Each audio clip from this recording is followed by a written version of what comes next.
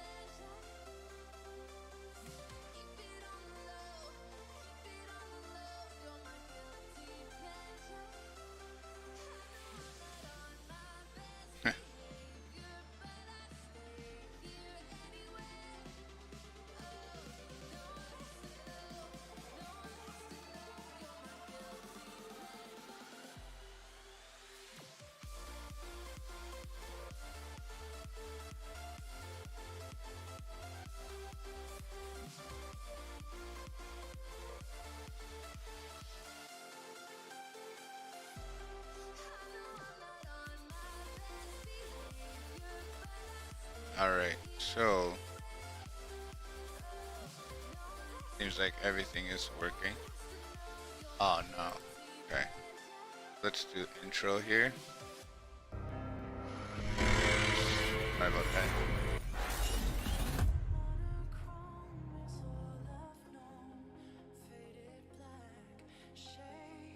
Gonna head over to the Pokemon one for now. We're gonna do a couple battles. Gonna do a couple battles. Okay, let's just do socials. There you go. There's the socials. Okay, so RPG game has been banned from Twitch, so it is not working. RPG game due to I think it's the automation of the bot. It's been banned. They're trying to get it back up. They're appealing the ban. So hopefully they get it back up and running. But for now, it is not working. It is not up. It is not working. That game is not working right now. Hopefully they could get it back up by tomorrow. But we'll see. We'll see what happens. Yeah. So let's see. Happy. So big stream coming up on Monday, guys. Big stream. 26%. Okay, so on the Pokemon game, there is. Let me see here. All right, so if I catch one more, I could get a Cherish Ball. Is it an Ultra Cherish Ball? Yeah, Ultra Cherish Ball. Okay, that'd be pretty cool if I catch one more of these. And that weight, it's weight and yeah, it's the weight. So that's a heavy Pokemon. And then I have, well, probably less than 24 hours now, 10 casual battles. So we could attempt this. We'll just do some battles. See if we can do this. Oh, I have been banned for the next 27 minutes because I was kicked off because I was setting up instead of playing. All right, so we're not gonna do that. Let's go in. Let's play some Fortnite. Let's go play some Fortnite. All right, Pokemon. Let's see. Let's go to game screen. Bam. We're in the game screen. Oh, I gotta shift over or move the camera. Remove the camera. Like cutting out the hair. I put my hat on. I gotta put the mask. Put a mask on. All right. Yeah, I'm gonna take off the RPG game just because that is not working. That is not working. And we're gonna make, I think we should make these guys smaller. So let's see if we can make these guys smaller. Where is it? Quick access. Scale. Yeah, let's scale these guys down a bit. Hold on, guys.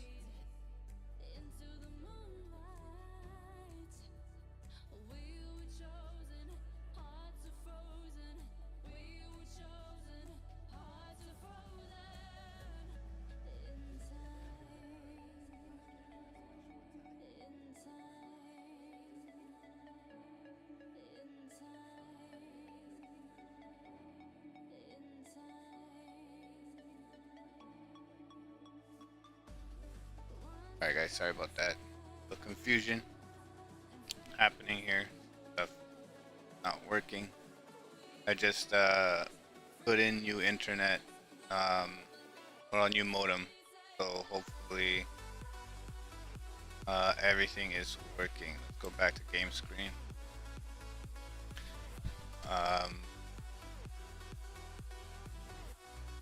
So let's jump in here. Let's close that. That wind, bro. That wind. See it? See it in my hair. All right, all right. So yeah, so we got RoboCop here. There we go. Yeah, so I'm gonna play duos. Hero build. Oh, solo. Yeah, so let's just go check and see the items in the shop. Like, items I would like to get. Well, yeah, they got Deathstroke. It's pretty sick. Beast Boy. The Flash. This would be my number one. Get this bundle if I had enough to get it. And of course, we have Wonder Woman. We have Batman. We got the Batman Who Laughs bundle. That's pretty cool. I like that one. I like this one too. Oh, they have two of them. Armored Batman Zero bundle. And then they have Batman Zero bundle. Different skin though. What is this? Oh no, that's like the cape.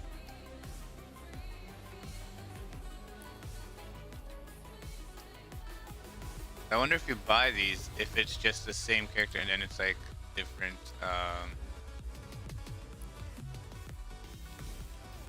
Yeah, well, got Blood Sport as well.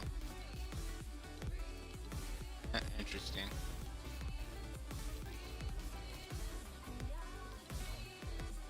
Oh, they have other Batmans here. Batman Cape, Crusader Back. What's in this? Let's inspect. So it says here it's Batman comic book outfit, Batman comic book cape, the Dark Knight movie outfit, the Dark Knight movie cloak,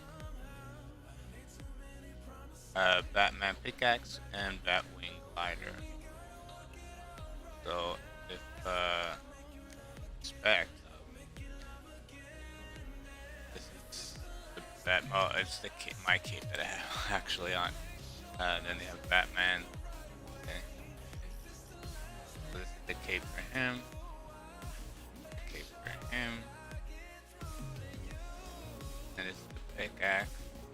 And it's the glider.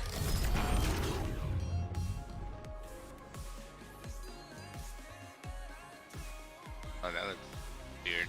But alright, why does it have that at the top? But okay. Yeah, this is $22 for these skins. Do you have anything else? No. That's it. Alright. Well, isn't that interesting? Alright, let me do a poke check. See what's we had a Jigglypuff. So there's gonna be one coming up right now. We're going to just see here. What is it gonna be? 7, 6, 5, 4, 3, 1. Ooh. Now let me check here. Is that a safari? No, that's not a safari. So yeah, so safari event is happening right now.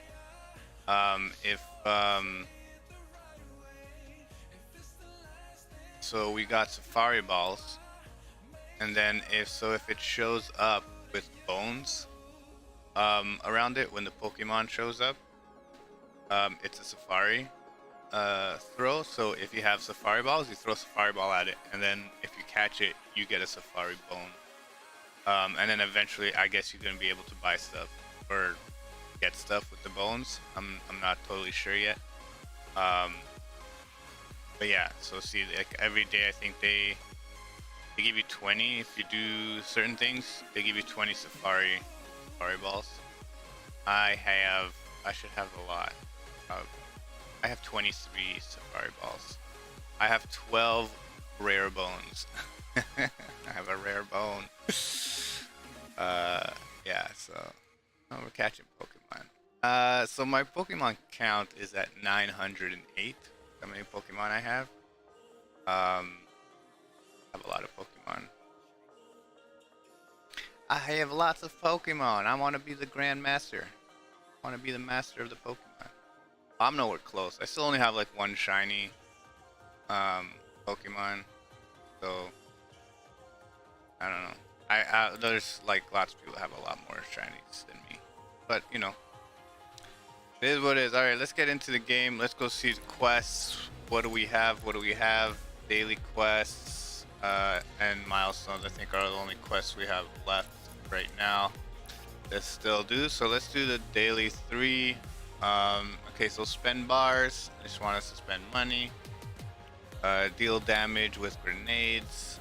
Okay, I gotta find some grenades. Eliminate opponents with shotguns. So I gotta use a shotgun. I gotta kill 2 people. Search chests and ammo boxes in Condo Canyon. So Condo Canyon. We're gonna go there. We're gonna try to spend money there. Okay, let's get a collection. Okay, I got everybody here. So that's good. I collected everybody. Why does it have that? Why does it have a scroll? Alright, well, I got everybody there. Fish wise, oh, the new one. And small fry. I got a lot of the fish. I don't have all of them. I don't think I'll ever get all of them. But I mean, I do have lots of them. Like this one. Cool. I don't think I ever had this one. But it's fishing, bro. Go fishing. Alright, let's get to the map. Let's get to it. Let's get in there. Let's spend some cash. Let's get some gold bars. I want to get back to 5,000 gold bars. See if we could do that. See if we can do that. Let me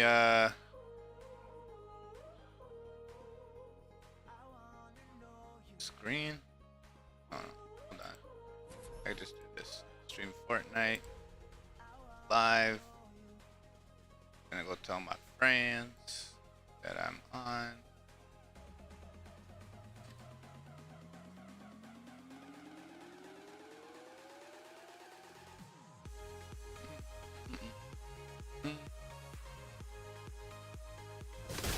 Alright, let's see what's going on here. Take this. So yeah, Monday, big stream happening. Pretty much 1 year since my car accident. We're gonna be playing Forza Horizon 4, I think it is, which is an awesome car game. Also gonna be opening up a lot of loot from the video games that I play. So Overwatch, I got a bunch of loot crates to open. Apex Legends, got a whole bunch of loot crates or Apex packs to open there. Pokemon Online also have a lot of packs to open. So we have a lot of stuff to do on that day. Hopefully it will be a fun day on Monday. Fun day Monday, how about that? Monday live stream. Yeah, hopefully we get all that sorted out and it works. Oh, where am I going? So far away.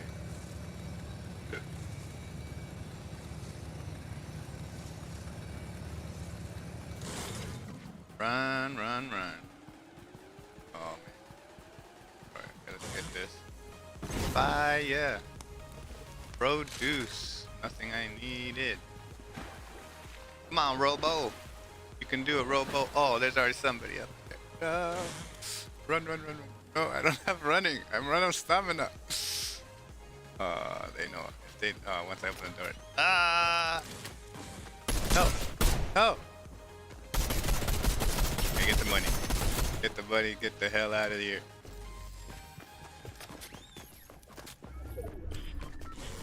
Switch! Oh, I'm dead. Dead at one shot.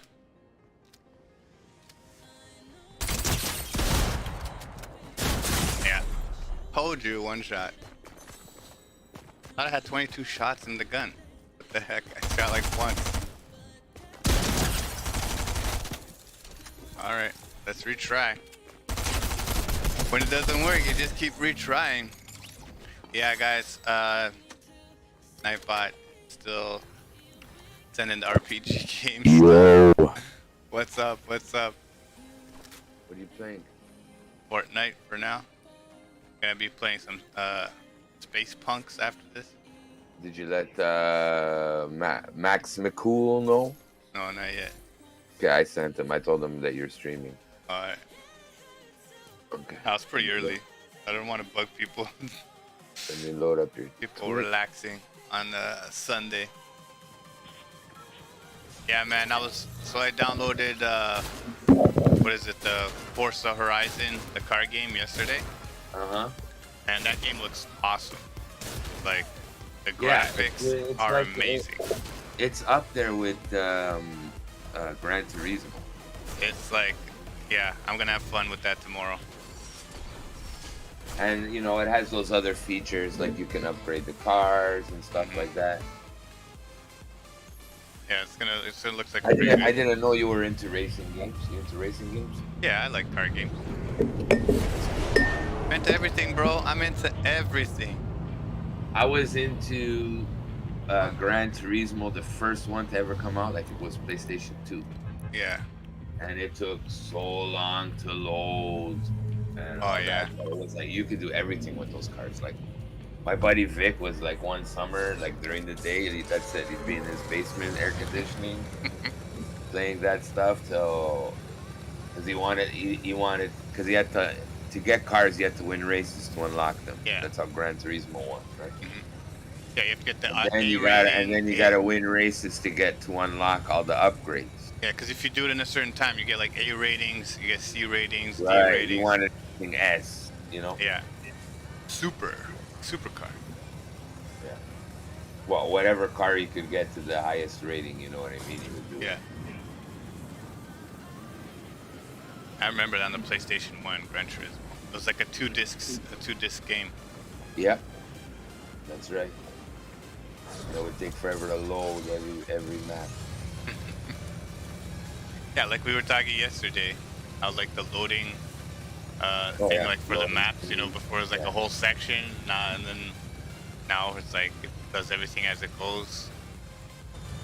Like even this game, like it's a huge map, so like, and there's no loading at all. Like it just loads you into the map, and then it's like you have the whole map. So I mean, it's different. Is there anybody here? Oh, hope nobody's here. Let me message Max McCool here first. Max McCool. Well, you know, on stream I like to use our stream names instead of Yeah, our real names. We don't have real names, okay? Those are dead names, okay? You can call me Don. Those are dead names, okay? Don't call me those names. My name is Jackal, okay? Jack Hal. You could just call me Jake, okay? Or Jack. Yeah, so what you gotta do is when you... Now what? Who now? What you gotta do is that when you get people that join you, like your little friends there, which was cool, you see how people to play with. When they start calling you Jake, you say, "Oh, actually, it's Jack." And then you just correct them instead of saying, "Well, I want to correct them." No, I did, but then the guy just kept calling me that, so the other one kept calling me that. You keep I was correcting like, it. all right, whatever. Doesn't matter. So it's just, yeah, then you start calling him whatever his real name is. If his name is Eric, call him Eric. All right there, Eric? All right, let's ready up. Let's ready It's up. Eric, right? Eric Carmen. No, it's A.A. Ron. A.A. Ron. Ever watched that that clip? They get the teacher and he says all instead of Denise, it's like D nice. Oh, fuck, I love those people. And then they spell it with like No, but it's like like a Peel and Sing comedy skit. Yeah. You know, and then it's like Aaron, right? But then the guy's like A.A. Ron. Aaron. A.A. Ron. Aaron. A.A. Ron. Aaron. Meanwhile, let me tell you something. Aaron, the proper way to spell Aaron is only one A. Yeah. The reason why Aaron with two A's became popular is because Elvis's grave, okay? Elvis's middle name is Aaron, and they spelt it with two A's for some reason. It's supposed to be one A, and then everyone started using Aaron with two A's. And I think it was like Blair. It's like, I don't forget what he says. Balaka or something. Or something like Blair that. is Balaka? Yeah, I think he said something like that, like Balaka, and it's like Blair or something like that. And it's like so funny, man. That skit's funny. I have that show saved. That's one of the shows I downloaded back in the day. I bought that. Most of those guys are separately. They're not funny, but together, they're funny. What am I doing here? I am looking for dailies. Gotta go. Oh, so far away. All right, we're gonna go there. Let's go, Robo. So Cyndi Lauper has a kid. I always thought she was a lesbian. Maybe she is. Yeah, could still be, bro. You don't know. Look at Batman with his cape. I gave him a cape. So RoboCop with Batman's cape? Super cape. No, it's not Batman's cape. It's just a cape. It's the generic one? Yeah, it's from one of the guys in the season's past. Yeah, that's fine. That's a flappy cape.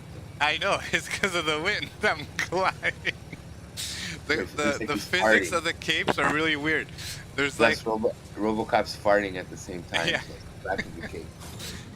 There was like one like I guess it's like an emote or something, or like one of the dances that like you can see what it looks like, and he has the cape, and like the whole cape just like covered his face, and I was just like, whoa, the physics on the capes are amazing. You know, something's not it's right. Like the hair on WWE games.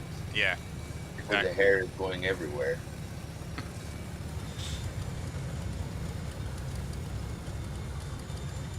There's a chest right there. So I'm gonna tell you right now before you get upset. All right, you're gonna get really upset right now. What is it? You're gonna get real upset. Oh shit. When Max jumps in. Yeah. Okay, if he's playing Fortnite and stuff, even though you guys will be playing probably Fortnite together, I'm gonna be like talking some D&D stuff for a long no problem, man. I got D&D-itis. No built problem. Up inside. Yeah, there's no D&D talk on my channel, bro. What? I'm just kidding. Is that a rule? No, I'm just kidding. Yeah, I'm gonna ban you, bro. No D&D talk. I find it violence. There's no D&D talk, man. That language is violence. Okay. Yeah. So, do you know the RPG game got banned, eh? From Twitch. Which one? The battle RPG. Yeah. Why? What happened? Because I guess the bot was because of the automation of it. I guess because it was maybe too frequent, because it was every 10 minutes or something like that. I don't know. But the guy, like, I went on there and it said like, yeah, we've been banned. They're attempting to appeal it. So, you know, I don't know. All right, we got a Safari Pokemon in here. Nice. Let's see if we could catch it. Oh, that's the event. I got a Safari. I got a message from the Pokemon Discord, and it was something about this, right? Yeah, it's a safari event that's happening. So if it comes into the chat and it has these bones. Yeah, it's a safari one. It's a safari event. So if you have the safari balls, you can throw the safari balls at it. Oh, I don't have safari ball. Go check your challenges and see. I think you just have to throw at it once. You should have 20 of them now because you just threw at it. You should have 20 free safari balls. Oh, I do. Yeah. So is it too late? No, you had to throw a normal ball to get them. So you had to throw what you did. You had to do it to get them. So now you have. So now them. what? So now whenever it shows up there. So I can't do it again for this one. Yeah, not for this one. Okay. So whenever it shows up again, the ones with the bones, then you get bones. So eventually, I'm assuming. Holy shit! I only have one Pokeball left. Where did all my Pokeballs go? I don't know. I better buy some. Okay. Oh, there's a guy right there. I'll use this opportunity. What is it? Poke shot? Yes, I killed you. You got it? No, I did. I got it. You got it. Yeah, you got it. Was a regular ball? Yep. There you go. Got it. Okay, what is it? Poke Shop, Pokeball 10? Yeah. Poke Shop, Pokeball 10. Oh, not 100. Oh my god, I almost pressed 100. Oh, you don't have enough money for that. I got 26 grand. I almost got enough. Oh, 26 grand. Yeah, Mr. Rich over here.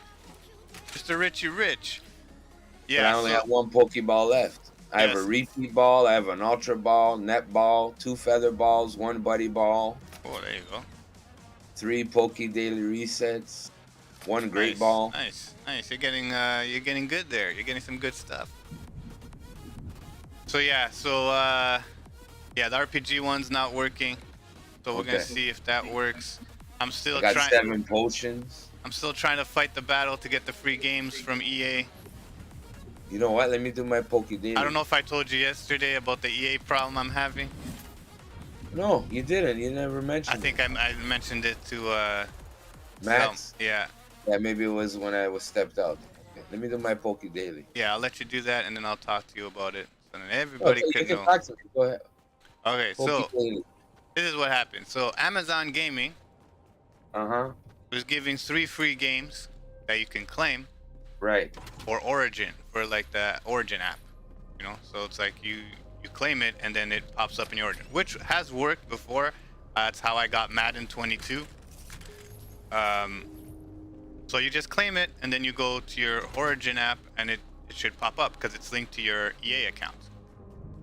So I'm like, okay, well, 3 free games, not bad. It was Mass Effect, the Legacy one. So I think it's all 3 of them. And then it was Need for Speed Heat and Grid Legends. So 2 racing games and Mass Effect.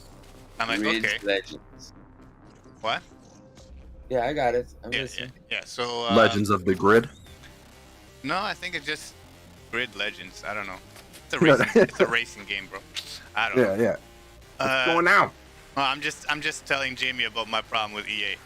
Oh, you mean you're talking to Don? Oh yeah, Don. Sorry, my bad. Thanks. One of many, right? Or is it just the one single problem you have with EA? Yeah. The many problems. So those are free games. I claimed them. I go to my Origin account, or the client or the app, whatever you want to call it. I go there. I don't see anything. There's nothing there. I'm like, okay, well, you know, supposed to be three new games here. You know, I don't have many games on there, so it's pretty hard for me to miss the 3 free games I'm supposed to have. So I'm like, okay, I'll send them an email or something to see what, you know, maybe something happening. I don't know, right? So I go to the support page. Live chat. Okay, let's do that. Live chat. I go do the live chat. Some guy comes on. I'm assuming it's like a call center type of thing, because I could tell by the name. You know what I mean? So the guy comes on. He's like, "Oh, I can't do anything about it. Your account. It says that it's claimed. It says it's claimed, but I can't do anything because it's from Amazon. This and that. You have to talk to them." I'm like, all right, no problem. I'll go talk to them about it. I asked the guy for a link to like, where do I like talk to them about it, right? You guys send me a support link. Like, yeah, just go here, talk to them, whatnot. I'm like, okay. So I go there, I talk to them, live chat as well. So they're like, yeah, well, we can't do anything.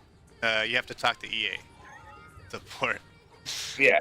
I'm like, oh, okay, I'll go talk to them again. Maybe, maybe I just got some guy that didn't know what he was talking about, right, on EA. So Right. I go back to EA. I ask them again, what's, the thing, and they're like, oh, yeah, we don't know, nah. Like, yeah, go talk to Amazon again. I'm like, all right, okay. This is already getting a little bit on my nerves here. This is already touching.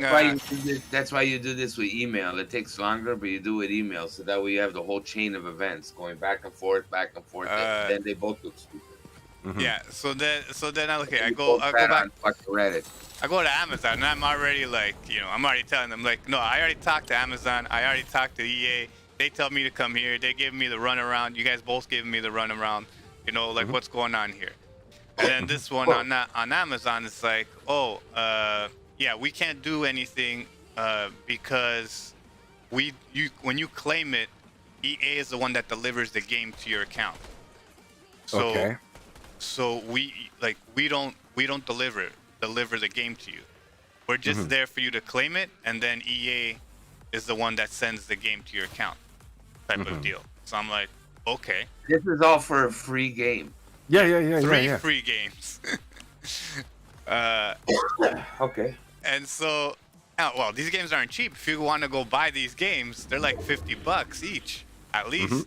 But whatever, they're free. Yeah, they're free because I pay for my Prime account. Understood. Keep going. So now you go back to EA, and what do they say? Yeah. So now I go back to EA, and I can't get on the live chat anymore because I already opened like 2 cases, or I already did 2. I already tried to talk to them 2 times or whatever. It right? tells me that. Well, it doesn't tell me that, but there's no option. Onto live chat. There's no option for a live chat anymore. Got it. So I was like, okay, so I gotta email them, right? So I gotta send them an email. So Right. I sent them an email. So the first email they sent back, it's like, oh, we're sending you a code to make sure this is your real email, type of thing. So I send that, and then now it's like, then it was just like, oh, they were just asking me like, what's your ID in like your EA ID, like your username and stuff like that. So that's what I just sent them that. So now we're just waiting back to see like what are they gonna say, what are they gonna do. That's what I'm waiting for. Nice. 'Cause I just got it today at the boarding. So I told them, like, I wrote the email. I'm like, hey, I already talked to both Amazon, both you guys. Can you guys just send me like a promotional code, like a redemption code, like something, or just add it to my account? Like this isn't like that hard to do, man. You guys have the possibility to fix this problem like quick, fast. You know? Yeah. This isn't an issue. It's like, I don't know if they think that like I put it on another account. I don't know. We are unable to deliver your digital copy of the game due to supply issues. Supply chain issues. Yeah. Yeah. The bandwidth we're using comes from China, so it's delayed.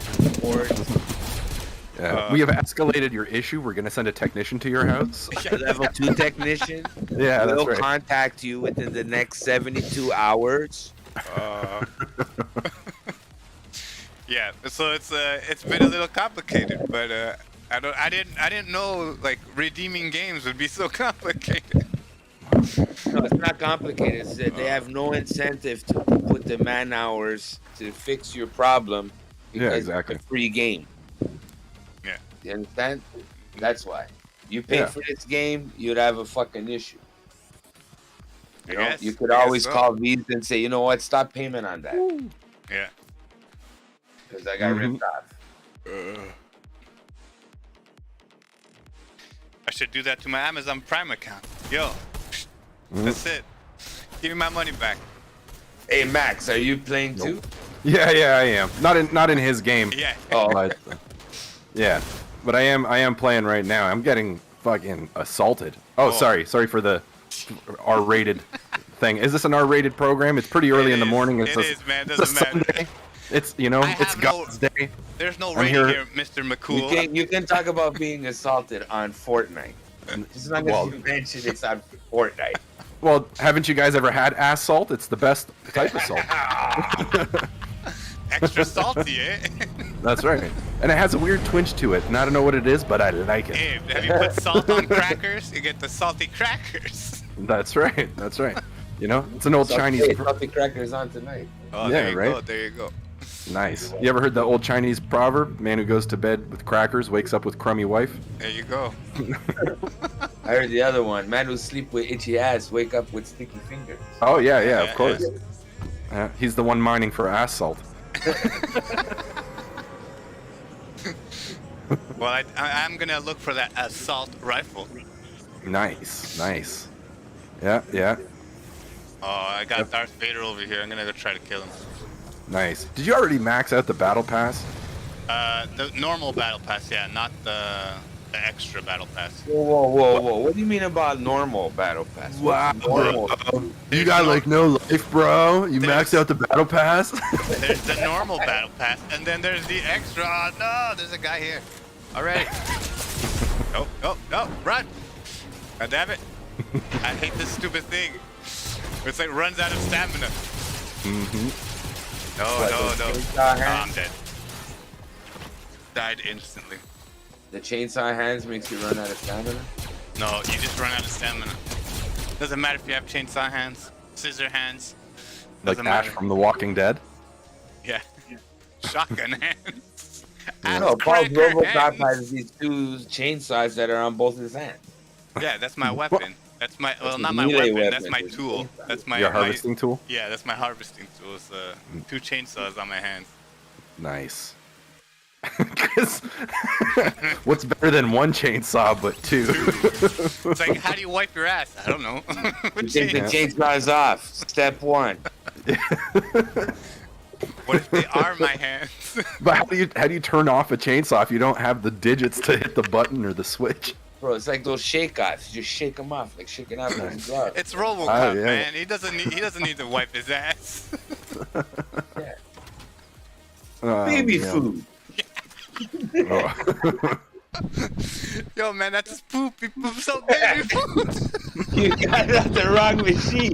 Baby food. When I was a kid, right, on that scene of RoboCop, okay, where they're talking about him, all the OCP guys are like inspecting him and all that. They're like, so he's a mix of organic and robotic parts. How do you keep the organic parts going? He says, oh, he eats a protein paste and all that. And then the guy goes through a machine and it does a little swirly loop. And the guy puts his finger in and tastes it. He goes, it tastes like baby food. But when I was a kid, that scene, somehow I got it confused. And I thought that stuff was coming out of RoboCop.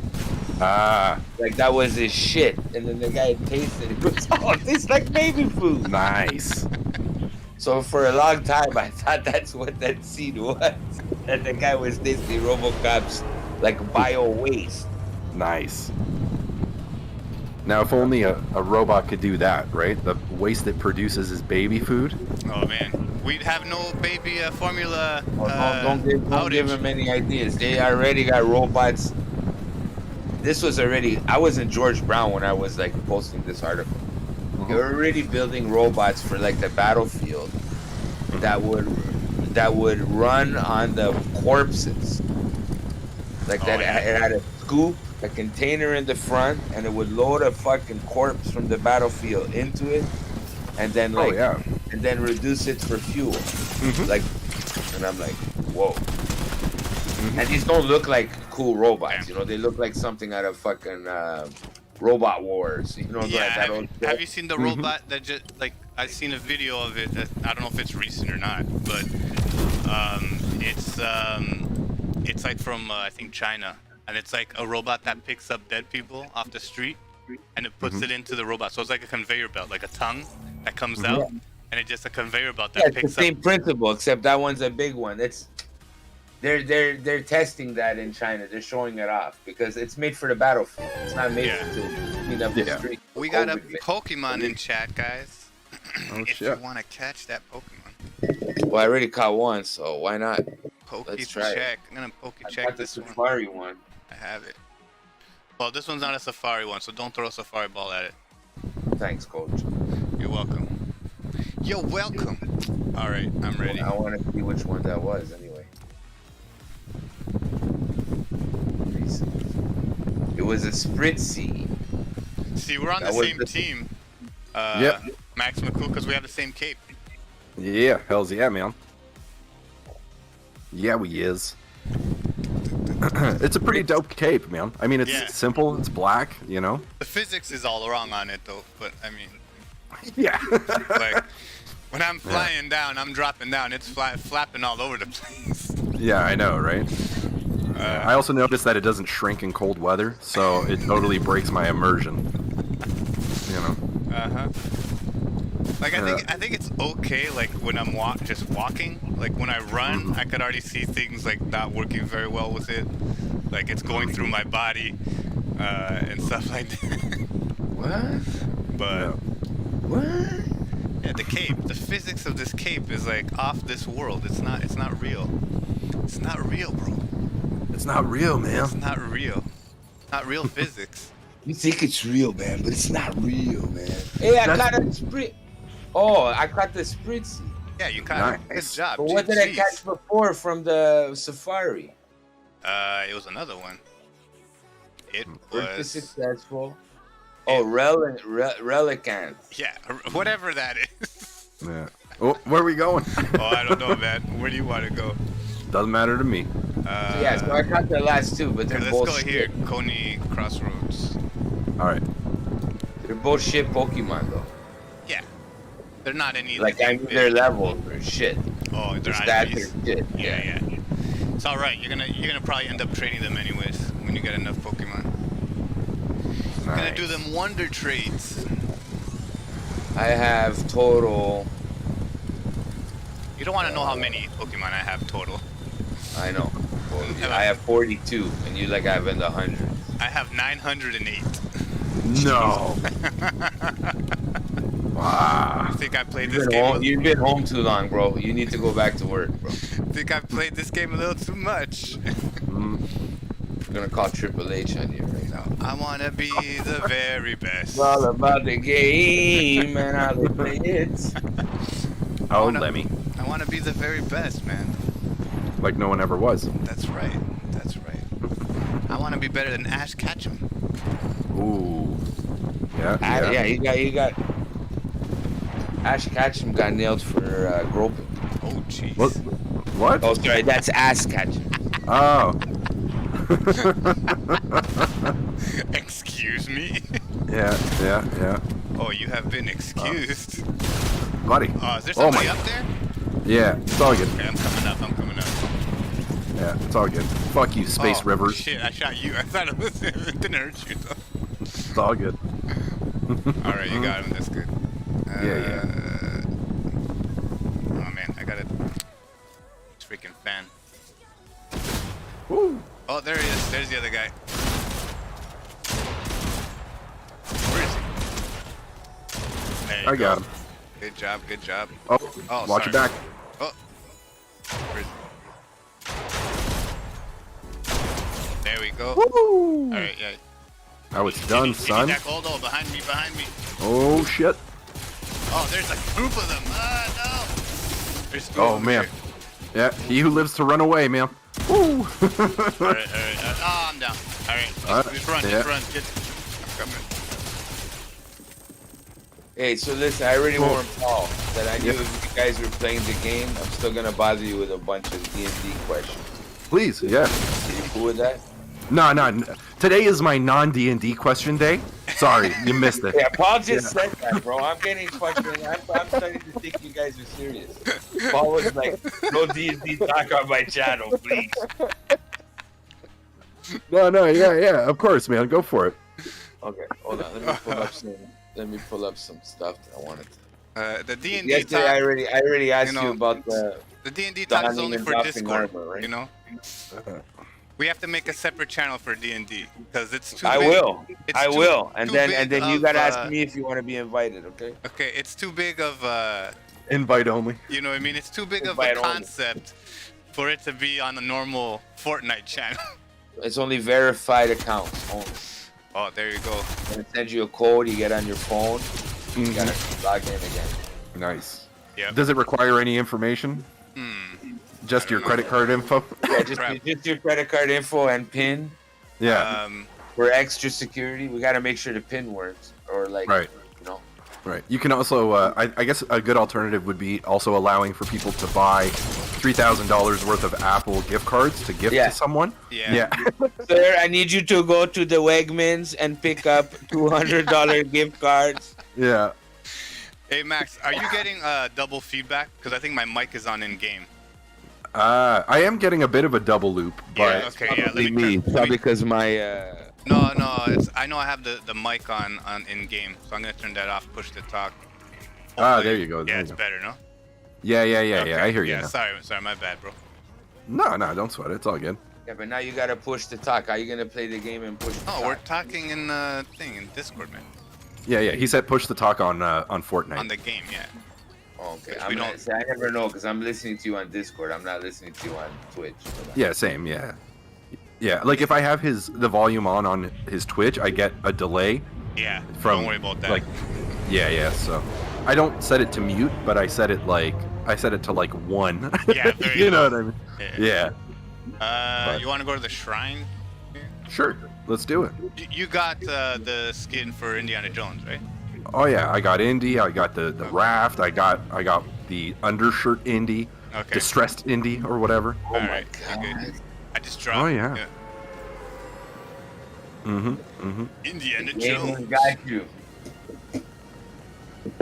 Pardon me? I said the game has got you. Oh yeah, I mean honestly, dude, I did it all in a day, and then I was like, well, what now? You know what I mean? I was like, eh. There's a lot of these nice little trees here. Unbelievable. Unbelievable. Gestapo. Stop. Gestapo, get Hey, now. Get out, you Nazis. Get out.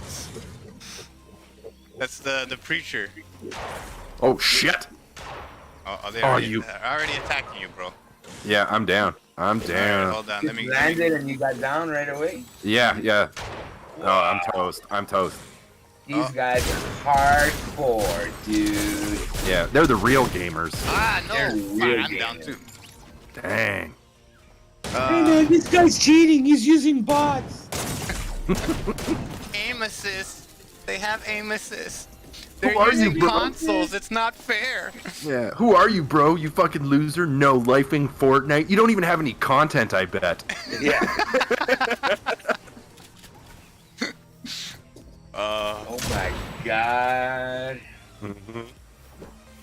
Fucking ridiculous. Sometimes I feel bad because it's like, if you like, you don't know it's like a little kid or something, you just like walk up to them and kill them like super easy, Uh-huh. and then you're like, this could have been a little kid. You Playing. take issue with killing children, eh? I do. I never knew that about you. That's so intriguing.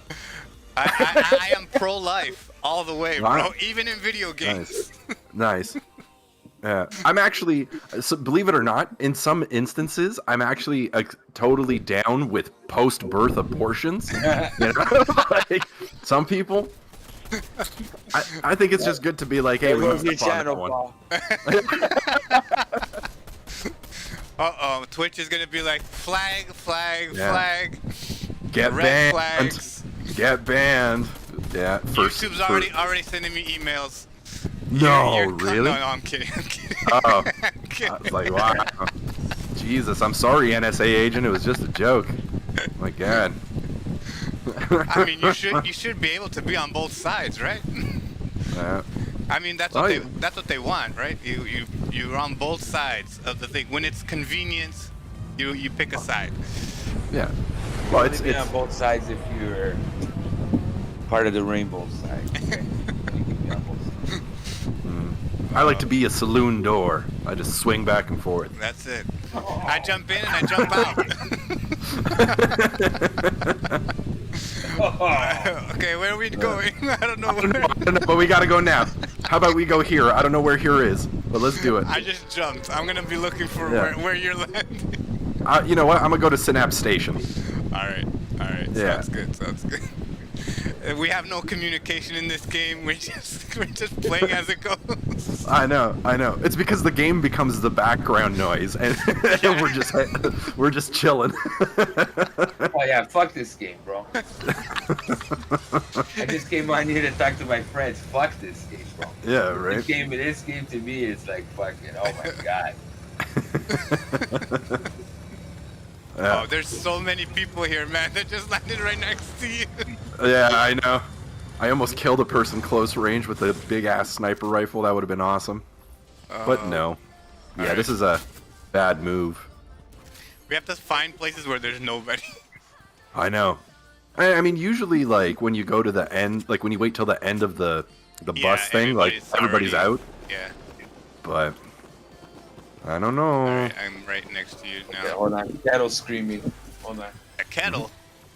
Is that your cat or an animal or something? Oh, someone's coming up.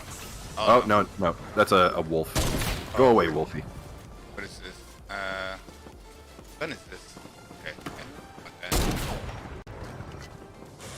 Okay, I have No. shields, so I want you to come here. Oh, what the Yeah. hell? Yeah. Alright, there we go. Thank you. How much shields do you have? Oh, that was it. No. I How have much? 40. I have 40. 40? Okay, here.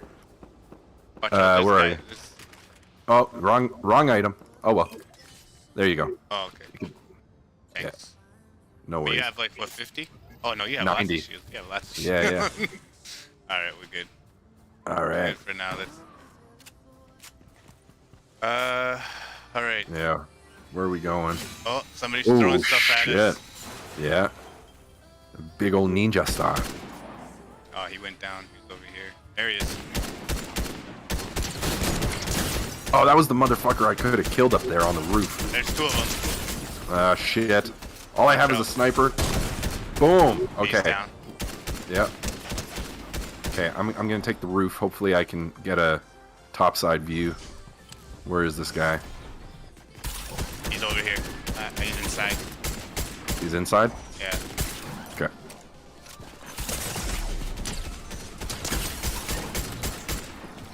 Holy Jesus. There, he's dead. Nice, Fuck. nice. Took forever. But he died. Yeah, He right. was harpooning me. He was trying to harpoon me. I was like, why are you You probably ran out of bullets. Yeah. Let's see. I'll take that.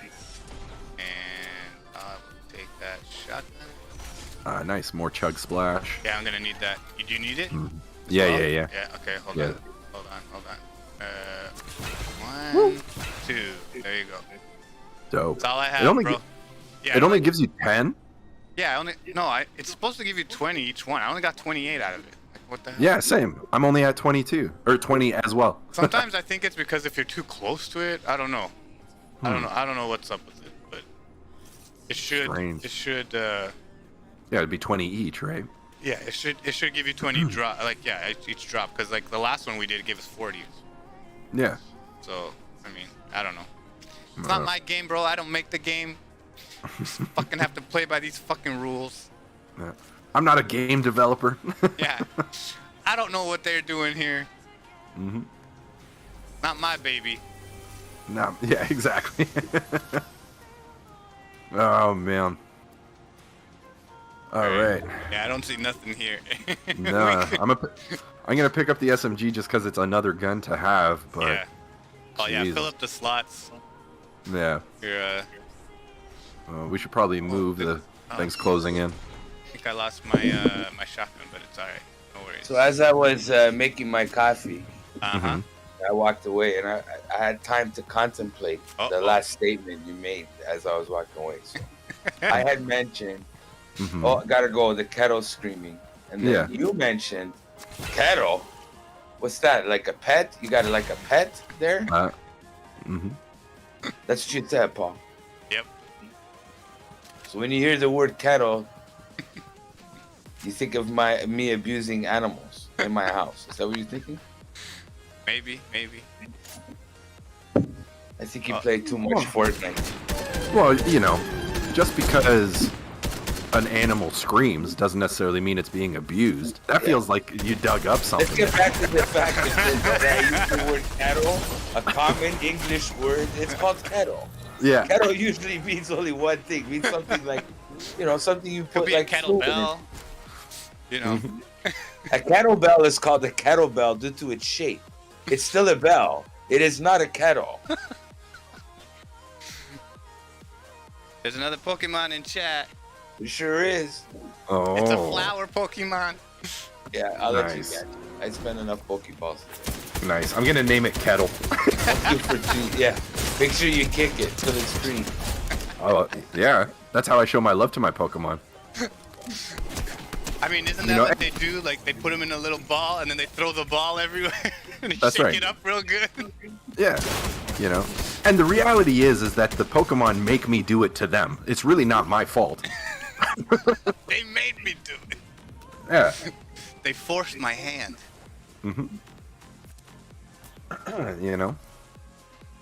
People push, and then they get surprised when you shove. Oh, man. Or Pokemon. Sorry, Pokemon is what I was referring to. Yeah, we're talking about Pokemon. Fictional characters, not real animals. Yeah, or humans. Or exactly. humans, yeah, or humans. Or furries, or whatever. Whatever they want to be. Oh. Well, yeah, well. Yeah, so look at that. We have 1 minute before the game starts. There you go. 1 minute and counting. I just keep hitting people with my chainsaws. Nice. Because it doesn't do any damage to them. Mm-hmm. It says it is doing damage, but it doesn't. Just No. weird. Yeah.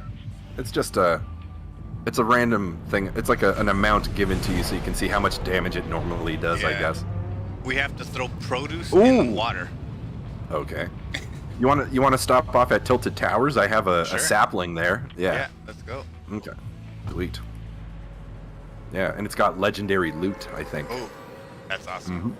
Start off strong. Yeah. Well, I'll let you grab your stuff. Yeah, it's whatever. Oh, you caught the flower Pokemon. Good job, Max. Did I? You did.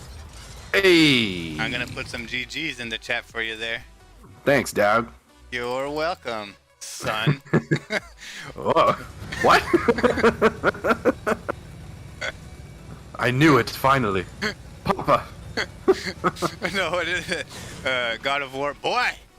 Boy. Come on, yeah, boy. yeah. Yeah. It's the best. Have you ever seen did you see the meme where it's like father of son? Yeah. Hey, get.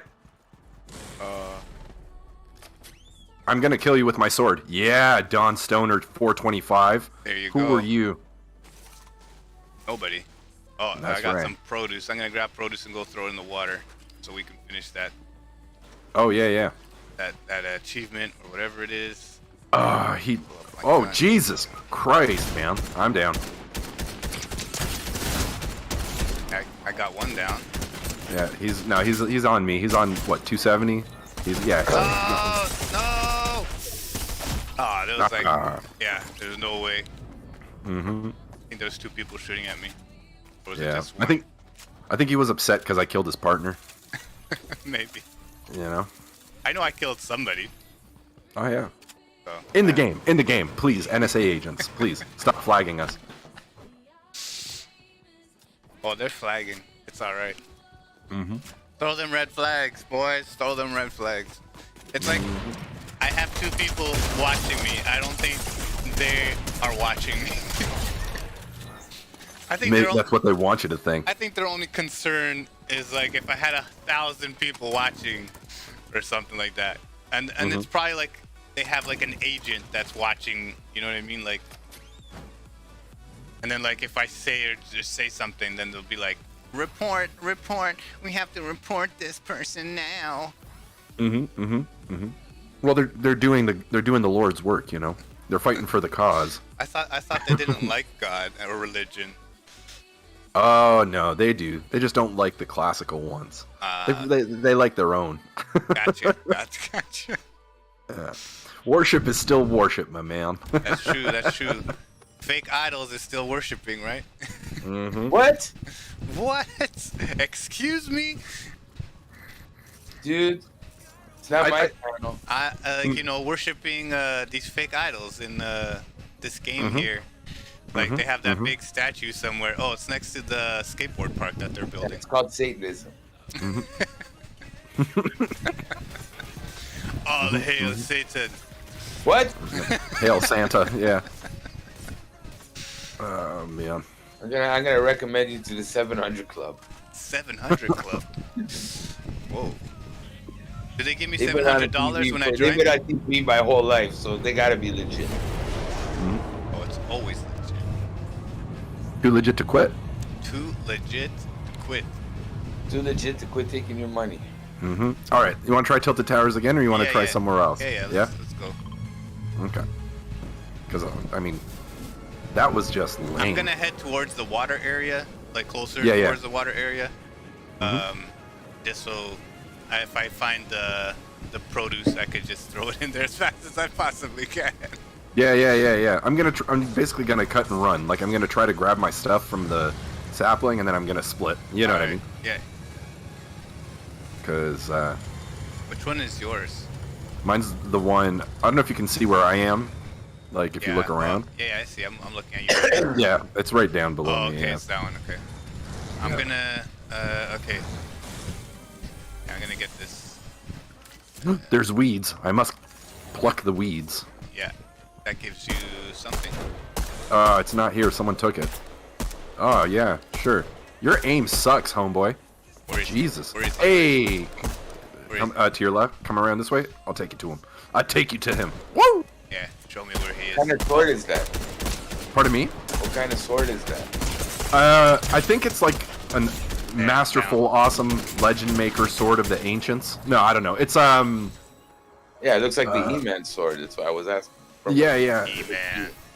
No, it's I don't know. It's from a character. It's one of the skins. It's like Paul, his did they ever have He-Man skins in this game? I have no idea, bro. Hmm. Hold on. Let me give you some shields. You Sure. would know. Stay still. Stay still. No worries.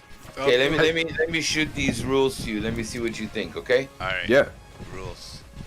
Okay, so this one is called Wounds. This one's pretty hardcore. It's not Nice. for everybody. Mm-hmm. So it says if you take damage exceeding 12 plus your con modifier, okay, from a single attack, Mm-hmm. spell or trap that Mhm. deals lethal damage, like damage that's anything except non-lethal, Yeah. you suffer a wound risk. DMs and players can use tokens to represent wound risks. Okay. So the threshold is 12 plus your con modifier. If you get anything more than that, Mm-hmm. you get a wound. Okay. Let's see. I'm reading a little bit forward here. Suffer one wound, one or more. Oh, okay. So at the end of combat, right? So Mhm. what it is, if you got 12 plus your con modifier, you get a wound. It's like you put a little token beside the guy. Mm-hmm. You still take the hit points off the same way, Mm-hmm. but if it was higher than 12 plus your con in one hit, Mhm. you get a wound thing, right? And then at the Okay. end of combat, for each one of those wounds, you do a con check. Mm-hmm. You make a Constitution saving throw at the DC of 12 plus 2 for each attack that broke your threshold. So for each wound token you got. Right. If you fail, you Bam, suffer down. an open wound. Mhm. If you fail, you suffer an open wound. If you get a critical success, you resist, and critical failure means you get the wound. Okay. Okay. Shit. Sorry, bro. It's all good. Okay. Anytime Well- you take damage that is higher than 2 times your wound Fuck. threshold Yeah. in one attack, you automatically fail the save and suffer a wound. Mm-hmm. Wound risk are accumulated during each combat. Turn to the blah blah blah, and then bleeding. At the end of combat, if you take 1 hit point of bleeding damage at the beginning of this is another rule. Wow, what did it? So where does wounds go? What do you do with wounds? Oh, falling from wounds. Once you have more open wounds than half your player level, Okay. round it up. Plus your constant. This is already too complicated. So once you have too many wounds to whatever level they say, you are immediately knocked unconscious. You know what? Fuck. That's too much. 2 points is enough. Yeah. I mean, wounds. Okay, wounds. I could see. I would implement them differently. I guess is what I would say. There was another rule that I thought it's like for every critical hit you get, or Mm-hmm. you get critically hit and you take it, or if you get like an attack that does like a really high amount of damage for one round, like I would keep that thing. Like, okay, you get a wound token, then at the end of combat, you roll saves for those wounds. And then if you got a wound, it's like you got a scar, or you've been maimed, or whatever. You know what I mean? Yeah. You roll on a table to see what roll on a table. Like it could be career ending. Like you could have lost a hand. You know what I mean? You know what game had that and apparently was good, even though it used the percentile dice, was the Warhammer Fantasy game, Warhammer Fantasy RPG. That for every fucking attack. That it's a little much for that, but the way I would alter it is I would just do it on like a crit or a severely thing, because the thing where in what you were describing, it sounds pretty involved for a rule, but where I would take issue with that, just from what I heard, is that the amount necessary is not very much for you to gain a wound, right? So 12 plus, what was it? 12 plus half your con mod, yeah, or 12 plus your con mod. That to me, you got a +2 con. That means you got to take 14 damage in 1 hit. Yeah, right. Which is not low level. That's, you know what I mean. In low level, that's pretty severe. Yeah, it's not hard to attain a 14. You know what I mean? Like in terms of damage, like because it's. No, but most low level guys are like a D6 hit or a D8, and then they got a plus of like +2 or +3. Okay, but what happens? You're looking at 11 if they max hit you. You know what I mean? Right. But what happens if the monster or the enemy hits a 20 and they double the dice? Right. Right. So that would be like the crit rule instead of the con modifier rule.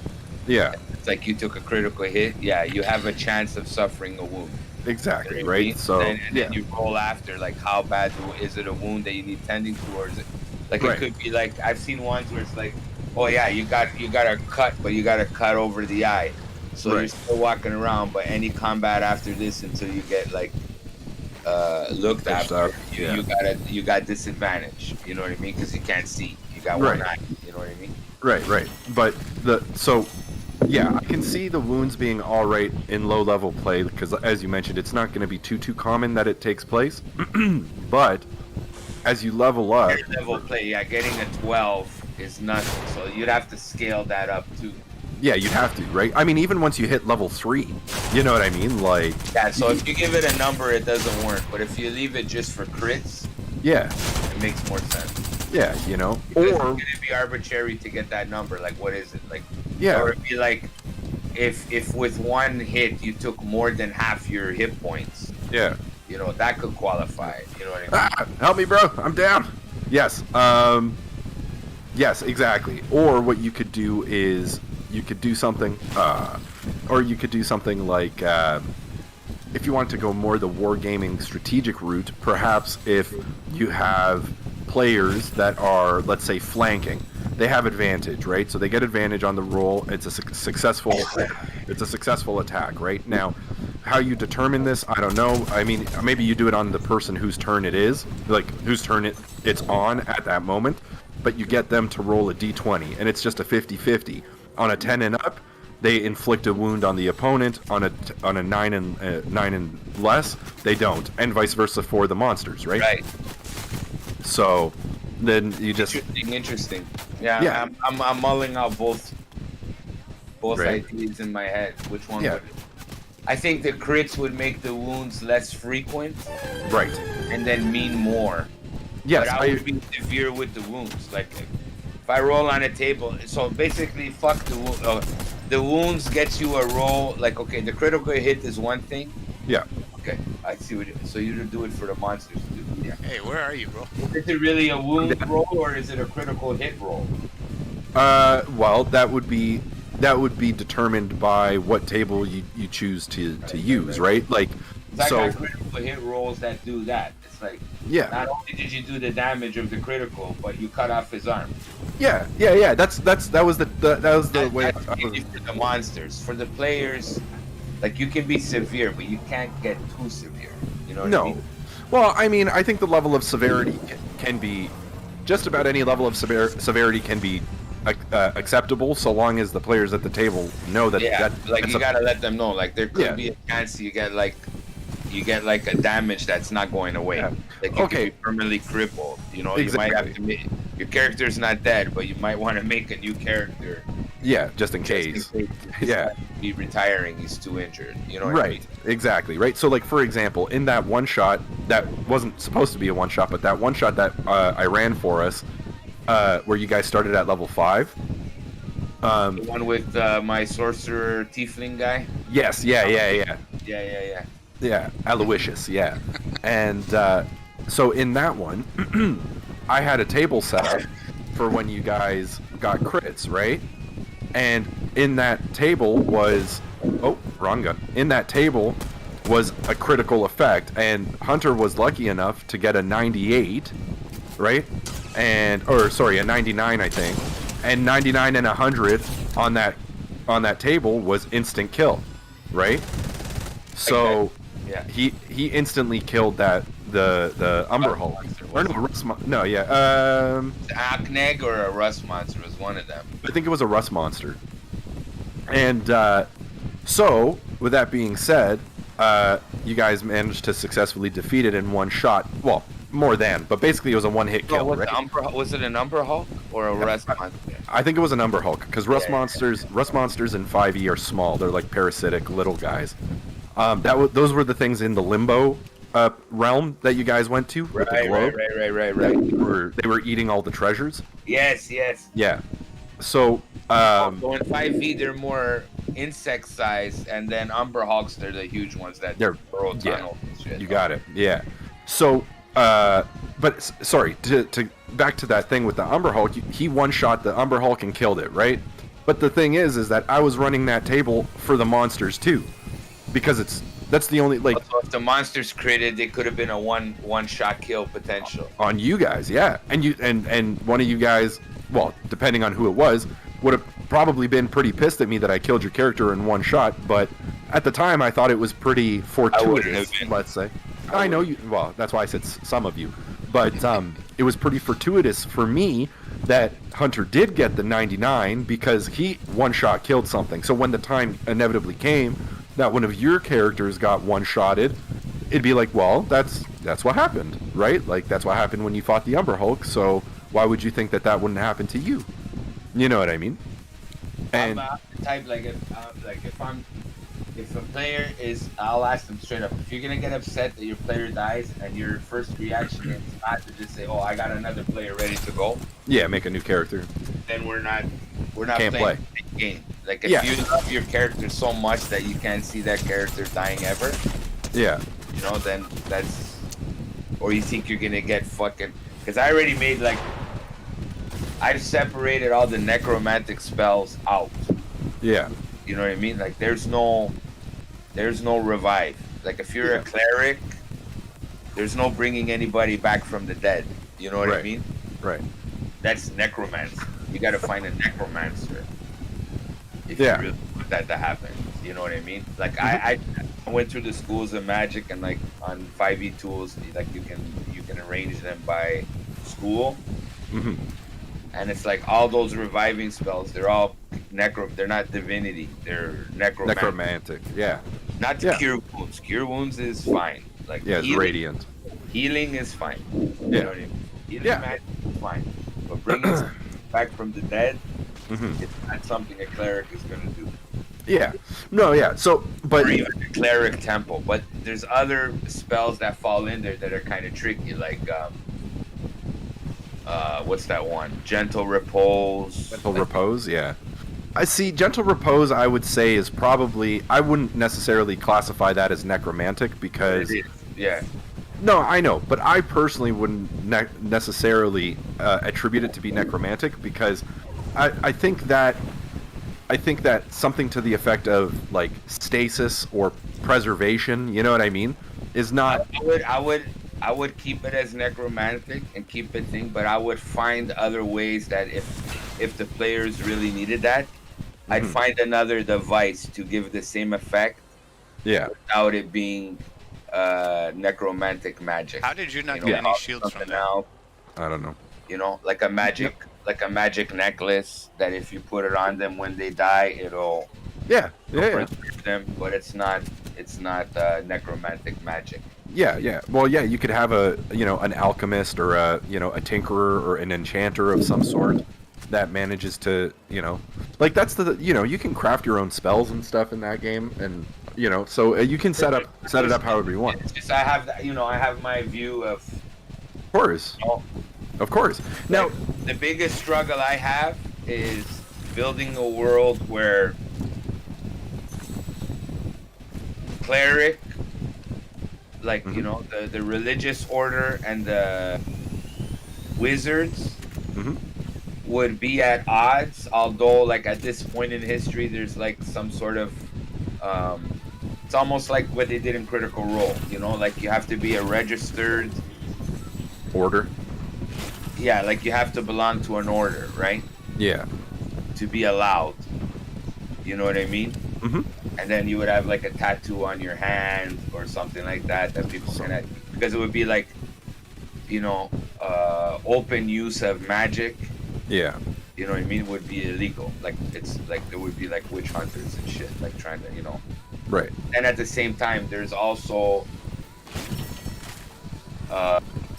like these registered, approved magic users, right? Doesn't mean that your player has to be one. No, yeah. This is the rules that they have to work around. Yeah, license to magic, yeah. Right, so there would be like an academy somewhere, you know what I mean? That's like everything is approved. Yeah, it's getting certs. Like you get your certifications to do that stuff. Yeah, it's like an agreement that they made. Like, okay, we're not gonna kill all the wizards like we did at one point. We're gonna let some of them. But it's like the study of magic is like has to be controlled. Like they made an agreement. Yeah, which I think could be really cool. That's a cool environment. Yeah. I mean, you could create. Oh shit! No, those are NPCs. No, there's a guy there that's not an NPC. Oh, okay. But yeah, I was aiming for him and I missed. For sure, and you can create a pretty interesting instance there if you have a player that chooses to use, let's say, wild magic sorcerer, right? Because then it's like we can't really control our. Well, they wouldn't be able to. Like in my thing, like sorcerers and warlocks are already like default enemy classes. You know what I mean? Like that type of practice of magic is frowned upon by even magic users. Like warlocks is because they're getting it from an evil place. Well, that's interesting. You know what I mean? And sorcerers, because of it's uncontrollable.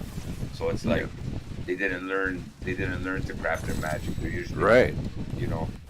Right. Well, trying to stick with the 4 classes and then expand. If there's any expansion on the classes, most of them would be more martial.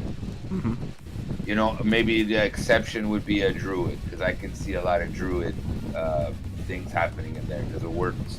That's an organized religion, and then like the pagan side of it would be like the druid type. Exactly. Yeah. You'd have the pagan aspect. Like bards, sorcerers, and warlocks, like putting a bard in my world is like, I don't know, bro. Like Bard as an NPC, maybe, I don't know, but like a Bard as a player character, it's like so undefinable. It's like you're just a magic user, but like Yeah.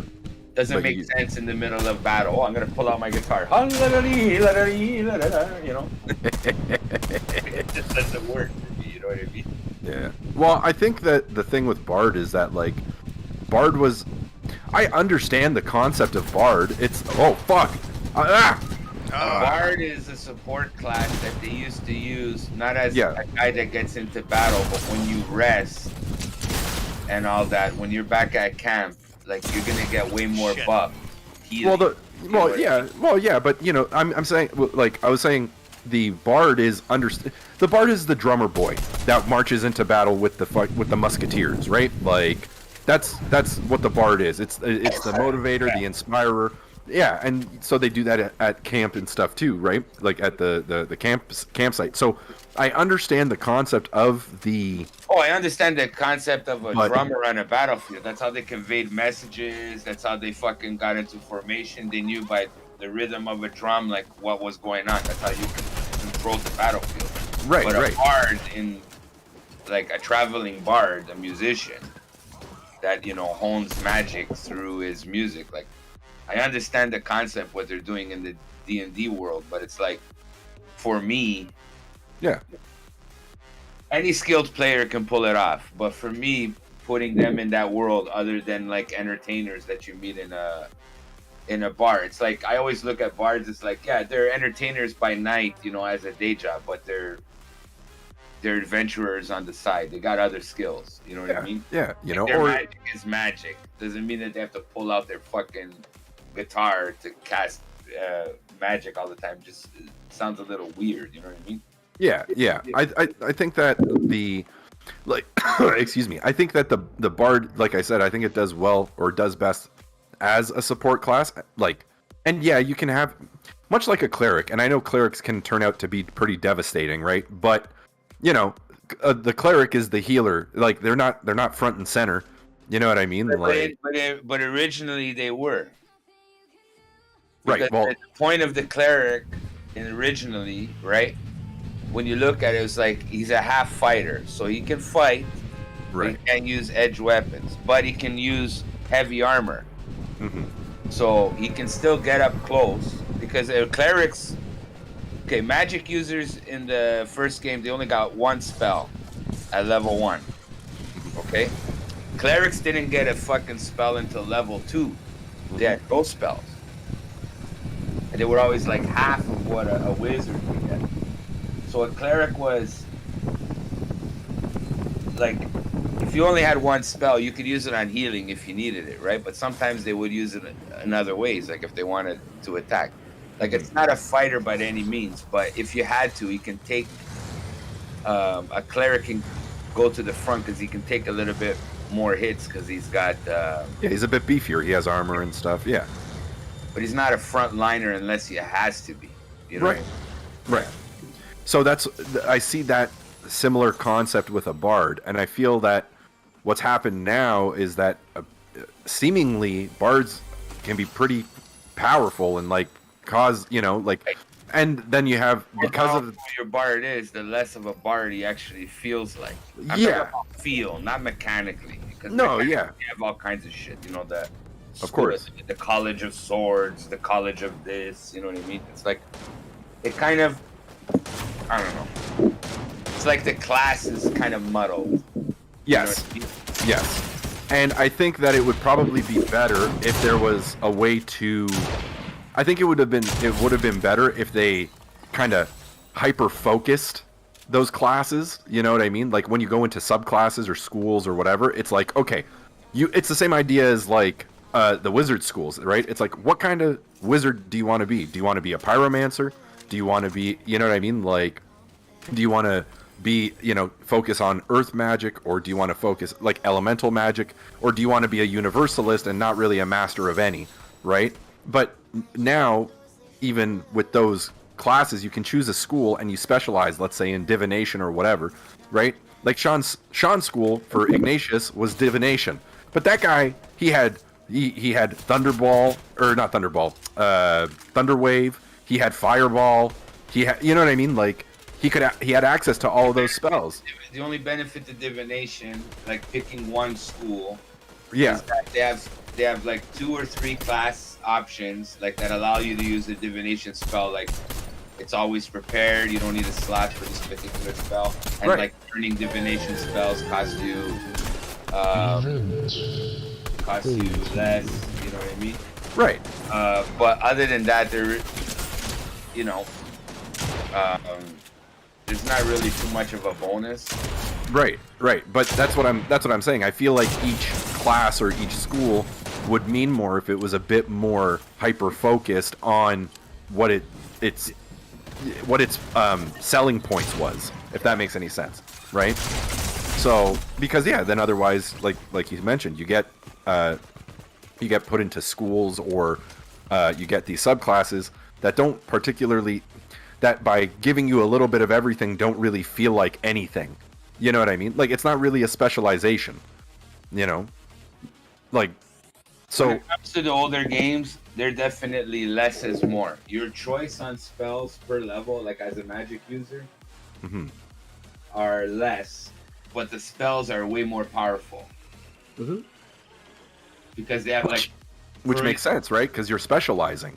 It's like you can't do as many spells as you'd like to, let's say, but the spells you can do, you do them really well because you're real good at it because you studied those spells. Like Charm Person in the old school games, okay, it pretty much lasts indefinitely.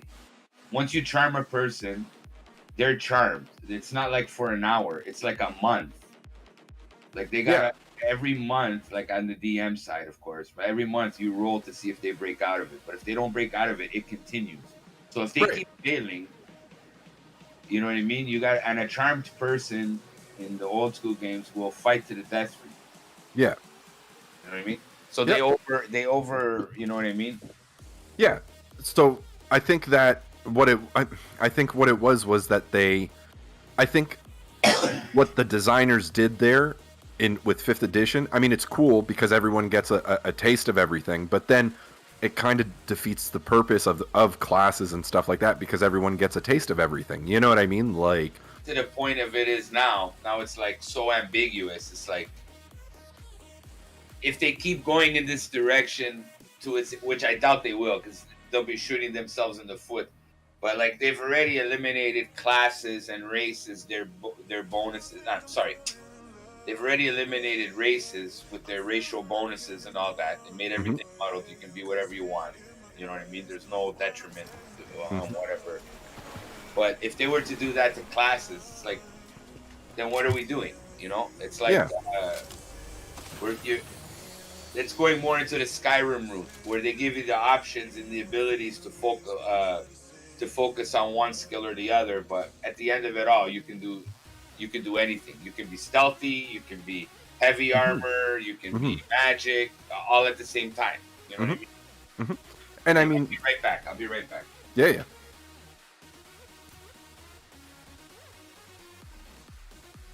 Man, we're having a rough time of it today, huh? Yeah. Where was it? You know, last time we had 3 wins in a row. Yeah. This is crazy. Yeah, I think it's also because like my level's higher now. Like even now, like when I play solo, it's like there's like times I go in and like I die right away. Of course. Because it's everybody else at that level, right? Yeah. So, like, I don't know. It might be that. It might just be I'm not any good at the game. Oh, Maximum Cool, you won the battle. Nice. I won the battle. Yeah, I did a battle royale with the avatars. Oh, nice. And you won 1,000 gold. Sweet. What can I do with the gold? You can. I think you could switch avatars or something like that. Oh, that's cool. I don't think I put where you have to pay points to buy avatars, but I don't know if you have to or not. Yeah, it's all good. Well, where are we going? Let's see. Let's go to the canyon over here, Condo Canyon. All right. It's on the way. Honestly, man, I am very surprised at how much I played this game recently. and it's on. If I gotta be honest with you, I had no interest because I'm not a big battle royale guy at all. It's not my cup of tea whatsoever. But when you presented it to me in a way of like, okay, well, don't focus on winning, just focus on completing the missions, like the challenges, yeah. That's what I was like, I was like, wow, it is a lot more fun because then immediately the pressure of, oh, you gotta, what's it called? You gotta win goes right away, like disappears immediately. You know what I mean? And it's like, oh, sweet, like, so long, like I don't care if I live or die or win or lose because I managed to unlock 3 crates. Yeah, exactly. Or whatever it was. I finished the task. So, and that's really how I leveled up crazy quick and got advanced in the battle pass that fast and like unlocked all that stuff. You know what I mean? So it's pretty sweet. Yeah, that's like I said. That's the way I do it. I don't, I'm not into like these games. I wasn't into these games before. It was just like when they started doing the no builds. That's what. No builds is pretty sweet. Yeah. That's what sort of was like, oh, okay, I'll look at it again. You know what I mean? Because I did have, I had lots of friends that played this game, and then I yeah, right. You got lots of friends. Yeah, right. I played it. Oh. I played it a couple of times. Before, but it was like the potion here. The building was just not for me. No, yeah, So, it's a Minecraft. Yeah, it's a strange element to add to a game like this. I mean, I just feel like they try to make like games now like with a little bit of everything. You know what I mean? Like, so it has a little bit of that build Minecraft type thing. It has a little bit of like the Apex, where it's like you're running around shooting people. To build in this game offers no benefit. Like the build in Minecraft is for survival. Yeah.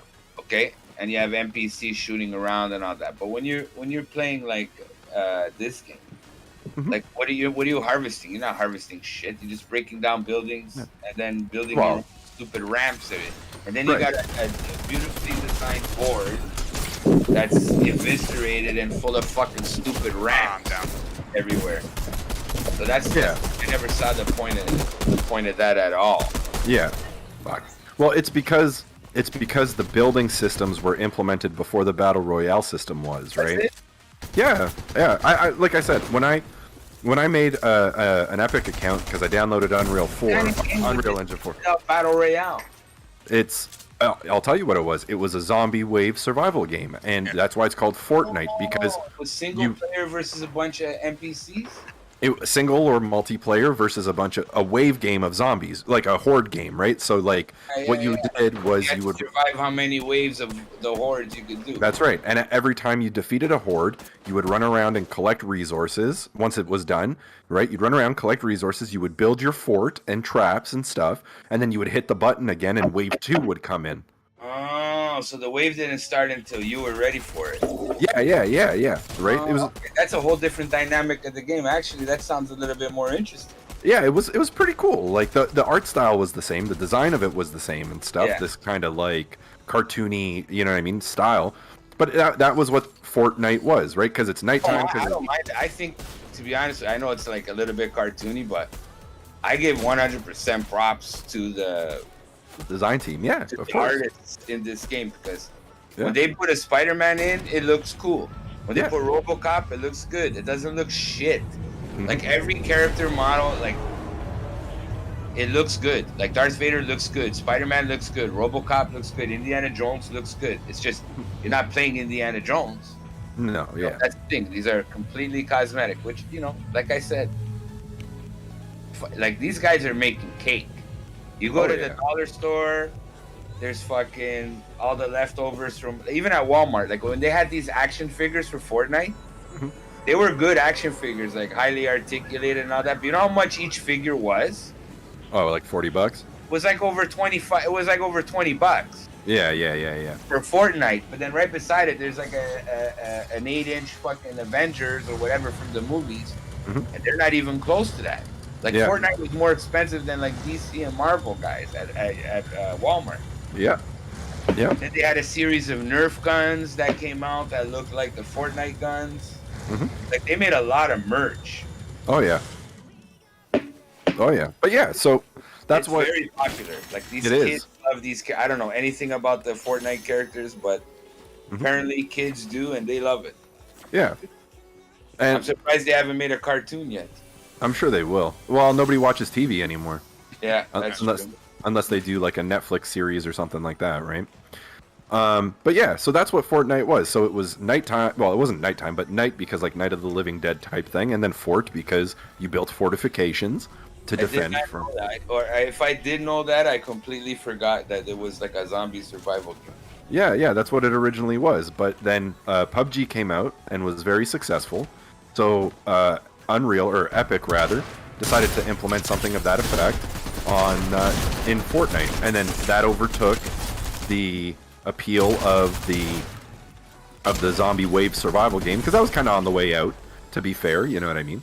And they just they focused on the battle royale aspect.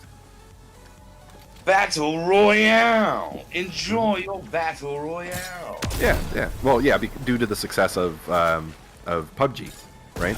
They were like, oh wow, PUBG is making a lot of money. It's very successful. A lot of people play it. So let's add that. Let's implement that into our game. Yep. Mm-hmm. So I'm gonna switch over to the phone. I gotta trip Trips to the shed. Ooh, I got a shield down. keg, by the way. I'm down. Oh shit. I'm down. There's Yeah. a guy up at the top. Yeah. Rooftop. Yeah, I think so. And there's a guy behind you. Oh, there's so many guys. There's a guy underneath you. There's a guy. Yeah. There's guys everywhere, bro. Yeah, right. Oh my god.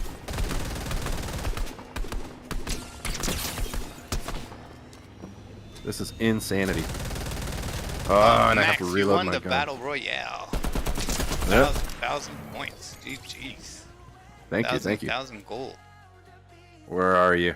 Let me do another battle royale here. Hold on, I'm gonna disconnect and reconnect. Give me a second. Mhm. Because it won't let me do it on the phone for whatever reason. It started ringing.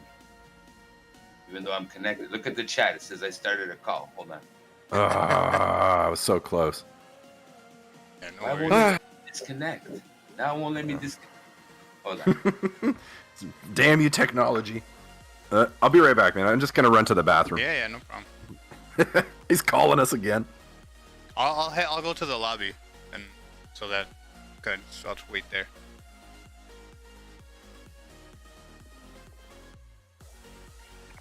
Oh, we got a health that dropped. Who's getting it?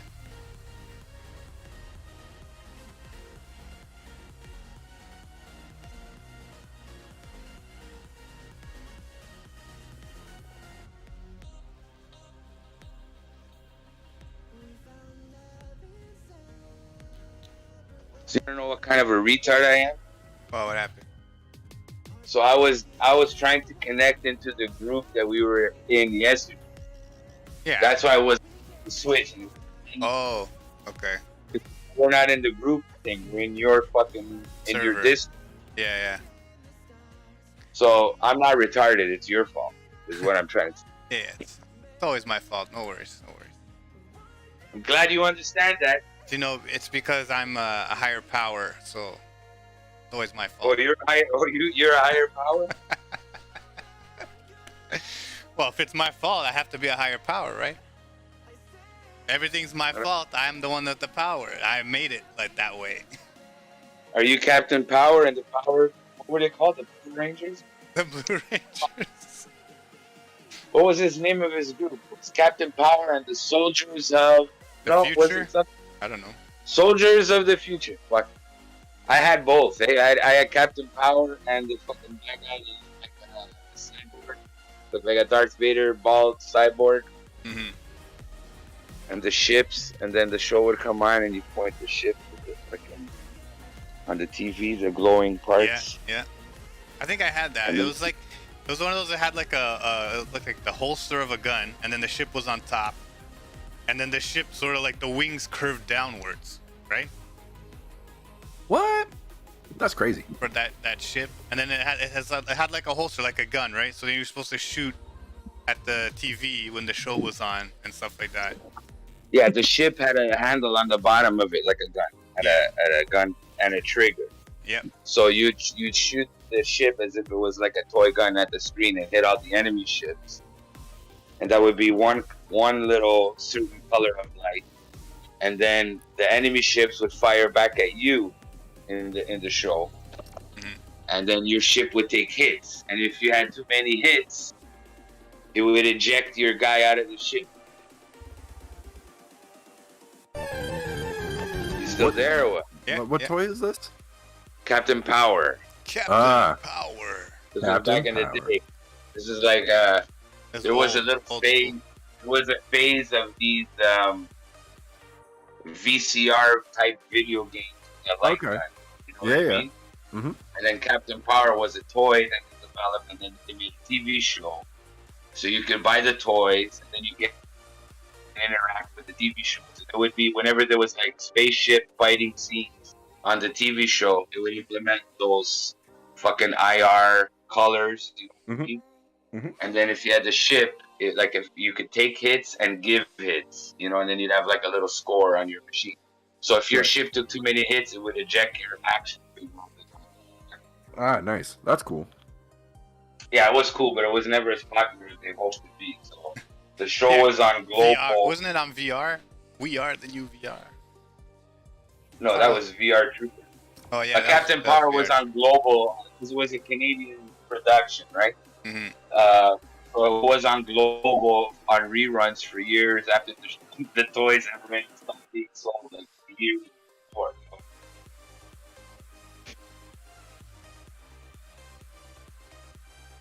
God. Mm-hmm.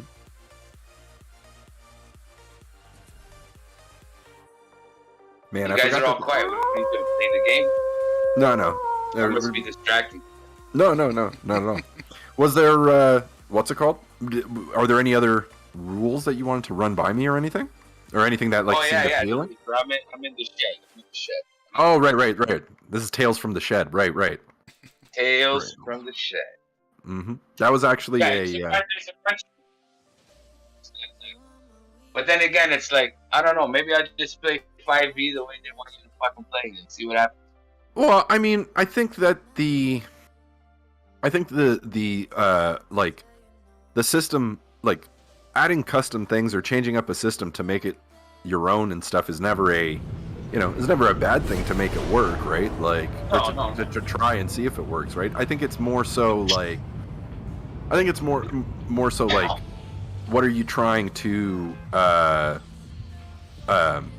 what elements do you want to add and what kind of game are you trying to play, you know what I mean? And I mean, if it was me, I'd be down for anything, you know what I mean? Like, I mean, in the sense of like, you know, random players I just like a healthy dose of realism, as long as it doesn't overall make things like excruciatingly fucking complex. Yeah. If it's an added thing that just gets me to roll on another table if a true event happens, like I'm okay with it. If it's like something, okay, well now we can add +2 to this, it's your charisma plus your, you know, like it's not something so complex, then I'm good with it. If it becomes complex that I can't remember it, and my players can't remember it, then it's not worth it. You know what I mean? And to be honest with you, man, with a lot of the supplemental stuff, that's kind of what I see is like a lot of people trying to get hyper involved with how these things work and whatever, and in their efforts to be clear and concise with what they want to do, they end up making things more convoluted for the reader, right? Whereas, which is why I suggested, like, if you wanted to do something like a wounds table, then you do on a crit, you can have a wounds table. Well, that's it. I scrolled on the next page on that PDF I was reading up, and it shows the whole table. So it's like if you got 1 wound at that combat, you roll on this table. If you got 2 wounds, you roll on this table. If you got 3 wounds, you roll on this table. You know what I mean? With that, I would advise to try to play test that before you implement that, because that can create a death spiral pretty quick. That can create a positive feedback loop of death. But you only roll on those wound tables after. So it's like you accumulate wounds through combat. You keep playing the way through, but you only summarize what your wounds are So these are wounds that are done like after. It's more for like what did they call it before? Lingering injuries. You know? Yeah. It's more said like that. It's not like a wound in combat that can change the way of combat. That's more like for the crit rolls, those crit tables. That's when you can change combat in the middle of the fight. You know what I mean? Yeah. Like if you got a crit, yeah. Tell me what. Like I would just even let the players decide. Like if you got a crit, what did you want to do? I wanted to chop off his hand. You know? Do I let the players decide that? Do I let the dice decide that? That's the question. Because then it's like every time you crit, you're gonna fucking maim the guy. Maybe. Yeah. Well, I mean, in Am I always opposed to that? No. Yeah. So yeah. This guy's If a I was- fucking horse, man. Yeah, I know. He's annoying. Did he get you too? Yeah. Yeah, crazy. I killed the other guy, but I couldn't kill him.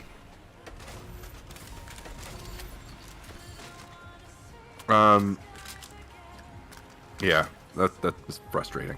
I think I would just roll. If you crit, just Wow. roll and see what the fucking table's at. Yeah. The way I would do it is I would have the player roll, right? They roll and then I give them the result from the table. You know what I mean? Because this is give you the option to decapitate. They're just gonna decapitate every time they get a crit, right? Yeah, exactly, right? So I wouldn't be like, yeah, okay, so what do you want to do? Well, I want this to happen, right? What I would do is, okay, this is the way I would do it, is I would, in that instance, I would have a table set up, so a random critical instance takes place, right? Or wound, or whatever you want to call it. Then, if they want to achieve a specific outcome, then you call for something like a specific, like anything specific, right? Like depending on how involved it is and what the outcome they want is, right? So, for example, if they hit a critical and you say, okay, so do you want to roll on the table? Like, what do you want? Do you want to roll on the table, or do you want something specific to happen? What are you trying to do? And they say, I want to cut off. Another option, right? And then they say, oh, I want to cut off his hand. You go, okay, so you already got the crit, so it's a successful hit, and it's a very good successful hit. So rather than me being like, okay, roll a dex check, I would be like, roll a wisdom check, roll a perception check, roll an intelligence check. You know what I mean? Or a strength check to see if you came down hard enough to cut through the bone. You know, yeah, exactly, right? Whatever would fit better with the player. Exactly, right? And then I would want to just give them a check that they got fucking a minus. Exactly, right. No, of course, yeah. It would depend on, like, if it was a barbarian, I wouldn't ask for an intelligence check. You know what I mean? Like, because it's expected that a barbarian would just be so vicious that they would just blast through whatever, right? They would just shatter everything. So I would ask for a strength check to see if they were strong enough to cut through the bone, right? Yeah. If it's you get what I'm saying? So that's what I would do for them to achieve a specific thing that they wanted to achieve. And then how I would set the DC on that is then again based upon how involved or how difficult or how difficult or involved of a thing it is that they want to do. They already succeeded in hitting, and they succeeded in hitting very well. That's why they got the 20, right? So I'm not gonna ask them to make another roll of the same kind for that result. You know what I mean? I'm gonna ask them to be like, okay, well, in the heat of battle, in this and that, you know, you're trying to figure out a specific spell, like whatever it is. You know what I mean? So you could do it that way. You could always give them the option of one or the other. You know what I mean? Because then, and then that way, what you end up doing is you give them the freedom of choice to do something like that. But what takes place is if things get repetitious, which chances are they will, because your players like doing awesome things, so they'll want to do the same awesome thing over and over again, because, you know, then it also helps their character build legacy or infamy or whatever of being the decapitator or something like that. What you end up doing with that, or what you could end up doing with that, is you just start introducing monsters that are, as they level up, obviously, higher in power or higher in skill and challenge rating, and due to the fact that they're better in it, then the DC gets higher and higher to do, you know, like to do it successfully. Or if you wanted to go something along the way of If you want to go a different route, what you could do is implement something to the effect of degradation of tools, right? Like degradation of equipment. So it's like, yeah, sure. I have that rule on hand already. Exactly. Damage equipment, damage the shield. Right. You know what I mean? Right. So it doesn't have to necessarily be damaged, but it's like you've been in how many battles since you've been to the blacksmith or bought a whetstone and sharpened your blade at the fire? How long has it been? Your blade is not sharp enough to do that. You can get a nice good cut in, but you're not gonna be the head lopper this time, like in this combat. You know what I mean? Like, and you just present them challenges in that way, right? And hopefully the challenges you present them are compelling enough to keep them wanting to come back and play, but also to keep them to keep them engaged in the game by adding more of these small things as they come up, right? A big issue I had at least when it came to starting D&D as a player was that it's like I'm level 1. I'm making a level 1 character, and there's a fucking million things that I have to keep track of and make decisions on and do all of this stuff, and I'm just a character. You know what I mean? Like, at level 1, this is just the start. It took me 3 hours to make a character to start a game. You know what I mean? And I think that giving them options is a good thing, but I think that giving them options one chunk or one crumb at a time, you know, is a good way of doing it, because you give them the opportunity to familiarize themselves with the systems already in place. And then you add to those systems, right, or those mechanics, whatever you want to call it, and they're okay with adapting them into the game because they're already familiarized enough, rather, with the already current system. You know what I mean? That's now second nature. So now you throw in something new, right? Yeah. But I like hearing your fucking opinion. Like, I'm being quiet because I'm already thinking in my head, like, okay, yeah, that. Right. And then you can also check this out. And then as a dungeon master, you can also do something to the effect where you implement the severity of your game, the high grit, the severity of your game as your players level up and become more powerful, right? So they're more powerful, but so are the monsters. The first few levels, let's just say hypothetically, 100%. Right? First few levels are kid gloves. Most right? monsters in the game, most monsters in that book, even if you keep them as is, they can't be used on a low level party at all. Yeah. They'll TPK a fucking, like, I'm talking about like fucking in the 90%. Those monsters that you have in that book, I don't care what the season is. Yeah. You'll wipe out 90% of them. Will wipe out a level 4 level 1s in a combat. Yeah, right. The DM knows what he's doing, and he's not rolling shit. Like, he's rolling average. Yeah. It wouldn't be. Exactly.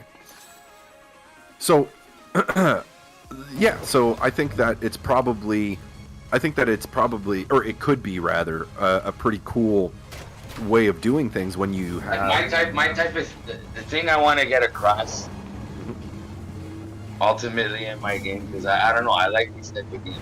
It's like it's not attrition,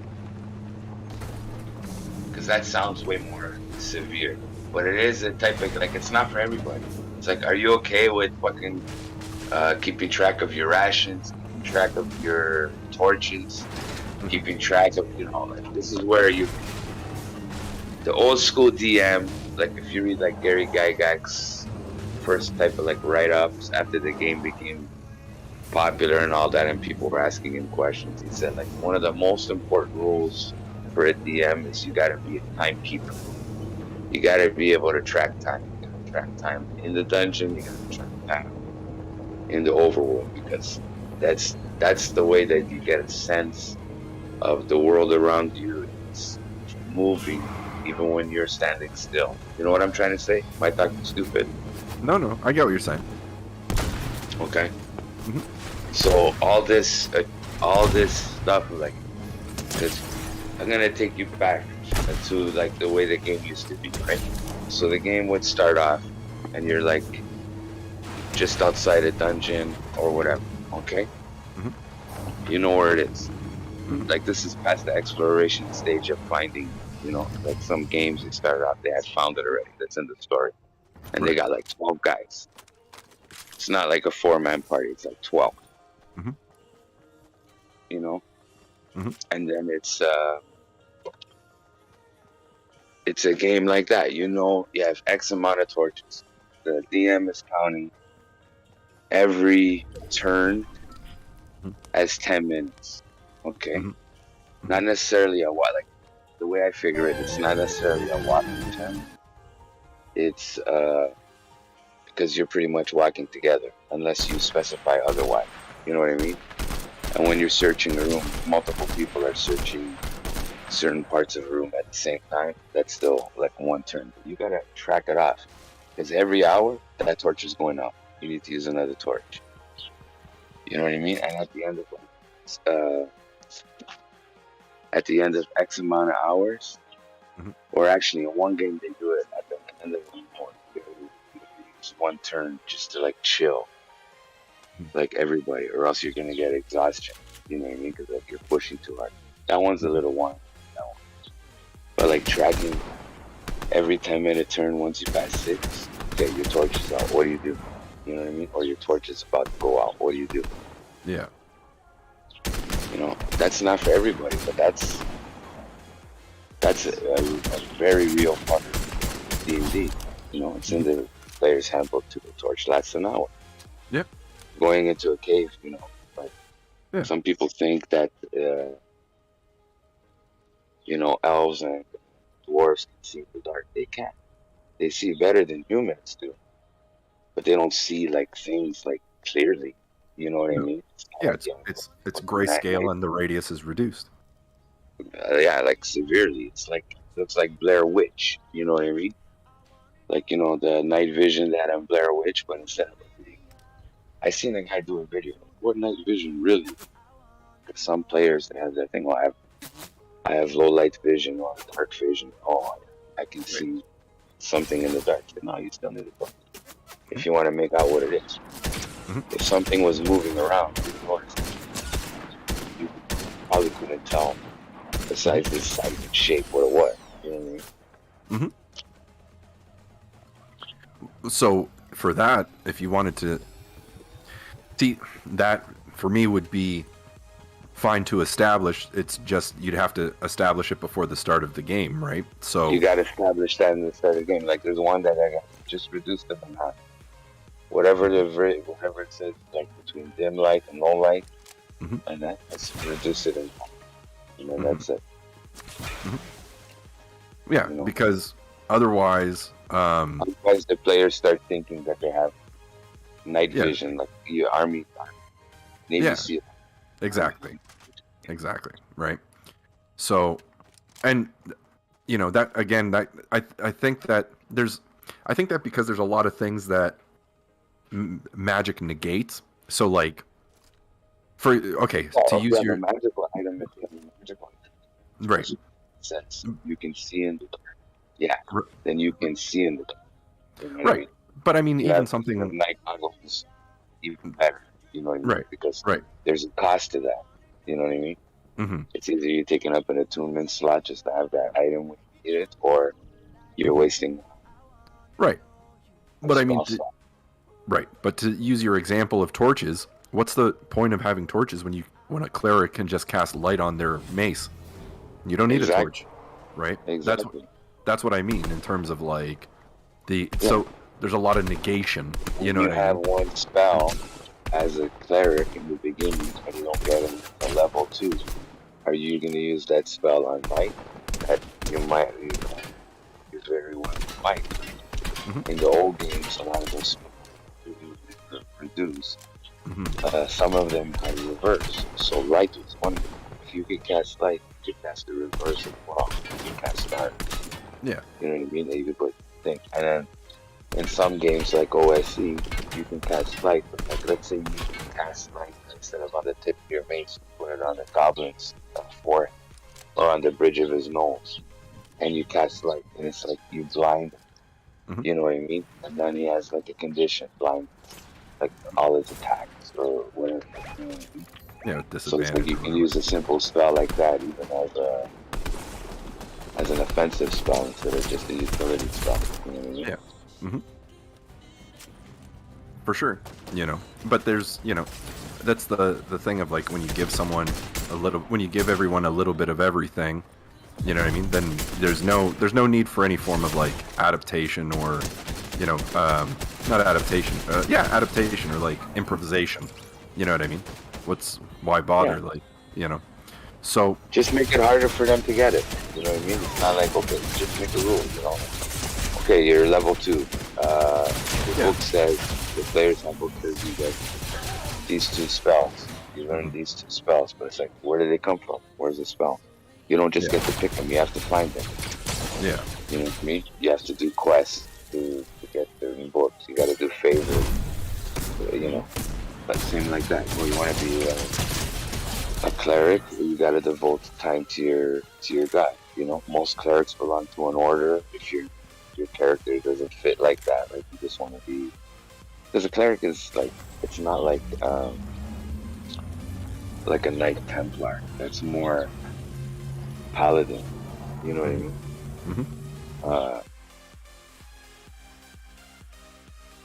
A cleric can be like a Knight Templar if you want it to be, but like, especially if you go like the old school route, the cleric it's not like, oh, I have this religious order and every member is a cleric. Like, they could all be priests, but a priest is like an acolyte. You know what I mean? In the monster stack. You know what I mean? They're just free. The cleric is something more special. A cleric is something where the god, whichever god it is, itself is choosing to communicate with you, as the character. Does that make sense? Yeah, absolutely. You know what I mean? So you're not just free, you're something else. You know what I mean? It's like, did you follow Game of Thrones at all? The TV show or the book? Yeah. I read a bit of the first book. I watched the show. Did you watch the show fully, all the way to the end? Yes. Okay.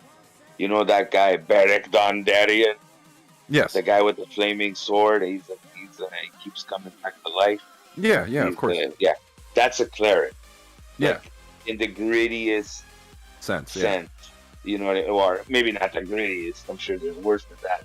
But I mean, like, in the real meat and potatoes, like a game like Game of Thrones, where like people are dying and all of this.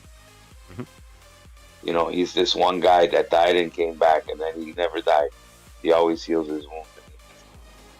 Like a fervor for this God, and he knows it exists, and he knows it's real, and reaching wherever he goes. You know what I mean? Like, to me, like, after reading that scene, TV was pretty cool. You know what I mean? So like,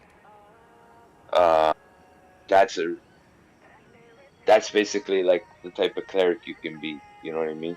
You can belong to a religious order, but then you would be like that. You'd be on your own. You'd be on your mission from God. You're not on the mission from necessarily the order, but you follow the orders. And you know what I'm trying to say? Yeah, of course. Yeah. Hold on, let me switch over back to the mic. Hold on. Oh, Lord have mercy. Lord of mercy. Yeah, I mean, I think that I'm just spitballing shit, but these are like ideas that roll in my mind.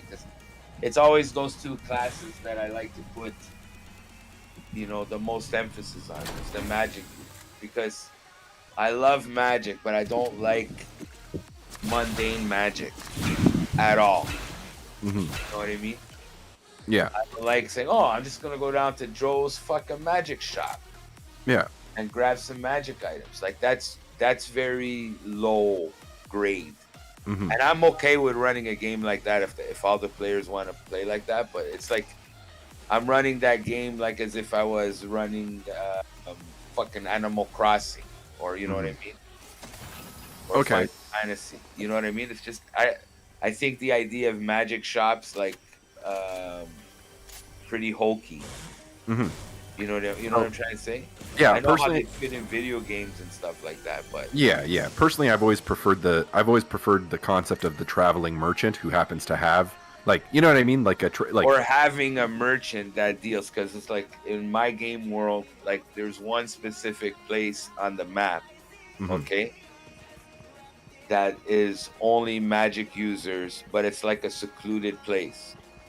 They don't want anybody to go there, and if they find out like a cleric is going there of any type, it's like death on contact. Yeah. But it's like just a remote place where there's like all scattered like wizard towers. And then there's regular villagers that live under them, but they like call themselves princes.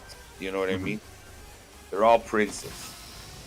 But it's like it's secluded enough and it's separated enough that, you know, there's like a place that's like I call it a republic, okay? Instead of a kingdom or something like that. But it's guys that just didn't want to be under the empire, but they're not opposed to the empire, but they have enough land and people and thing that they can consider themselves free. You know what I mean? And they're far away enough from the empire that it's not worth the conquest at this point. You know what I'm saying? For the empire to take them over. They have no reason. They're not. They're human. They're human like the empires. Well, with elves and dwarves and things like that too. Right. And they all have their own home. Like the elf home, a large elf. Like in this game, it would be the equivalent of the elf home base. You know what I mean? It's like a humongous forest.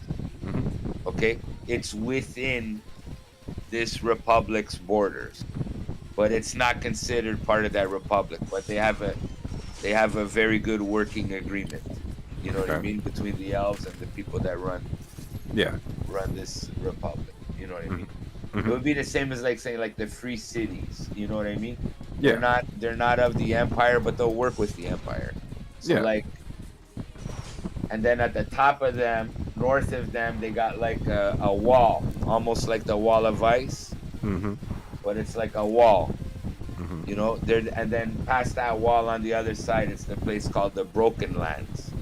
So there's some weird shit going around there, and it's heavily monsters, you know, but like the crazy monsters, the ones that you know, Tarrasques may be found over there. It's not where humans go. You know what I mean? So that's why they have this permanent wall. You know? And there's orcs there. There's everything. You know, there's bases of them there too. You know what I mean? And then past that place is this secluded place that's like it's surrounded by mountains, but there's mountains around it too. It's almost like the Swiss Alps type of idea. You know what I mean? Yeah. It's like villages even in between the mountains and stuff like that. But it's all wizard towers. And high level magic users go there, so they're not in danger of you know, going against the empire and their rules on magic. You understand? So they're all there and they get to do all their magical experiments, whatever they want. You know what I mean? They govern themselves. You know what I mean? And they're all like, they all call themselves princes and all that. Yeah, they're autonomous basically. From the empire. Okay. So because the Republic people with the wall, okay, they're also like the major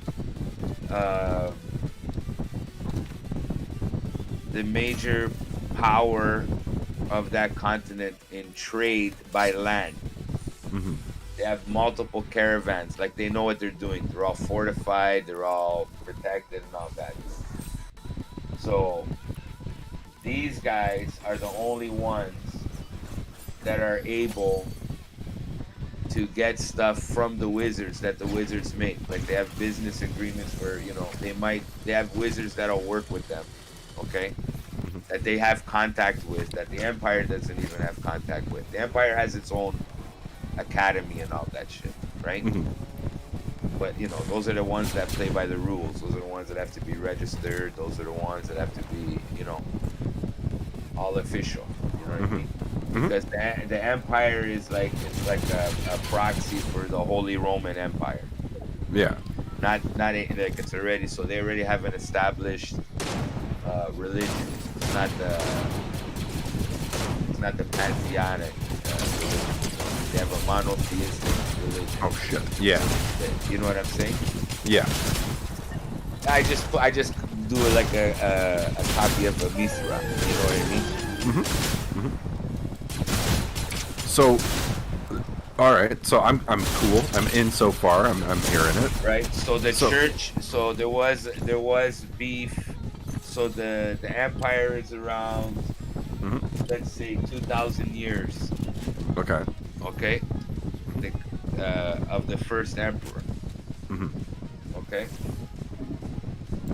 And then in the past, okay, there was a conflict between the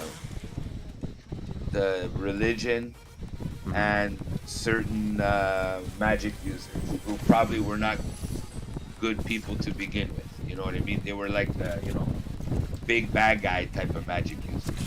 Yeah. You know what I mean? Like they were trying to enslave the world or turn everybody undead. Yeah. Or something like that. As most archmages end up doing. Yeah. Yeah. Shit like that.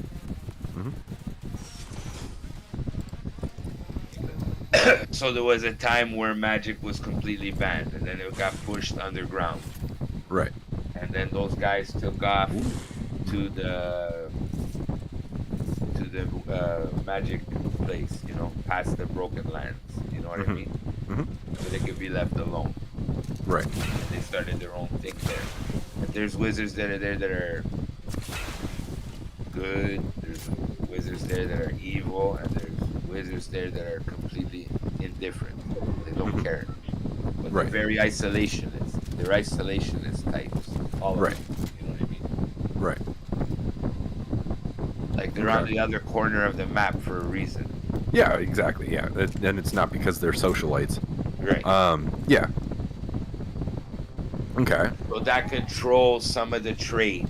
So only that place in the middle, and that place trades with everybody, like right to the empire, the Republic place that has all the land trade. I emphasize that because there's another faction that dominates all the sea trade, right? But for land trade, these guys do it. Okay. Like they contribute to roads and building roads. Like the Republic is already like almost like an old Europe. Okay. Type of thing. So there's better innovation. There's better weapons because they're open. So they trade already with the elves. Elves are more frequently found there because their home world is there. They trade with dwarves. So basically, I could have a whole campaign that lasts as long as I want, and it could all be in the main place. That's not none of these places. So it's like the stage before.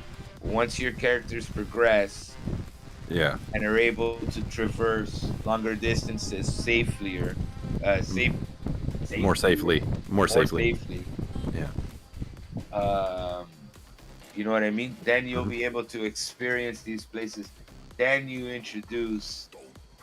I'm not saying you don't get no magic items and all that, but maybe when you get to this free republic, maybe there is a magic shop there. But the magic shop is not in the fucking empire, and it's not in this. Definitely, you don't even start in the empire. You start in a brand new place. Right. That the empire is. So basically, it's like the cousin of the emperor, who was one of his best warriors and all that, and conquered all this stuff. There's like this whole part that was like wilderness. Right. That there was already an established people there. Okay. Not indigenous. They're like, let's say, this is like the equivalent. Like, so they're the more Roman Byzantine Empire, and then this wilderness place was more like, let's say, like more folklorish type of people. Okay. Okay, and there was a big incursion of beastmen invading this wilderness type place, Mm-hmm. and it was in the best interest of the empire to start putting some small garrisons around to protect the area so that the beastmen wouldn't accumulate and go into the empire, right? Mhm. And then over time, they got used to, a small empirical presence. So it's Right. like the empire had taken it over, but they didn't want to conquer it, right? Yeah. So then all of it, after years and years, there starts to develop a little bit of an uprising from the people that's there. Right. So then this guy, who's the cousin of the emperor, Mm-hmm. goes across and kind of, he has a few battles because there's some big uprisings, but at the same time he smooths things over and wins the respect of the people there, because some of them envision him as like the second coming of one of their Okay. heroes. Yeah. Is there a trait that he has? I assume, like, he's got. His physical features, like he's a big warrior. Mhm. He's the dark hair, dark beard. Mm-hmm. But like a trained soldier. You know what I Mhm. mean? Like, Mhm. but they respect that. He's not just bloodthirsty. You know what I mean? He's Right. trying to quell the thing and say, and then eventually they declare that the emperor's taking it over. But like he says, I'll give up my family estates in the empire, which are worth a lot of money because of his family was like orchards and some mining and all that in his own. Mhm. He says, I'll give up my family estates and I love this land. Like he falls in love with a girl that's from there. You know what I mean? It's a whole story. I didn't make it up, but I'm just abbreviating, right? Yeah. And then it's like, and so then this land where you start is called the Archduchy Okay. of whatever, you know what I mean? And so that guy, he becomes the Archduke, okay? He doesn't take the name King out of respect to his cousin, the Emperor. Mhm. So it becomes a somewhat of a vassal state. Mhm. So it's like, but it's under his control. He has complete autonomy. So what he does, he brings over his friends and family from the empire that, people that he likes and some people that he's like kind of obligated to bring over because of, tradition and stuff. Mhm. And he assigns them as barons to certain zones.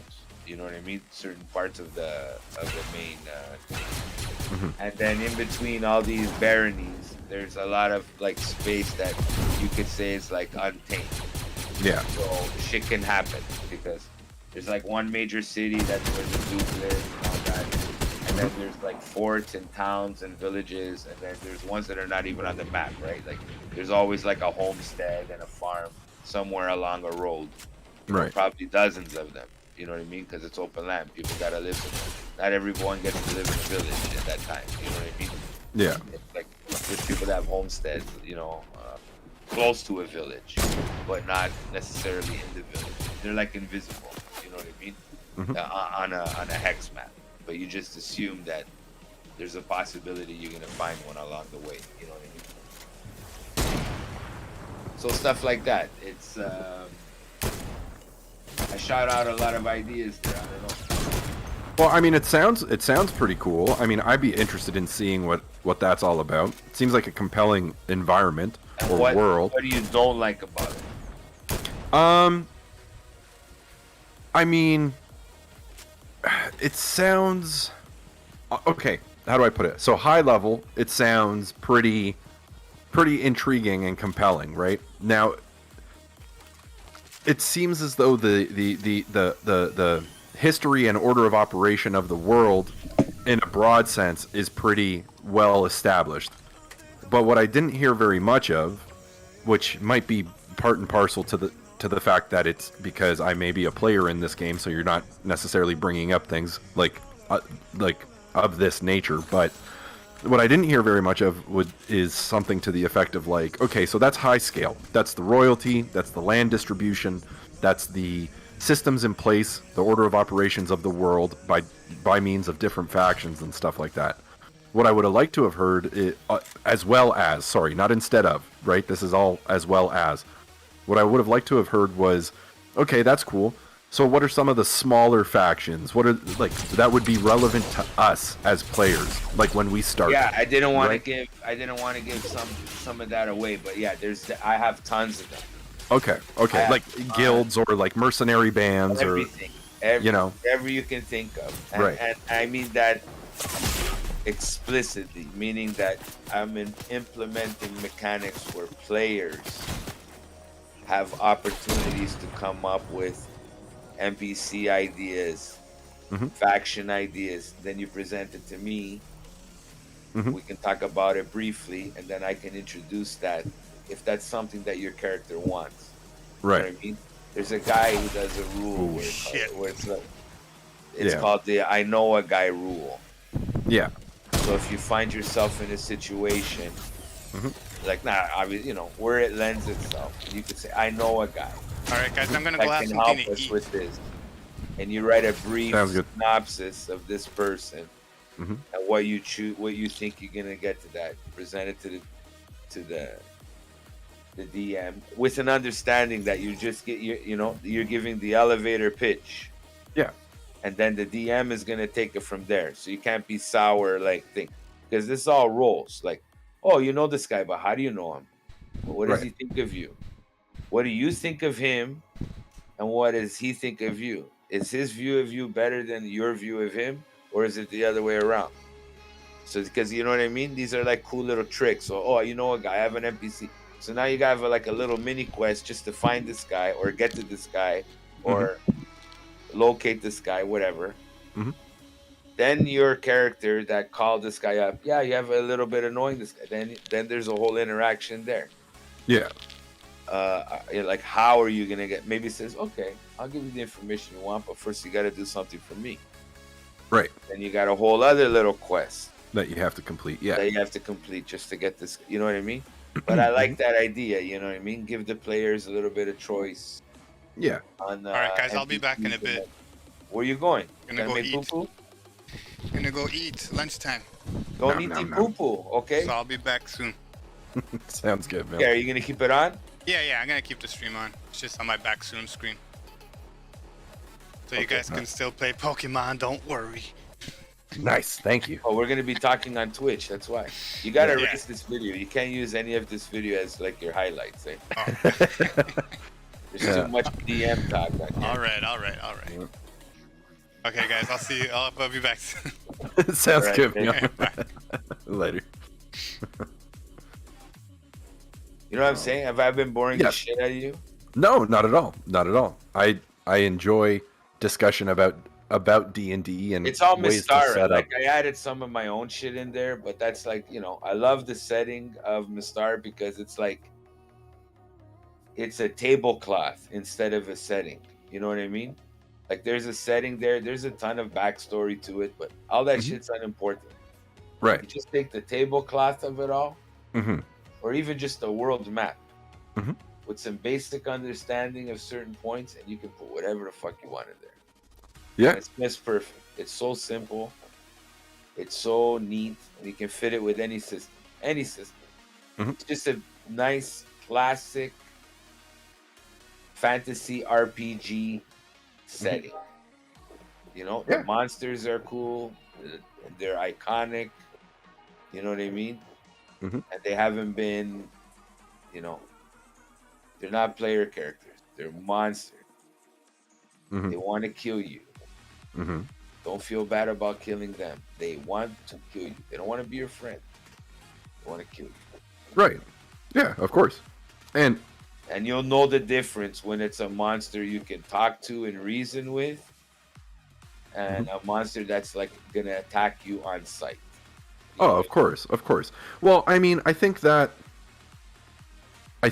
both aspects are valid, right? It's as I mentioned, it's There's all certain ones that are just fodder for you to battle because combat Yeah. is fun, and then there's ones that you're going to interact with. yeah, of And if course, things go bad, you might battle. If things go good, right, you might not battle. You know what right. I mean? So here's an example. The way that I like to implement something to that effect is more in the classical way as well, right? So you you were a player of mine for a long time, right? You guys were the party that we had when we were playing D&D. 100% of my 99.9% of my player experience is under you. Go ahead. Right. So when I was running those games, right? When I was running those dungeons, did you ever feel as though I was super saturating the story or the environment or anything like that with monstrous creature type NPCs? No, because you handled it good, and the way you do it, it just made sense because I knew it came from you. It's just it coming from me would be probably so unnatural. Exactly. That, Yeah. that I would be, I would be presenting it in a way that, you know, who knows? Like maybe I'd be presenting it in a way like belittling it as I'm presenting. Right. Oh, well, here's a little stupid fucking, Right. Eric fucking bartender. Yeah. And he comes over, like I wouldn't be taking it seriously. For me to take it seriously, I have to be as immersed in the story, Yeah. even more so than the players. My hope is to immerse the players in even a little bit as much as I am. You know what I mean? Absolutely. Because it's And not that's about exposition. This is all stuff that I know, and I can say it to you because by the time we play, you're not going to remember none of it. And you know what I mean? And you're going to be into the game. You're not going to be recalling. Like I give you the general broad strokes. right. You know what I mean? Yeah. And so I'm not worried about talking about it. Yeah. Like, I need to talk about it, and then Of course, and I'm happy to talk about it with talk you. to you about it. You know Of course, what I mean? absolutely. So here's just to present a thing for you, like an example. You said factions and all that. Like, what else would you have liked to have known? I could talk about factions. Like, they're all there, all the basic. Yeah. Well, I would also like to know, because before you gave me the overview of your world, you were talking to me about systems, right? You're talking to me about gameplay systems and stuff like that. Yeah. So I'm assuming then that the gameplay systems are informed by the status of the world, right? Like that kind of gritty, like the broken lands, like you said, you could stumble upon a Tarask. You know what I mean? So it appears. See, it's tough for me to make a judgment call on this without playtesting it, right? Or like giving it a shot just to see what it plays like. Like, imagine like. So my idea works like this. So in the starting area where you can go. Okay, yeah. Drop me down in like boom. So in the main map, here, I'm gonna start giving you maps. Okay. Stand by. Yeah. Because I gotta find like lower res JPEGs. Yeah. So that you can see the map and not like, because the maps I have are like in the hundreds of megs or more. Yeah. I could zoom in. You know what I mean? Nice. What site And do I you can't use? If you don't post- mind me asking. Hmm? What site do you use to get maps? Oh, my hex map. I go to a Mystara site. Oh, nice. There's like a whole fan site that like keeps Mystara alive, and these guys like redraw maps. Nice. How big is That's this awesome. file? How big is this file? This is like the whole world. 55 meg. Can I put 55 megabytes on? Oh, that might be too much. I think it's 25 on Discord. I'm not sure. No worries. I'll find the lower res one on that. Not a problem at all.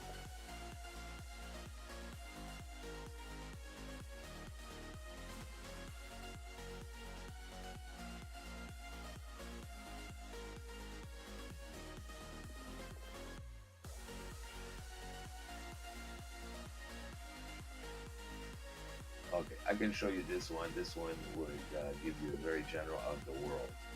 Okay. Actually, see how big this one is too.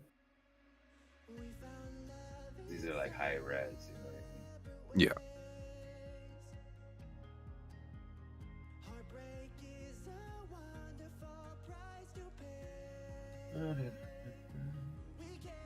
Four megs. Okay, this one.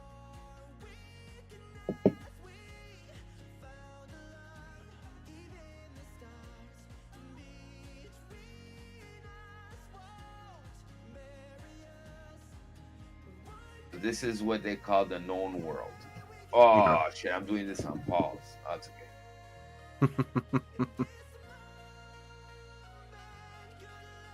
Let me get rid of it. Let me delete this one. Yeah. I did that last night. I did that last night with my character on Fortnite. I was like, no, not in the fucking the general chat. How do I get rid of this thing? I uploaded the file. Oh, so you go to the three dots to more, and then I had you to should. put a fucking edit. Edit gives me a fucking thing to put a reaction. I don't want a reaction. No, you should be able to. What's it called?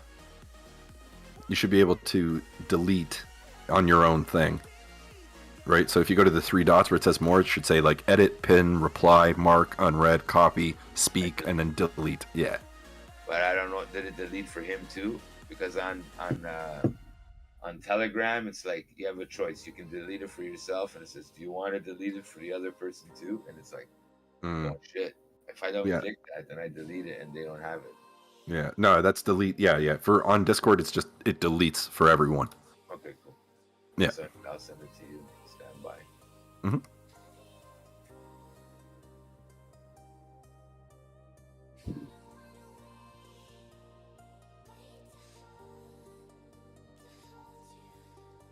Just if I could ask one thing, like that's so that it's not spoilers thing, like don't go looking up this setting on the side. You know what I mean? No. Of course not. Because I'm not using all of it at all, but I'm using enough of it that I don't want to do it. So you can open this picture? Yeah, I see it. Okay, so that's the whole known world. Okay. And you're not even seeing the bottom part of the empire, and there's like another island part. So at the bottom right of the map, see the red lines? Yeah. Those are borders. So the bottom right side of the map, that's the empire. It says Empire of Thyatys, right? Yep. The starting area is the Grand Duchy of Karamakos. Okay, let's see. It's right next to it. The bottom part of the map, by the way. Oh, Grant. Yeah, I see it. Right. Yep. So just in that region there, okay, that's like you could have that's the whole, like, I don't know, 5 years, 3 years worth of fucking campaigns you can have there, and you can keep them all low level if you want. Okay. All right. There's no end to it. So that's where we would start. So that's where you would start, right? And then, in my idea of the game, why did I close fucking Discord? Here we go. In my idea of the game, okay, so next to it you have the 5 Shires, but that's by the water. Those mountains separate you from. You can traverse those mountains, like anybody can. Right. Okay, and it's easier for a person to do it than a fucking wagon cart. Of course. For sure. Okay, that's number one. But you can do it. It's just difficult terrain. Yeah. You know what I mean? Now, mind you, this map is 24 miles per hex. Oh wow. Okay, so this is a very, very zoomed out map. All of D&D, most of it, of the first few years it came out, like besides Greyhawk, takes place within this whole little chunk. When you zoom out to the continent where this part is, this is nothing. Yeah. This is like 1 hex of a whole continent. Yeah. Okay. So the world is immense, and then more expert stuff goes more to the west, like more to the left there, and then that's like a more of a, they call that like the Savage Coast. Okay. So the main area, that's the Grand Duchy of Karamakos. Right next to it, that's the five shires. That's where the halflings are. Okay. Right. In my adaptation of this world, that's also part of this conglomerate. It's a protectorate. Still called the Five Shires. It has its borders. Mm-hmm. They're able to run it, but they got garrisons there too, from the Empire or Karamakos. I haven't fully decided. You know what I mean? So Gotcha. it's like a protectorate. Mm-hmm. Okay. Then to the north, you see you have the one Darokin, Republic of Darokin, like just up of the shires. If you see that big body of water. Yeah. Okay. I see it. So that's the Republic, right? Mm-hmm. Mm-hmm. And then that place next to it, it's like inside its own borders. That's Mhm. Alfheim. That's the Elf Forest. Okay. Okay. And then the Broken Lands are that pink area just north of it. Yeah, I see it. You got a wall across the bottom, which Mhm. is not in this game, but I'm putting in like a wall. Yeah. Okay. Mhm. Then to the north of that, of the Broken Lands, you got the northwest. Yep. You have Principalities of Galantry. That's the wizard place. Okay. Okay. Now this Ethinkar place Mhm. next to that at the top. Mhm. This is like the Huns. This is like Attila the Huns. You know, like Mhm. horse archers, tribal people, like Mongolians, like Yeah. almost like Mongolians. You know what I'm trying to say? Yep. But in my adaptation, this is like hobgoblins. It's like Okay. they, Yeah. because the hobgoblins in my thing, instead of like in 5e, they're more like samurai and shit. Yeah. In mine, they're more like Mongols. They're more Mhm. like, so they have like Khans, you know? Because it's like my adaptation of making like hobgoblins more into Klingons, like Yeah. smaller Klingons. You know what I Yeah. mean? Yeah. It's a Yeah, very yeah. war race, but they Yep. have like a Khan. You know what I mean? They have like Yeah. It's all a war different chief. Khans. Yeah. Yeah. Yeah. Or chieftain or whatever you want to call it. In Yeah. this original setting, it's humans, but they're like in this setting, it's like they incorporated like all the. That's why 5e won't use this setting ever. Mhm. But okay, like Yalarim, that's Arabic people. You know, Yeah. Ethengar, that's Mongolians. Mhm. Principalities of Galantry, it's like Venetian, Venice in the Renaissance, like a lot of canals and all that shit. Right. In the it's the Swiss Alps in the landmass, but the Galantry city they project that as that. Right. Republic of Dorikin is more like old school Europe, but Mm-hmm. like, almost like a Warhammer fantasy type of thing. You know, Right. to a degree, but like the stylings of that. Mhm. So they're very they're all about mercantile. Yeah. Okay. Okay. It's all money and trade and mercantile, like you know. Mhm. On the bottom, next to the shires, you see one there that says Artugan clans. Yep. So those are like Native American. Okay. Which I would just make a more barbarian class. Okay. That's like the edge of the barbarian, like you know what I mean? So Mhm. it's like the Empire pushed the barbarians all the way to there, you know, Mhm. over time. Mhm. You know what I mean? And then they have more trade with Derikin, who's like a free city, so they trade with anybody. Right. And they can trade with five shires. Right. And they're hobbits, so they're friendly with everybody too. Yeah. And not to say they're opposed to the Empire, it's just the Empire is not appealing to them. You know what I mean? That's why they live the way they do. They don't want to live like fucking imperial, religion and all that stuff. Yeah. It's too clean cut, too cultured for them.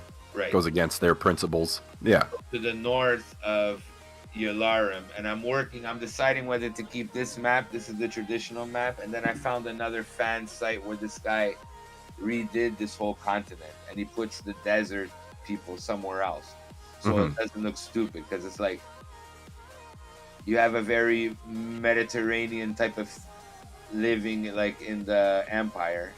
Then you have mountains, then you have desert, then you have mountains, and then you have the Jarldoms. This is already like Viking Nordic people here too. Yeah. So it's kind of a weird place to put a desert. Yeah. In- And to be honest, it's a lot of different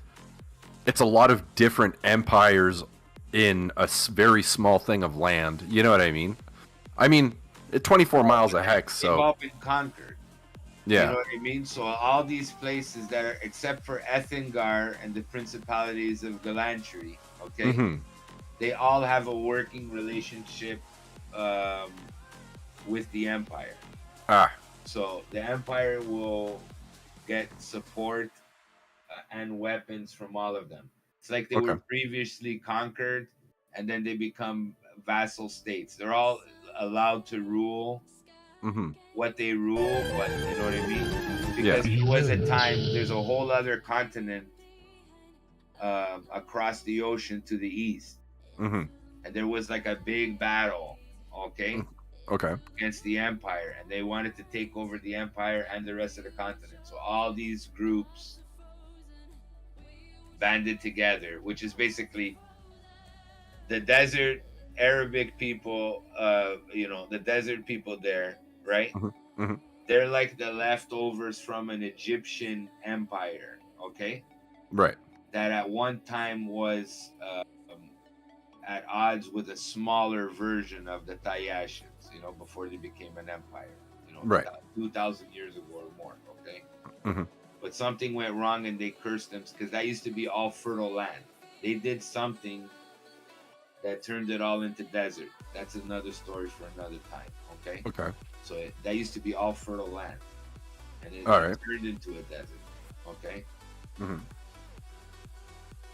I kind of put that in there, and that's kind of lore to this region too. But I'm undecided if I'm going to keep this map or put the desert to the top, like off this map to the top. You know what I mean? Yeah. But I understand what you mean. But Well- that's how I regulate it too. It's like, so after this war, Mm-hmm. you know what I mean? They all had an agreement as like the kingdoms of men. You know what I mean? They all Right. work together.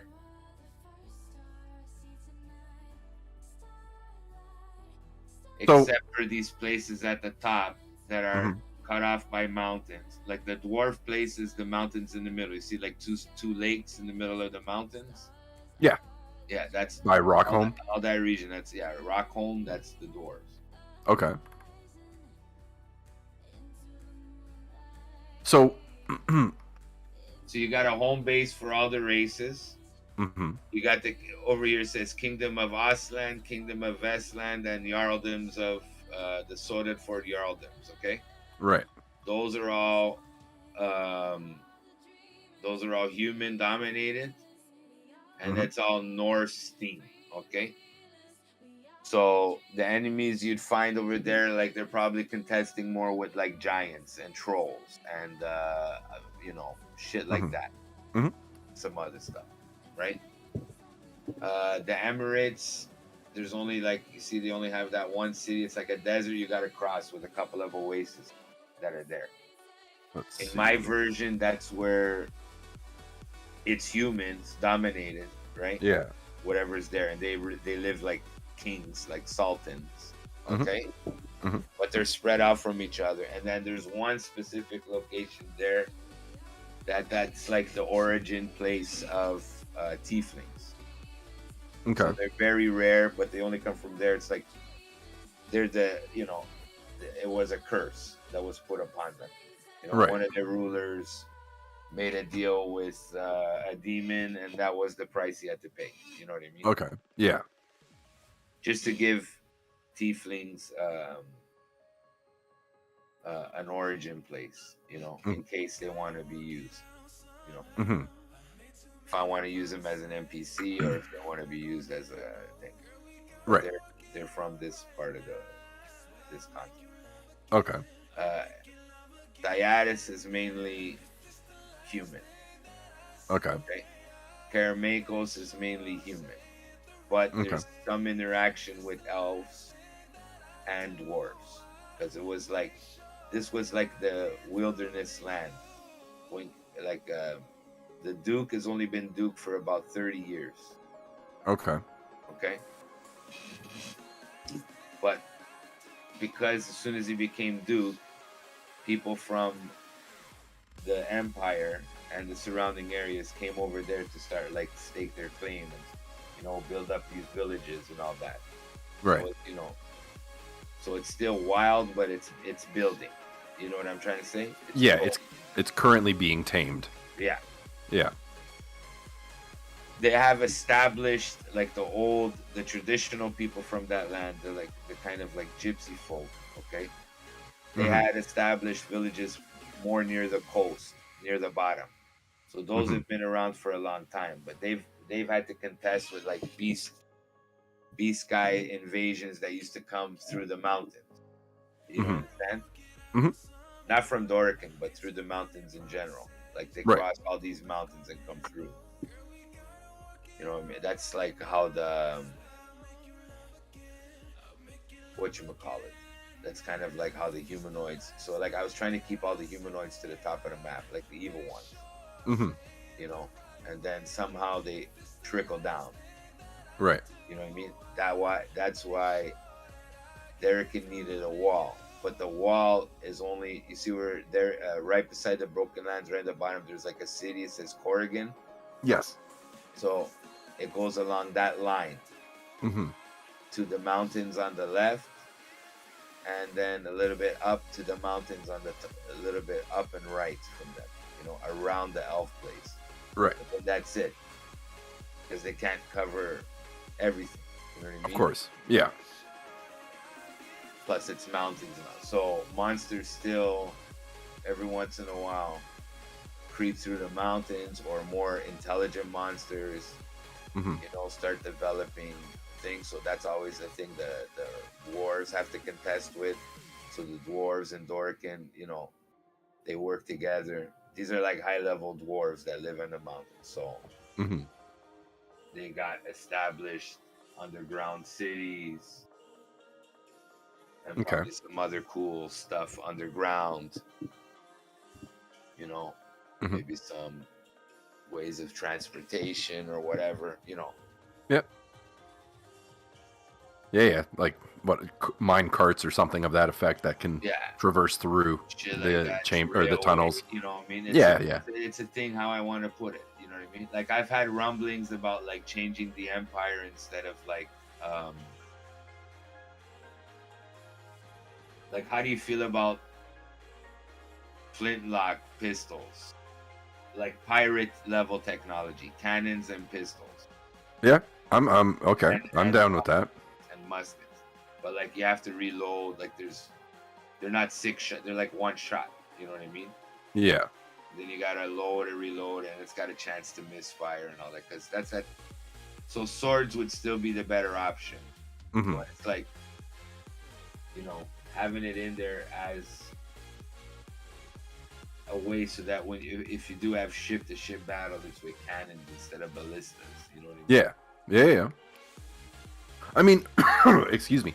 I don't take issue really with firearms in a game until it becomes until it gets to the threshold of like semi-automatic, really. You know what I mean? It's like, well, why do you have pistols in a fucking medieval fantasy it's not game? a system. Yeah, like you have a rifle or a pistol. Yeah, they're essentially the same. It's just the rifle has longer range. Yeah, of course. But it's like the difference between a short bow and a long bow. But like for me, it's like when you start implementing like semi-automatic weapons or like a machine gun or something. It's like, well, this system is not made for that. Like, I mean, like when you start getting into guns, like real guns, where like they do damage, like Old West, it's like it's hard to do because like. What, this guy took 6 bullets and he's walking around? It's like and one he's bullet fine, can kill a guy. You know what I mean? Yeah, that's tough to thing as well. Yeah, that's tough to. It's tough in this system. Like hit points go out the window once you start using bullets. You know what I mean? Yeah. Like you can play around with it when you're doing swords and arrows. Then you use like hit points as an abstraction. But like when you're talking about like bullet, like I think that's why Warhammer uses like those simple hit points. Like that's why those guys got like 10 hits. They use wounds. Like a very strong character has like 10 hits. Yeah. You get hit 10 times, then you're dead. You know Yeah, what I mean? and Or that's you get hit 4 times, you're dead. Yeah, 'Cause yeah. There's no hit points. Like hit. Did the hit go through or not? Either That's you got basically hit or you didn't. yeah. Doesn't mean you evade necessarily, but it means it Yeah. didn't hit you. You know what Well, I mean? that's why pen is a thing. Penetration is a thing on for in Warhammer, right? Like, so you're not when you're I know, rolling but I'm up those. talking like Warhammer Fantasy roleplay. Like it's the hit point system, even for them, it's much different. It's like Yeah. wounds, you know. Yeah. How many wounds did you take? You know what I mean? And then it's like, so it's a much lower number. Like Yeah. there's no one who's gonna have like 150 wounds. No. Not like hit points. It's like you stay at like 2-3 wounds for a while, then you move up to like 5-6 wounds, then you move up to like fucking 8-10 wounds, and it kind of like stays there. You know what I mean? Yeah. So Yeah. it doesn't really like, it's not really like level building. It's more like character building, and then if you're lucky, you know, because then they give you, you got up to, your level up is okay. Now take another class, take another this. You know what I mean? And then you get skills from different things. You know what I mean? A fantasy role play, anyway, not fantasy armies or anything like that. You know? Right. Gotcha.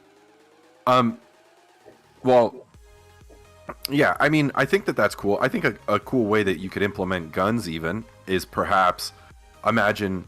So remember you were talking about your wound system.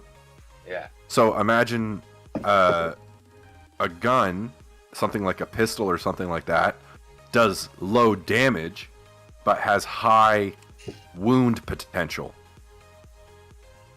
Well, you just do that with a damage roll. You know what I mean? It's not a D6. It's a fucking D10. You know what I mean? You get hit with a bullet. It's a D10. You know what I mean? Well, sure, you could do it that way, but I mean, what if you did make it okay, how about instead of or you get hit, okay, you lower it. Let's say instead of a D6, it's a D8, okay? But you get bleeding. You know, you get a condition. Well, that would be more damage and bleeding. Okay, so you make it a D6, and if you get hit, you get bleeding. Right. Or you could do that. Or what you could do. Sorry, and I didn't emphasize. One of the reasons why I'm saying D6, like, you don't add anything. When you have one guy had this rule, and it was pretty good. It's like how to control. It's like you have it is like either like a short bow or a long bow. Basically, you treat it like rifle or pistol, almost the same way. But you don't add your dex or your strength or whatever. Right. It's just the dice. And then if you want to make it more deadly, you add like a condition. And then they talked about one like bleed. You know what I mean? And it's like every time you start your turn after you get shot, you roll like, I don't know, I guess what it is, like 1d3, 1d4, something like that. And you're like bleeding until you treat it. You know, you gotta treat it somehow. You gotta use like a bandage or something. You know what I mean? Yeah. So if you get hit with one of those things, it's like, yeah, you're gonna be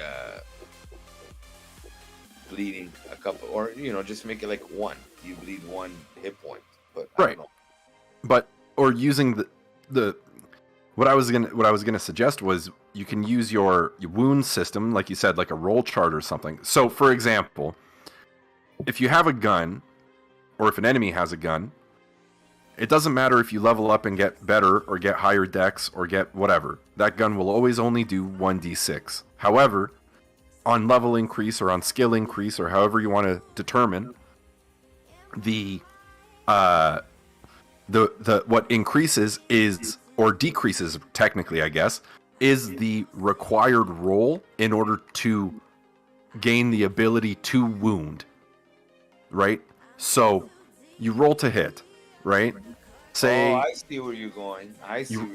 So you roll. So this, like how we were saying before, like maybe you get a wound only when you get a critical. It's like, okay, you get hit with a gun, you have the potential of being wounded. Right, or it's another thing to be wounded. Yeah. Right, or the better you get with a gun, imagine it like the better you get with the gun. Yeah, you'd be So that now you're getting into, it's like crits on 18 to 20 instead of just on 20. That you know what I mean? Like that's what they do that in Pathfinder. They do that in Pathfinder. Yeah, right. So it's like instead of needing to roll. After you become, it's like you gain a proficiency. Yeah, right. And so what you can do with guns to sort of try to balance it a little bit is, no matter how good a person gets with a gun, they're never gonna do more damage with that gun because it's the same gun. What gets better is their aim and their ability to grievously injure someone. You know what I mean? Like, so you bring down the required number, or what has to be met For one to to crit. exact a wound. Yeah, you know what I mean? So it's like, So it's you like, know, yeah, it would be simpler to call it like a proficiency and treat it like a tool proficiency as opposed to a skill proficiency, right? mhm. So it's like, okay, you use this gun for X amount of time, like the DM decides that, you know, or you make it story based or whatever. Sure. You let them start out as like novices with the gun, unless their background has it in it, right? Yeah, Or like soldier or something. Yeah. yeah, but like not every soldier uses guns. Let's say in this No, world, yeah, but right? right, but I mean, if guns are present in the world, then presumably an army would have a line of gunmen. You know what I mean? Not necessarily hundreds of them. Absolutely. So if you Yeah. have a background that has it, then you get a proficiency with firearms. But you got to Yeah. keep it separate than martial weapons. But like wherever martial weapons goes, pretty much firearms goes. But you still keep it separate. Like if you have, Yes. you know what I mean? Yeah. And then and you treat it like that. But proficiency with firearms, yeah. So if you have proficiency, you can add your +2, but not your strength or your dex. That's So right. there's another way of scaling it up. Yeah. And then once you, Yeah, how would it's a you good get? move. Yeah. That one would scale up as it goes. Yeah, So yeah, how that makes sense. do you get the dex? How do you get the? Oh, easy. You bring in a special item firearm Mhm. somewhere down the road, and that's the one that gets the crit Yes. on the 18 or 19 or something like that. Yeah. You can make it like a whatever, eagle eye rifle or something, like, Just, a prestige class or whatever. Yeah. A master craft or whatever. Yes. Yeah. Exactly. Hey, there's a good one right there. I like that. Right? See, that was good to talk that out. That makes it real simple. Yeah. Oh yeah. Because I want to put them in there, but I don't want to make them so appealing that yeah, it outshines everything else. right. Yeah. So like a sword and a barrel in the long run is gonna get you more damage Mhm. per hit. attack. Yeah. And the loading thing is going for the pistol and the rifle.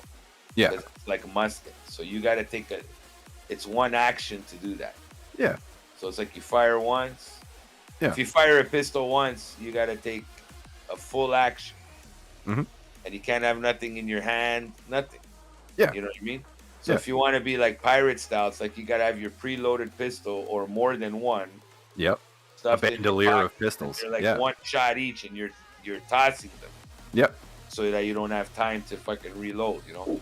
Once you get into 6 shooters and all that, there's different systems than that. Yeah. But 5V is not made for that. No.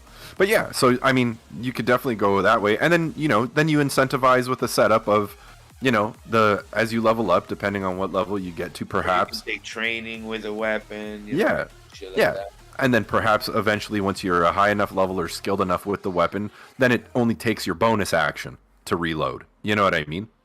Like instead of having... that would still be tough, bro. I wouldn't. I would still keep it down. You still take an action. You know what I mean? Like you can get to crossbow with that, maybe. Well, but I with mean, the firearm, I don't know. Well, I mean, imagine you get to use a bonus action to reload, but you don't necessarily get multiple actions in a turn. You know what I mean? Yeah, but if you use your bonus action to reload and then your action to fire, yeah, you're basically doing a shot every round. Yeah, you know what I mean? Like those guns don't operate like that. I know. I'm just trying to. Like I would allow that to happen. Like I said, with a special gun. So you found a special gun, and this special gun only allows you to use. You can use a bonus action to load the gun and attack right after. But that's, you know what I mean? Yeah. So that's like a trait of that gun. Right, But but like I'm in world run of the mill guns, they have to. For me, I could right, because I could already see that creep. But like a player can uncover or get some right, artificer to build it for him or whatever. Then those type of simplicities I would allow. But like standard, everybody else in the world type of gun, unless the enemy is an artificer that builds guns, and then maybe you can get the gun off him after you beat him, something like that. But right. like, Well, you understand where I'm coming from?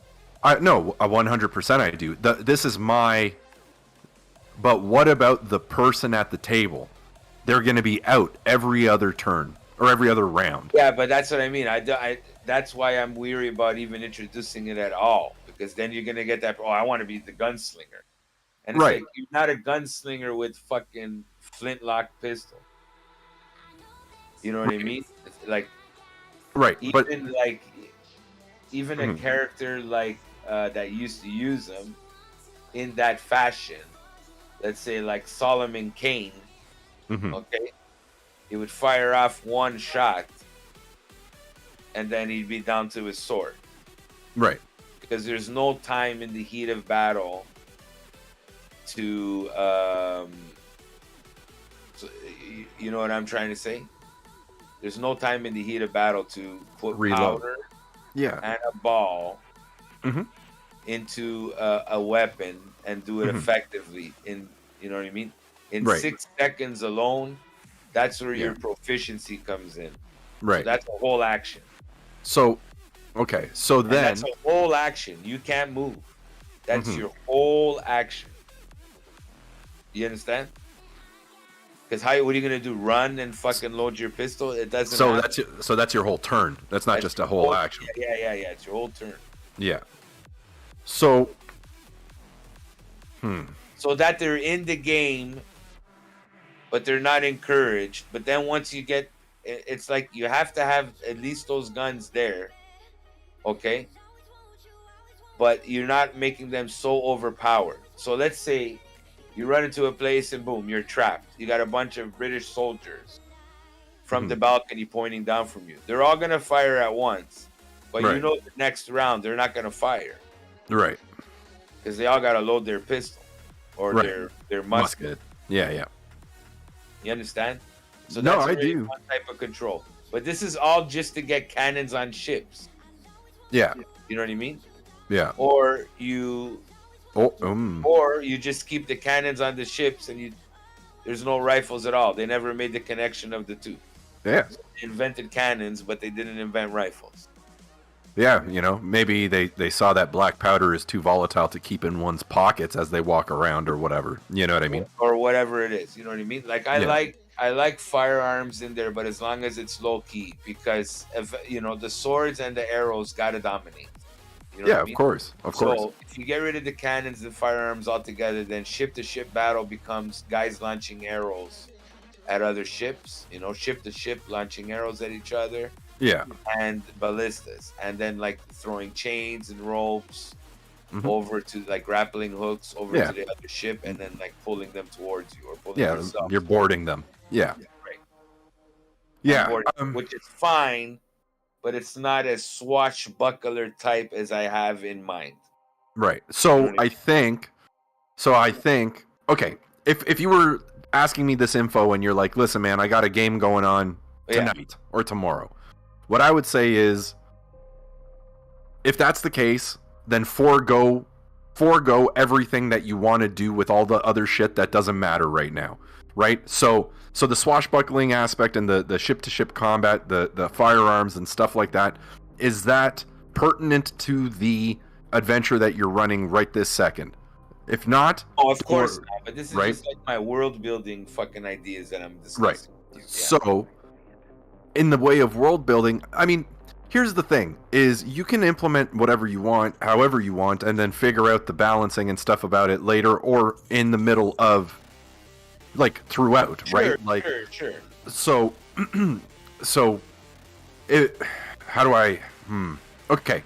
So, for example, here's a narrative way that I would present your quandary and have you figure out, and you can figure out down the line whether or not you want to implement guns. you have a kingdom. You have these multiple kingdoms. You have the duchy. You have the Republic of Darrican. You have the Yalarum. You have Ethengar. All this stuff. The players are currently at the Grand Duchy of Karamakos. So they'll probably never get out of there because there's so much to do right there. There's nowhere to travel. Sure. It's just that's why I give you like brushstroke. Right. Sure. Right. But them getting out of there or not that's pretty irrelevant. For the players. Yeah. That's irrelevant in this instance. So in this instance, they're starting at the Grand Duchy of Karamakos, the largest, most powerful controlling empire and kingdom of the realms. However, that does not necessarily mean that the duchy or the Karamakians are necessarily the most advanced technologically. There are rumors heard in the taverns that in the kingdom of Ostland, they have developed some sort of thunder machines, right? And then have like emerging. My only thing is that here's the reason why I put a little emphasis on it. I'll give you that I didn't tell you before. So right below Karamakos, you see the Mithenrad guilds. Yes. These are like a chain of islands, and this is where all the sea trade comes. Okay. And this is where all the piratey shit comes from too. Right. The next to them, to the left, you see Kingdom of Irendi. Yes. These are like more exotic islands. This is more like South Pacific type of people. Canary Islands, Easter Island. Yeah, like they're more tribal people. They're seafaring too, but not like Ministrad guilds is like it's also like a free city. Right. Like the empire keeps them separate because they do a lot of banking and trade and all that, you know. But there's also piratey shit around there. And some pirates hide in some islands close to Irendi. Yeah, okay. And go over, you know what I mean? Okay, so that's what I mean. Like, eventually they would run into it when it comes to boats. If they ever want to get on a boat, it's like, okay, are these like pirate boats type boats, or is this like Roman Empire type boats? So check this out then. If you wanted to do something to that effect, not from a narrative standpoint. This is me strictly. Yeah. Go for it. Presenting an idea of spitballing. That's what I'm talking about. Yeah. Yeah. So I'm implementing narrative to facilitate your playtesting of mechanics, right? So the narrative is that it's this emergent tech or whatever it is. Next to the Grand Duchy of Karamakos is the Minrothad guilds and the Kingdom of Herendi. But the Minrothad guilds is more piratey, swashbuckling style of lifestyle. So what you do is your players have an adventure there, right? Maybe there's a quest, maybe there's a charge, maybe it's one of those things where they're sent from the duchy to be sort of diplomats or the guards of a diplomat. You know what I mean? Just for communication, for some parlay, and they get there. Whatever ensues, you know, there's a boarding on the road or on the river. Perhaps there's some form of ambush, you know, some sort of bandits or brigands that not even the pirates themselves approve of. But it's like, you know, we can't really be held responsible with what our people do as soon as they get off the land and into the water. You know, you can generate the reasoning by any means. However, perhaps on this foreign land, they find one single flintlock pistol. One. Right? Just one. And then whoever decides they want it or wants to try it, they can use it. And so they use it. And it's only the one, and you have not necessarily certified. Yeah. Right. They haven't figured out how it works, but you haven't necessarily set in stone that this is commonplace. Right. Right? They found one in the middle of on the ground, or they found one in a chest in the ship. Like they successfully, you know, fended off the boarders. You know, they killed everyone. They're going to go see if there's anything in their ship that, you know, any booty that's worthwhile. And they find this strange looking device, right? And so they go and they get one device. And with one device comes one bullet. Or perhaps comes a thing of like 4 or 6 or something like that. Just so your players or player, whoever that may be, has it, makes use of it in a combat or two. and you're running combat with this device, and you're like, okay, I see how this is working. It's going well or not, type thing. You can, in your head, you make note of micro adjustments for the next time, right? And then what happens is if you like it, then you're like, okay, cool. I can figure out, I can implement them and fine tune them in such and such manner. Or if you don't like it, it's either too OP or not good enough or anything like that. Then you scrap it, the gun breaks, and it was just a neat little thing that they may have had an upper hand with, but ultimately they, it was destroyed, right? They didn't make every bullet count. You know what I mean? Like, that was what happened when I played with you guys and I gave you guys the Key of Tom's ointment. Do you remember that? The Key of Tom's ointment? The Keo Tom. So the Keo Tom is a character, is like a D&D character, NPC or whatever, if you would. Okay. Keo Tom is I think he was like an old alchemist or herbalist. But what Keo Tom did was Keo Tom made this salve, like this ointment. And this ointment is like, it's like crazy powerful healing, right? It's crazy powerful healing. It's like, I don't know, I think it's like 1d4 uses or 2d4 uses of the jar of ointment. But it heals you for, I think it heals you for 8d8 health points plus con, right? But you only get a maximum of 8 uses. And there was like 3 or 4, I forget what the roll was. It ended up being only like 3 or 4 uses. And, it might have been the previous party with Sean and Hunter, but the other guys and not you and Paul yet. But anyway, the point still stands. What happened was they used all 3 charges of it in one session, and then it was gone forever. Gone, and that's it. There's only like one in that world. Yeah. And that was it. Yeah, right. And that was it.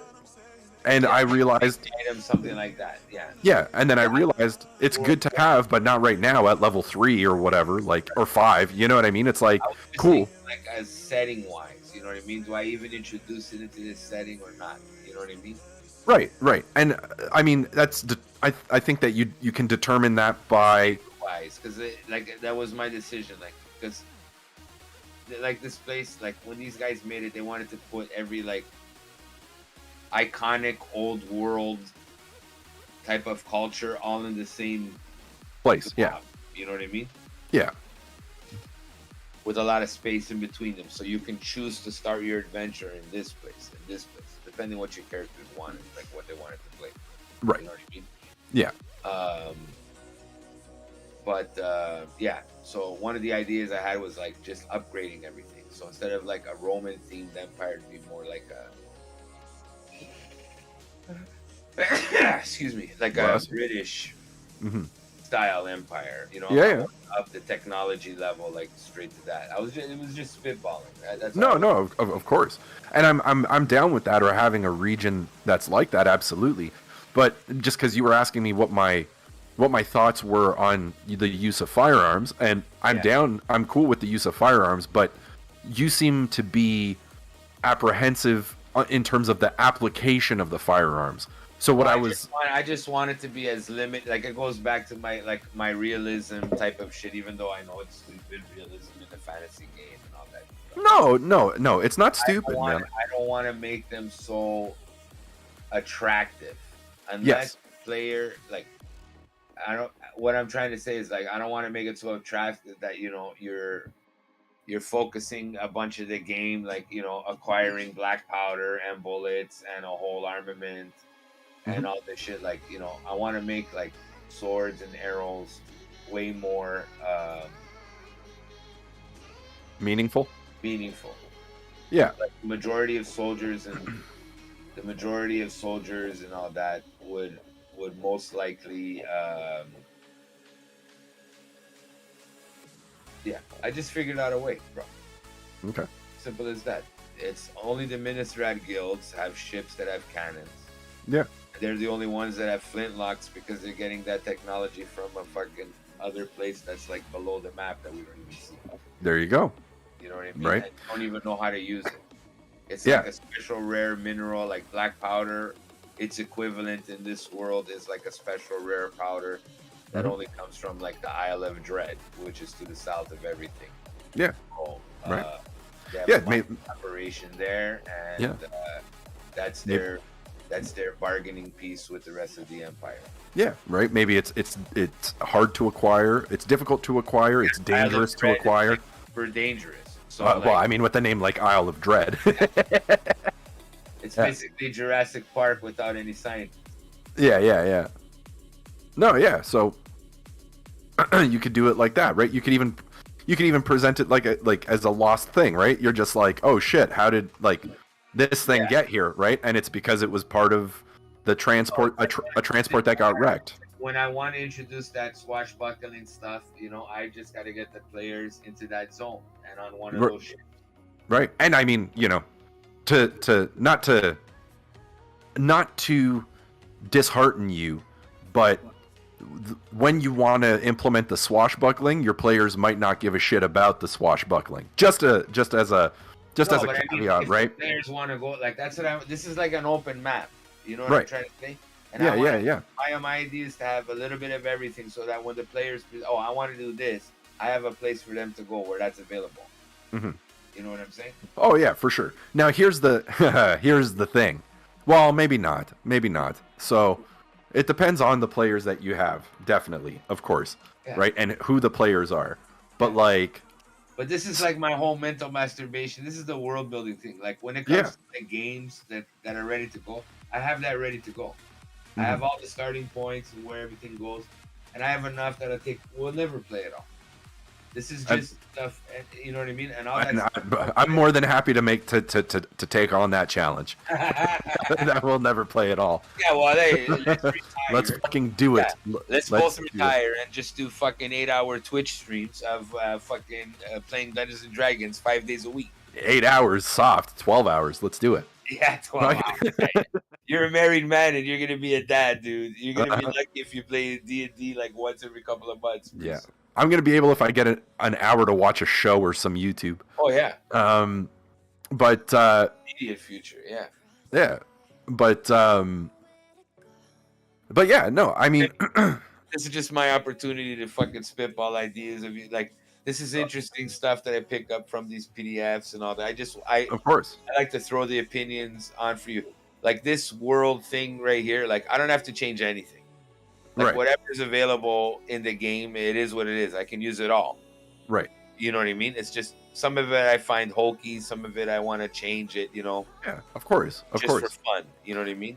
Absolutely. Like one day I want to release a product and I want to base it off this, but like change it enough so that it's my own. You know what I mean? Mm-hmm.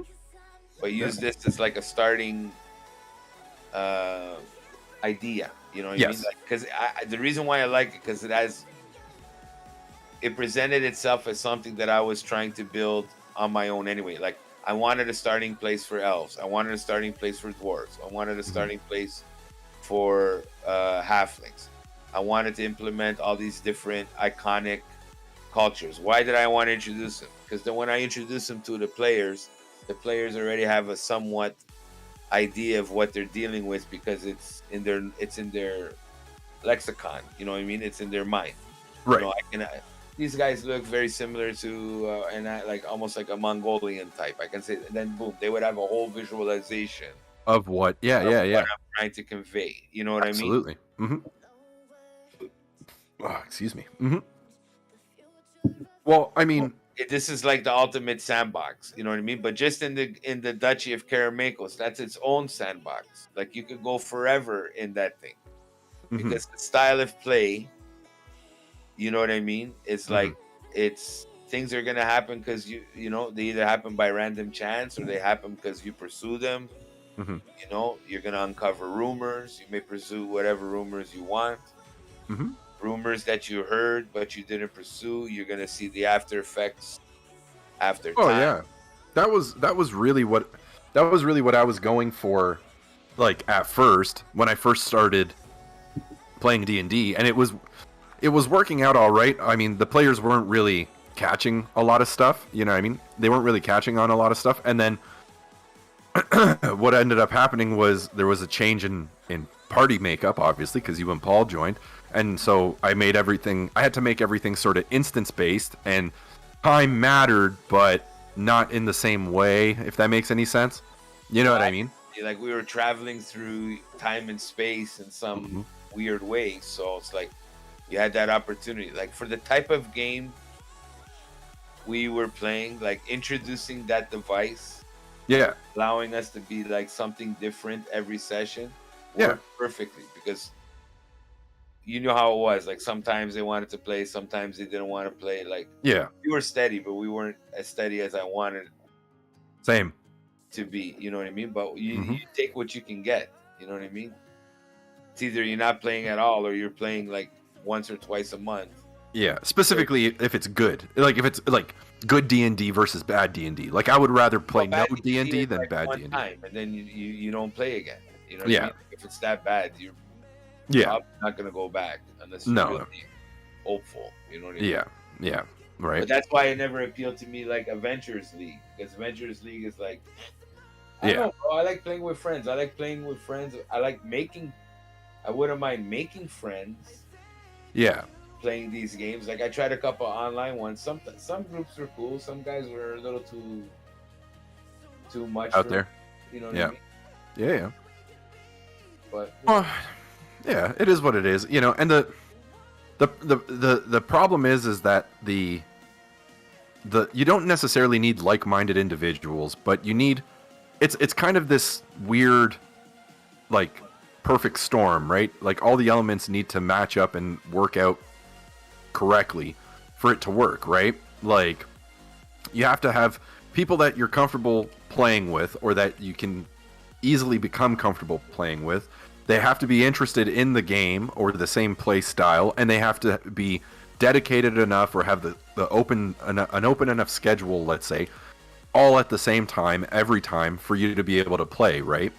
And there's ways that you can mitigate that and be like, oh, they're off or they're not playing, so whatever, like they're not active in this adventure or this week's get together. And I've tried that and it's doable, but personally, as a dungeon master, I don't like it. Like I don't like I don't like it either. You know and because it's either you have, the only way that works is like you got to implement those fucking like West March's rules. Like every session ends with everybody back in town. Yeah. You know what I mean? So then when you play another game next week and only 3 people are there, you can continue on. You just say, oh, this guy stayed in town. Or even better, you could have 2 new people show up. Yeah. They can go do that adventure in that day and then come back to town. And yeah. You know what I mean? But that's a different style of game. It's a different thing.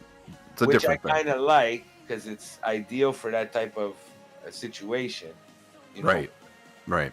But it adds a lot. Like it's not as like even the old school games. Like they made campaigns and adventures, but a lot of them were just settings with a huge dungeon, and they knew you're never going to do that dungeon in one session. It's impossible. Yeah, you know what I mean? It's completely, even with one level, to do one level of a dungeon, never mind multiple levels. Yeah, do one level of one of those dungeons, like it's impossible to do it in one session. You wouldn't survive it, and you wouldn't have time. Like if you were playing it the way they used to play it, you know what I mean? Of course, yeah. The whole game was built around that. Was like you start off in a town. You know, there's not too many adventures in town that take place in town. There's no combat in town. But in town is where you get your equipment, you get your rumors, you get your ideas. And then, like, once you find a dungeon, you know there's a place you can go back to and get items. But you don't have to go back to the dungeon every game. You can explore around other parts of the map. And then you may uncover other things. You may uncover layers. You may uncover ruins. Maybe those ruins have a dungeon, too.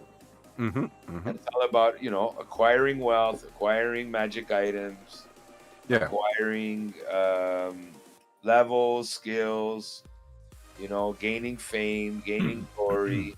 And then through those things, you unlock other missions that are coming from, you know, you're not getting missions from message boards in the tavern anymore. Now you're getting like a delegate from the Duke. That's right. Seeking you out and asking you to do, you know, higher level stuff. And then the rewards become greater. Then you get recognition from more important people. Then the guy says, okay, hey, listen, you did this for me. I could use a guy like you to, find a spot in this area where you want to build a fort. Yep. Or maybe there's a pre-existing fort that you had to dispose of the guy who was running it because he was evil. Mhm. He was a cult leader and shit like that. Yeah. Then you get his old place, and you get to handle the village. Yeah. And you get to handle, But these are before all- that, yeah. before that, the place itself is haunted, so it's an adventure just for you to clear out all the ghosts and Right. ghouls. Yeah, yeah. So many different things like that. Ghosts and ghouls. That's what it was. Ghosts and ghouls. Ghosts and goblins. Ghouls and ghosts.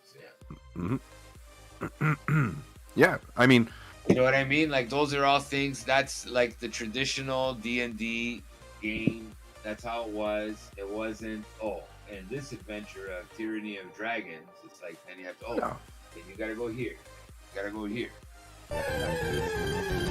Right. What he said. well, I think that's because there's been, product that they're introducing to you. of course, and not only that, it's a lot more compelling, right? In a general sense, Yeah. it's a lot more compelling to go on a mighty quest than to just go on a quest, right? Like, And the thing is, that's a book that's presenting the Mighty Quest to you. It's there. You know what I mean? yeah, right. But They that's have that in the old school books too, like Keep on the Borderlands. You know what I mean? You're gonna. yeah, of course, yeah. But what I'm saying is that in a marketing sense, those fantasy novels that where the adventure meets people, goes on this crazy quest right at the start, right? Yeah. People don't read very many novels nowadays of people, huh? With a slow burn. That's right, with a slow burn. But D&D is not a novel, right? So you can set up the slow burn because the character growth and development is based upon the people sitting at the table rolling dice, right? And, other aspects of it as well. But And how they work together. And they can have something presented in front of them, like how you're gonna approach it. Like this isn't like four guys running through the woods in backpacks. right. And somehow they're gonna magically take a dragon's entire horde and Right. just magically appear back in town. Okay, next session we're back in town. You travel, no problem. You carry Yeah. 4 tons of fucking. Yeah, I never liked that. That's why I always did my best to incorporate traversal. I mean, in a limited sense, I guess, because we only had so much time, and I wanted you guys to get to the dungeon or get to the mission or what, right? But I always gave us or did my best at least to give us whatever, maybe 20 minutes, half hour on the road. Like you guys are traveling. Is there anything you want to do? You guys will. Or I'd be like, it's a far distance. You guys will have to camp out one night on the road, like one night on your travels. You know what I mean? So, but it's how do I put it? It's really all in what people are It's expecting. what they want to play. It's what they want to play, and I understand why I'm open to playing. No, it's yes, but I was right. But here's the thing: it is how those people, those particular types of players would like to play.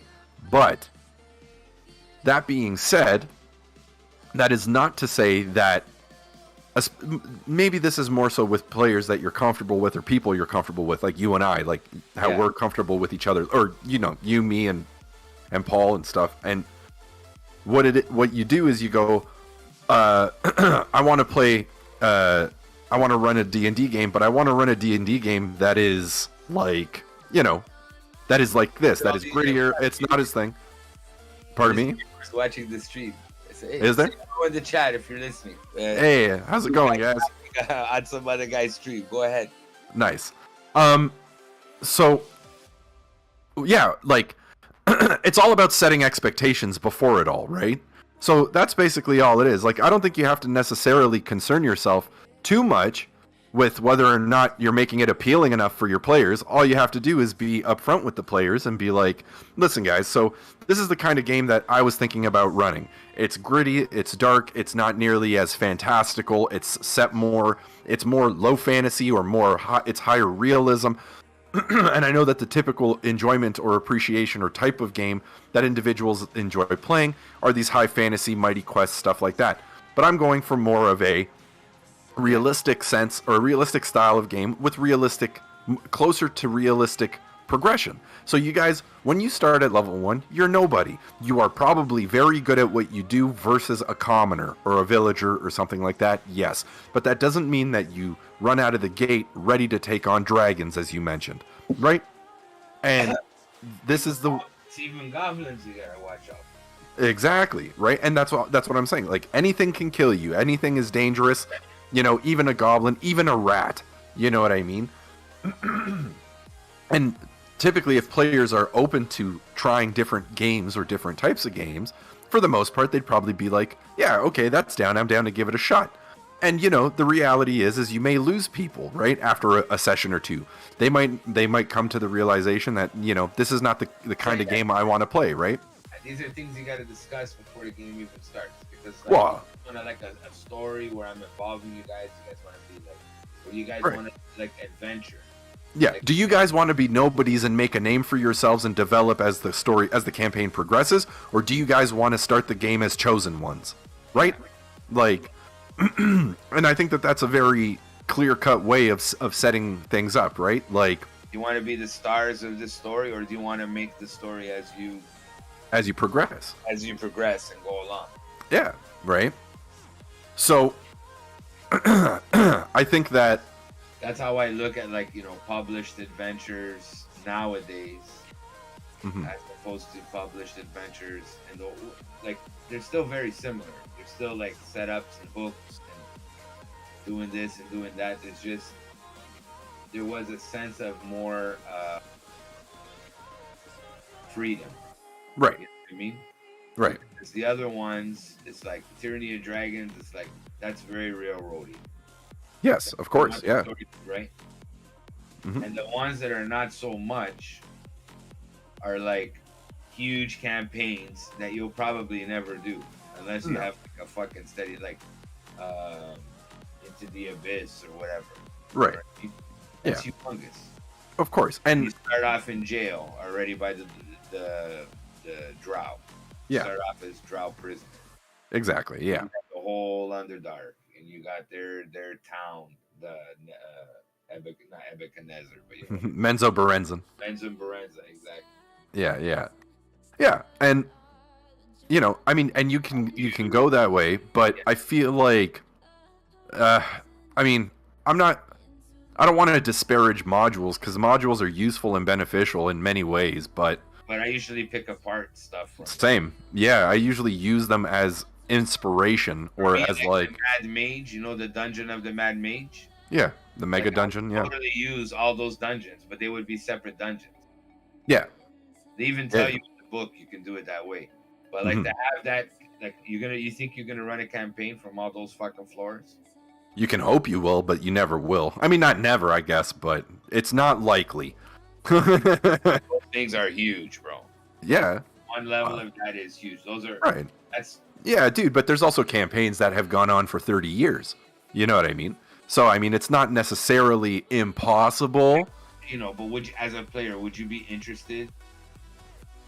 I mean, if it was fun and a good way to get together with my friends and, Yeah, you know, yeah. hang out and kill a couple baddies, right? But like I I mean- would totally implement like each one of those dungeons, and I probably will. Like Yeah. those spots that you can find. Yeah. Like you can find a small dungeon and you can find a mega dungeon. Yeah. You know what I mean? And then it's up to you if you want to go in. You Right. can go in, fucking clear one room and say, "Oh, this place is too hard. I'm getting the fuck out of here." And you get the fuck out of here. But you know where it is on your map. Yeah. You don't Well, have to. as a DM tip, which is pretty funny, but as a DM tip, from one DM to another, most players do not have that sense of self-preservation, and I think that's the gamification of the modern age. But like, especially when I first started running, like first started DMing, like Yeah. I could put a Tarask in front of my players and they would try to fight it at level 1. You know what I mean? It's like, Because they never played D&D before. Oh, even after they had for a while, it's like, no, I want to fight the thing. I don't want to run away. And it's like, well, Oh, you're gonna yeah, die. yeah, well, Like, you just tell them, hey, at this point, there's nothing I can do. There's nothing I can roll that's gonna fucking like. I have to pull plot armor now. Like yeah. the fucking Tarrasque fucking saw. Looked at a pool reflected and it turned himself into stone. Or what? Yeah, yeah, like the Medusa. Yeah. Yeah, you know what I mean. Like, Hold on, right back. I gotta change my bait. yeah, no worries. I'm probably gonna grab some water. Be right back, whoever's watching. Just 2 minutes while I rehydrate.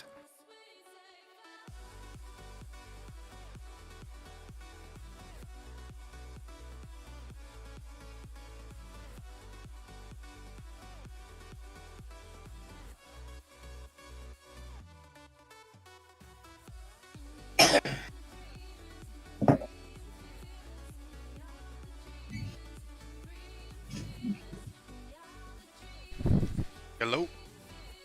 He's back. I'm back. Bro, we've been chatting on your stream. We had 3 viewers, but I don't know if that's me and Max and you. Maybe that's the 3. I don't know. Yeah, I think that's it. I think that's the 3. I mean, there's other people here, but they're all Well, bots. if they were here, they were looking at a be back soon and listening to me and Selmo argue about role playing games. Because I think most of these are just bots. Yo. Yo, Yo. What's going on? You back? I'm back. Welcome back, sir. Let's Yeah, get it was- back in here. Revenge. Ah, You still playing, or are you doing something else? no, I'm still playing. Oh, okay. Wait till I you- was.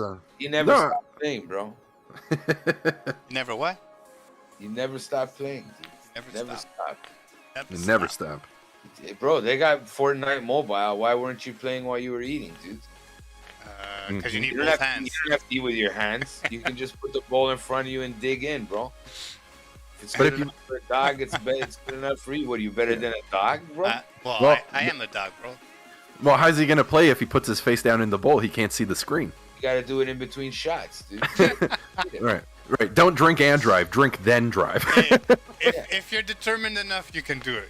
There has to be Yeah. a way. Where there's a will, there's a way. Or you Yeah. get your mom to feed you while you're playing, Oh, bro. Come on, like, nice. man up. Cut Man up the up, steak. get And, your yeah. mom to feed you. Mom! Yeah. Mom! Yeah. Bathroom. Bathroom, Mom! Bathroom! Bring the bucket! Oh man. World of Warcraft! I can't stop! Yeah. Oh, good boy. Made some poopsie. Oh, that's a big one. That's a big one. Yeah. That's a big poopies. Oh man. Mr. Hanky. Hanky poo. Bro, now that Venture Bros is off the air, like South Park right now is the best written show. Oh, yeah, for sure. On I agree TV. with that. Man, I love Venture Bros, man. Yeah, Such a good show. That was the best written show Yeah. on TV, but they're gone. The rumor is they're making a movie to like tie up everything, but fuck, those guys would release a season like every 3 years. Yeah. Just imagine what a fucking movie. Like that show's been on for over 10 years, but there's only like 7 seasons. Yeah. No, 15 years.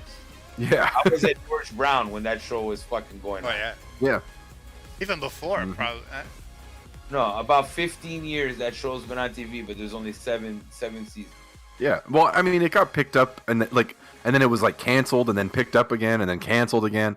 Wasn't it like You talking about South Park or Venture Bros? Venture Bros? No, Venture Bros was always Never got canceled. It took them forever. to write it and animate and Yeah, and they'd ship out the first season.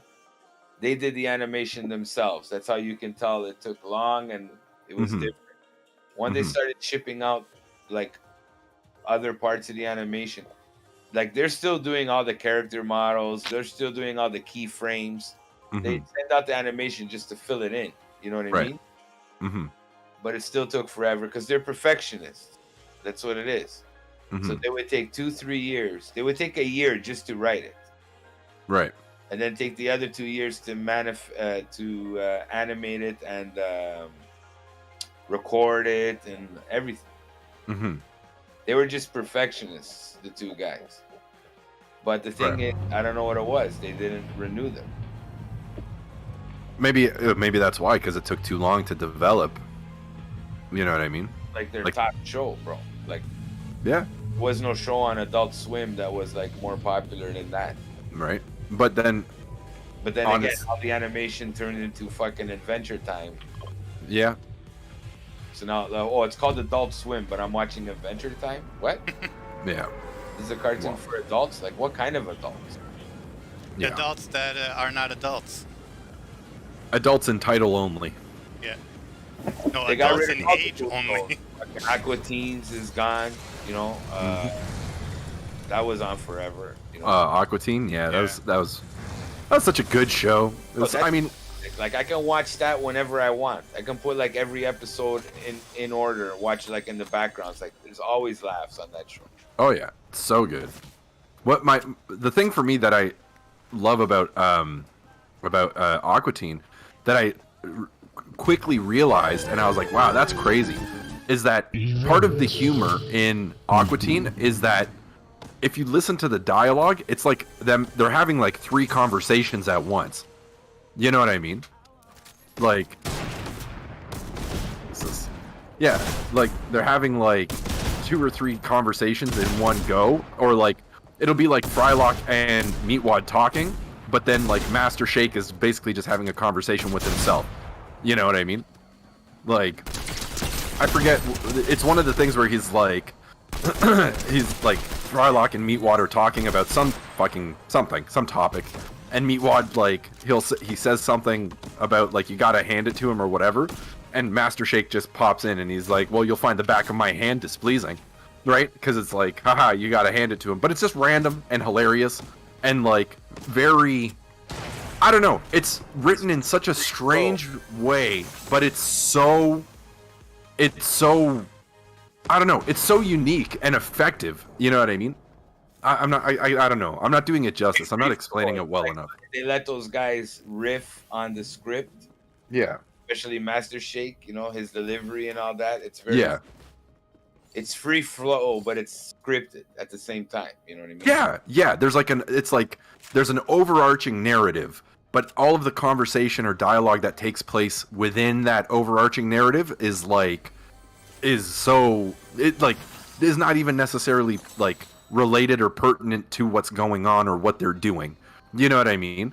Like, it's very. But meanwhile, they still manage to pull off. They did Aqua Teens. They did that other one. Like the studio, not necessarily the same directors and all that, but it's like that. What is it? It's not Titmouse, is it? No, Titmouse is Venture Bros. That's the animation studio. But like the something Street Films, you know what I mean? That's the one that has its Aqua Teens. They had that other one, D-Quest 2020. William Street. That's what it is. William Street. That's like the production company. So it's like they did Aqua Teens, they did that other one, C-Lab 2021. It's also the same type of humor. Frisky Dingo was a oh man, Frisky Dingo. That was a funny one, same type of humor. That was only like 1 season, no? Or like 3 episodes or something? Frisky Dingo is like only 1 season, then they made like first it was the Xtacles. Yeah. Right? And then that kind of branched off into Frisky Dingo, and that was only like 2 seasons or whatever. Yeah. Do you guys remember Korgoth the Barbarian? Yeah, I remember. Yeah, that's only like 1 episode, I think. Yeah, no, they had I think a few episodes. I think it was 4. Yeah, I think they got 4 episodes and then. But yeah, it was only like a pilot sort of thing. Yeah, that's the one that the animation is more like Ren and Stimpy, no? Is it that one? Or I don't know. I would say it's kind of like Adventure Bros. Adventure Bros, yeah. And shit. Because that's the one that he's a dad, right? He's like he becomes a dad or something. And it's Korgoth? Yeah, something completely different then. Okay. Korgoth. What's it the called? first the Korgoth the Barbarian. Korgoth the Barbarian.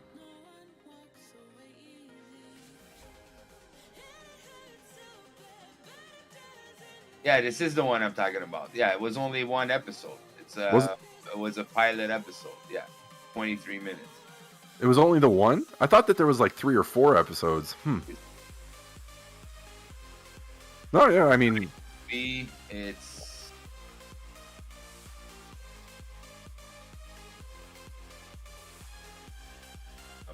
Let me see how many episodes there was in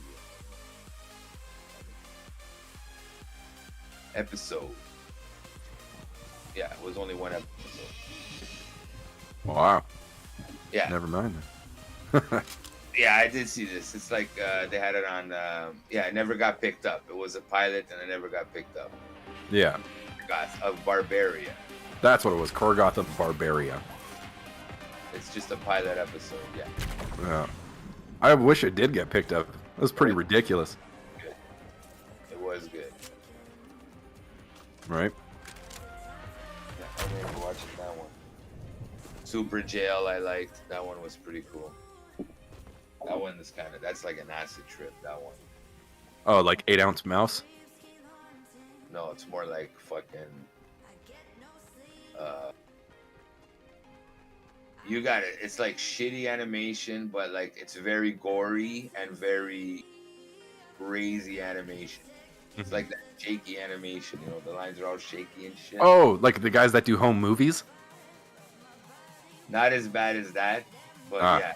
Those guys that do home movies, that one was actually pretty good. But the more adult ones, they're pretty funny too. But they're more like sick. It's like they had a sitcom, but they couldn't afford sets, so they afforded like the shittiest animation. It's just there's some funny comedy ones. They're like HBO animation, but it's like right. The animation is shit. You know, it's basically stills with the mouth moving. You know. Yeah. Or like shitty drawings. You know, it's pretty bad, but the situations and the dialogue is hilarious. You know what I mean? Right. Yeah. They had one like Dr. Katz, that type of one. Did you ever see that one? Dr. Katz? Yeah. No. So he's like it's like a sitcom. So it's like it goes in and out like he's a psychiatrist. So it's like him listening to his patients, and his patients are all mental. And then in between those segments, it's like that, like his personal life through that, like.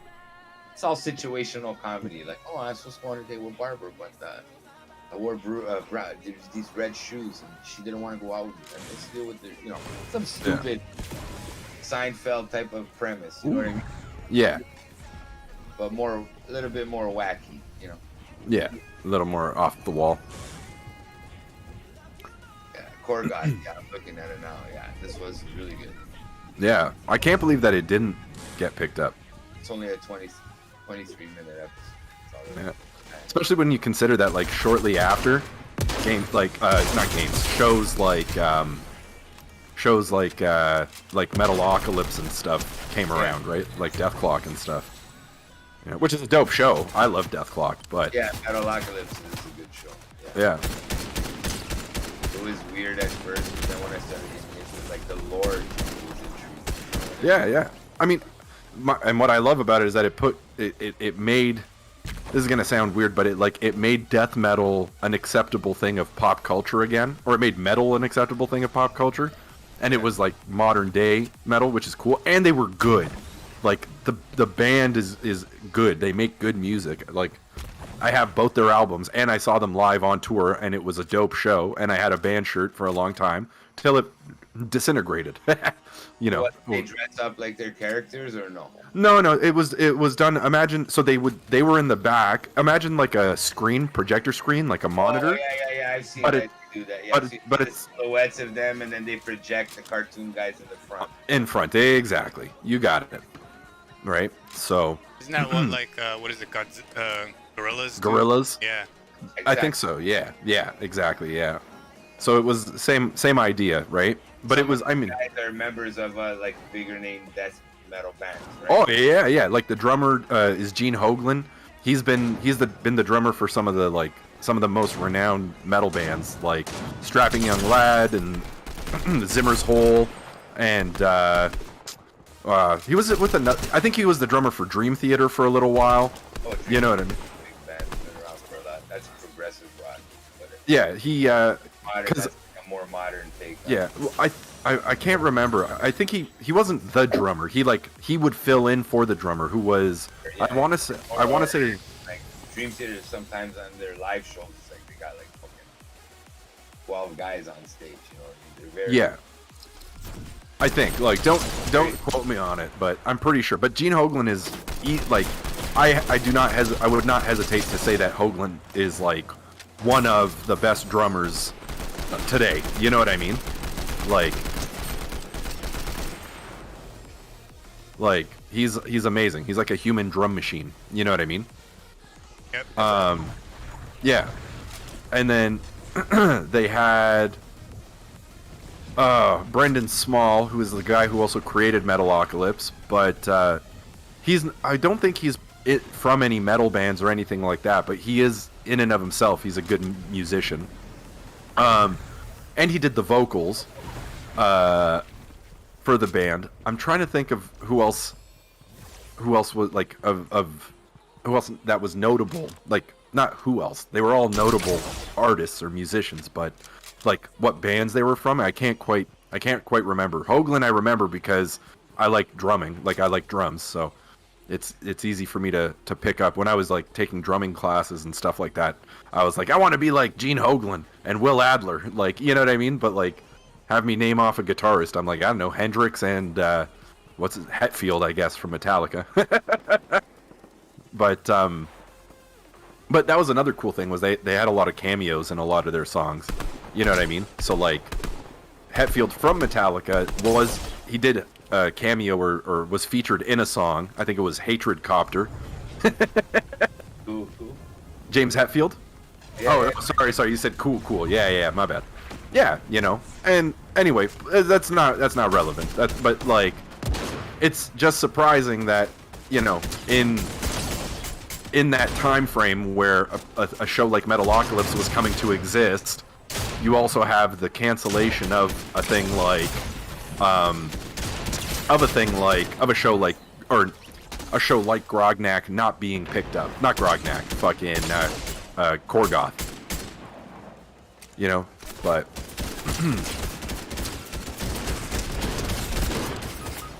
that's the TV business, bro. They give Oh, out yeah. on a lot of shit. mm-hmm. That stuff is picked up. Yeah, we came close, man. We got in the top 10. Yeah, I was closer than before. Mm-hmm.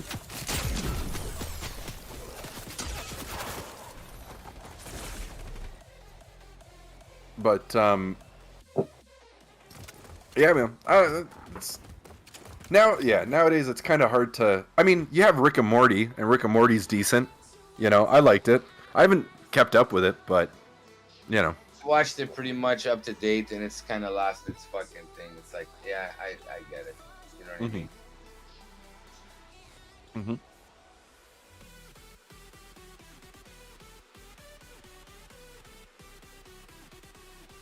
Yeah. What? Why did that guy just ignore? He should have killed that guy, or tried to. I don't know. Huh. You saw that, right? Yeah. Yeah, look, he's just ignoring him.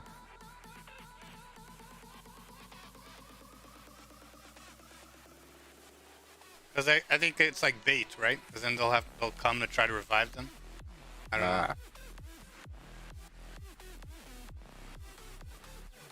know. I don't know if that's like the strategy.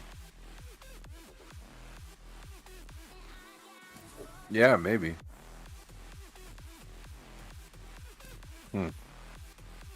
Very strange.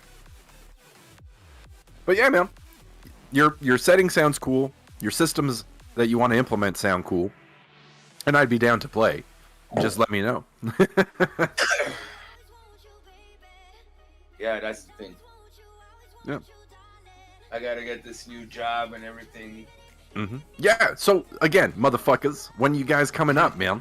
Oh, bro, it's gonna be a little while still, cause I gotta get used to fucking traveling up and down. And if it's gonna happen, like I'll just come after work on Friday. You know what I mean? And well, it's over. You know? Yeah. Well, I remember you mentioning. I recalled you mentioning yesterday or last night how you might want to just crash at your dad's place, right? But if you want, you can do the drive up here and crash here for the first little while till you get yourself acclimated, because then that way you're not startled awake. Let's say if if your concern is sleeping in and stuff, you're not startled awake and then also have to jump immediately on the highway. At the same time, I gotta get used to the highway because it's gonna be a long while. Like I might want to save those poker chips for like the winter, where like getting on the highway might be a problem while the weather is still good and all that. I gotta get used to drive. It's been so long since I drove. Like I gotta start driving like this week, next week. Yeah, yeah, that's true, man. It's already almost August, right? Yeah. It's the 17th, so.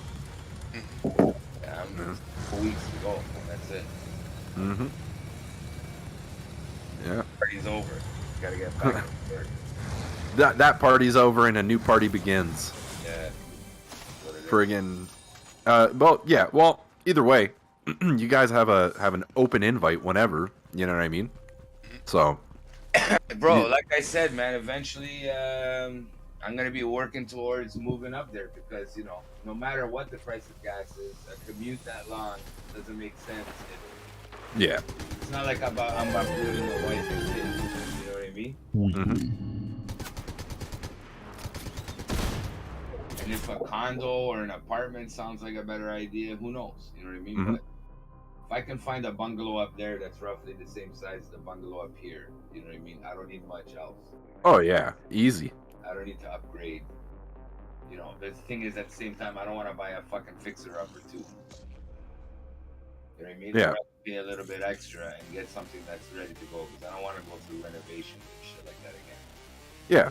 Well, I mean, the positive thing about being up here is that it's still hit or miss. Obviously, I'm not saying like, oh yeah, no matter what, it won't be a problem. Anything, anywhere you go or with anything, but you do have a lot of like, you have some like older houses, but like older people that live in the houses, so they're not necessarily. They might be dusty, but they're not necessarily decrepit and falling apart, And a lot of those people, or the kids of those people, are selling these houses and whatever. You know what I mean? For now. So there is opportunity or potential here, Like, and every couple weeks I do end up seeing a friggin' house going up for sale, And then a couple weeks later it's sold because, they sell for, relatively speaking, cheaper, and there's a lot of people leaving the city because of how unrealistic it is to be able to afford living in the city. Like, to them, the commute of an hour on the highway and gas and whatever is worthwhile because they can actually afford to own a house, or at least loan a house from the bank. You know what I mean? Absolutely. Absolutely. Yeah. So, like, if Kitty and I were still in Toronto, it's like no bank would accept our salary. Like, no bank would accept our annual income. Bank would accept my salary. That's what I'm saying. Not my own to get a house in today's market. Exactly. Right? There's no way. And I mean, a bank wouldn't accept our salaries right now here either. But at least here, there's still the sheen or the patina of promise, right? Where it's like we can still. Things are gonna change drastically. That's why, like, my only concern is that I make this transition, in the right time where I don't get boned. Yeah. It's gonna change drastically. Like, there's gonna be a lot of people losing their houses. Yeah. And I'm not saying that with glee. I'm saying that, like, with concern. Yeah. Yeah. I don't go over there. Those NPCs. Oh shit. Yeah. Yeah. No, and that's the thing is that the whole, one man's folly is another man's fortune, right? Like, it's not necessarily, if that was the case, that I would be excited or happy about that, but I would be relieved or appreciative of the fact that it meant that perhaps, me and my family would have an opportunity, right? Well, prices will come down, but they're not coming down to the levels they were before. No, they never will. And they're never coming down to it's more like they're just gonna stop going up. Yes, yeah, they'll plateau. They're not gonna fucking go down. Yeah. But even them, people are gonna be more realistic in their asking price. Yeah. Okay. Like, I know, for instance, like a house around here, one guy was offered $1 million and he was gonna sell it to his neighbors. Like his next door neighbor said, yeah, you know, he's the kids of the next door neighbors. Like, yeah, my mom's getting old. If you're selling the house, I wouldn't mind. I'll buy it off. I'll offer you $1 million. The guy was like, sure, I'll do it. Yeah. That same guy that agreed went to a real estate agent, and the real estate agent was like, oh, no, what are you talking about? Oh, you can get like at least 1.2. Don't sell anything for less than 1.2. So he went to the guy and he said, nah, yeah, listen, my agent said 1.2, but you came up to me first. Why don't we make a deal 1.1?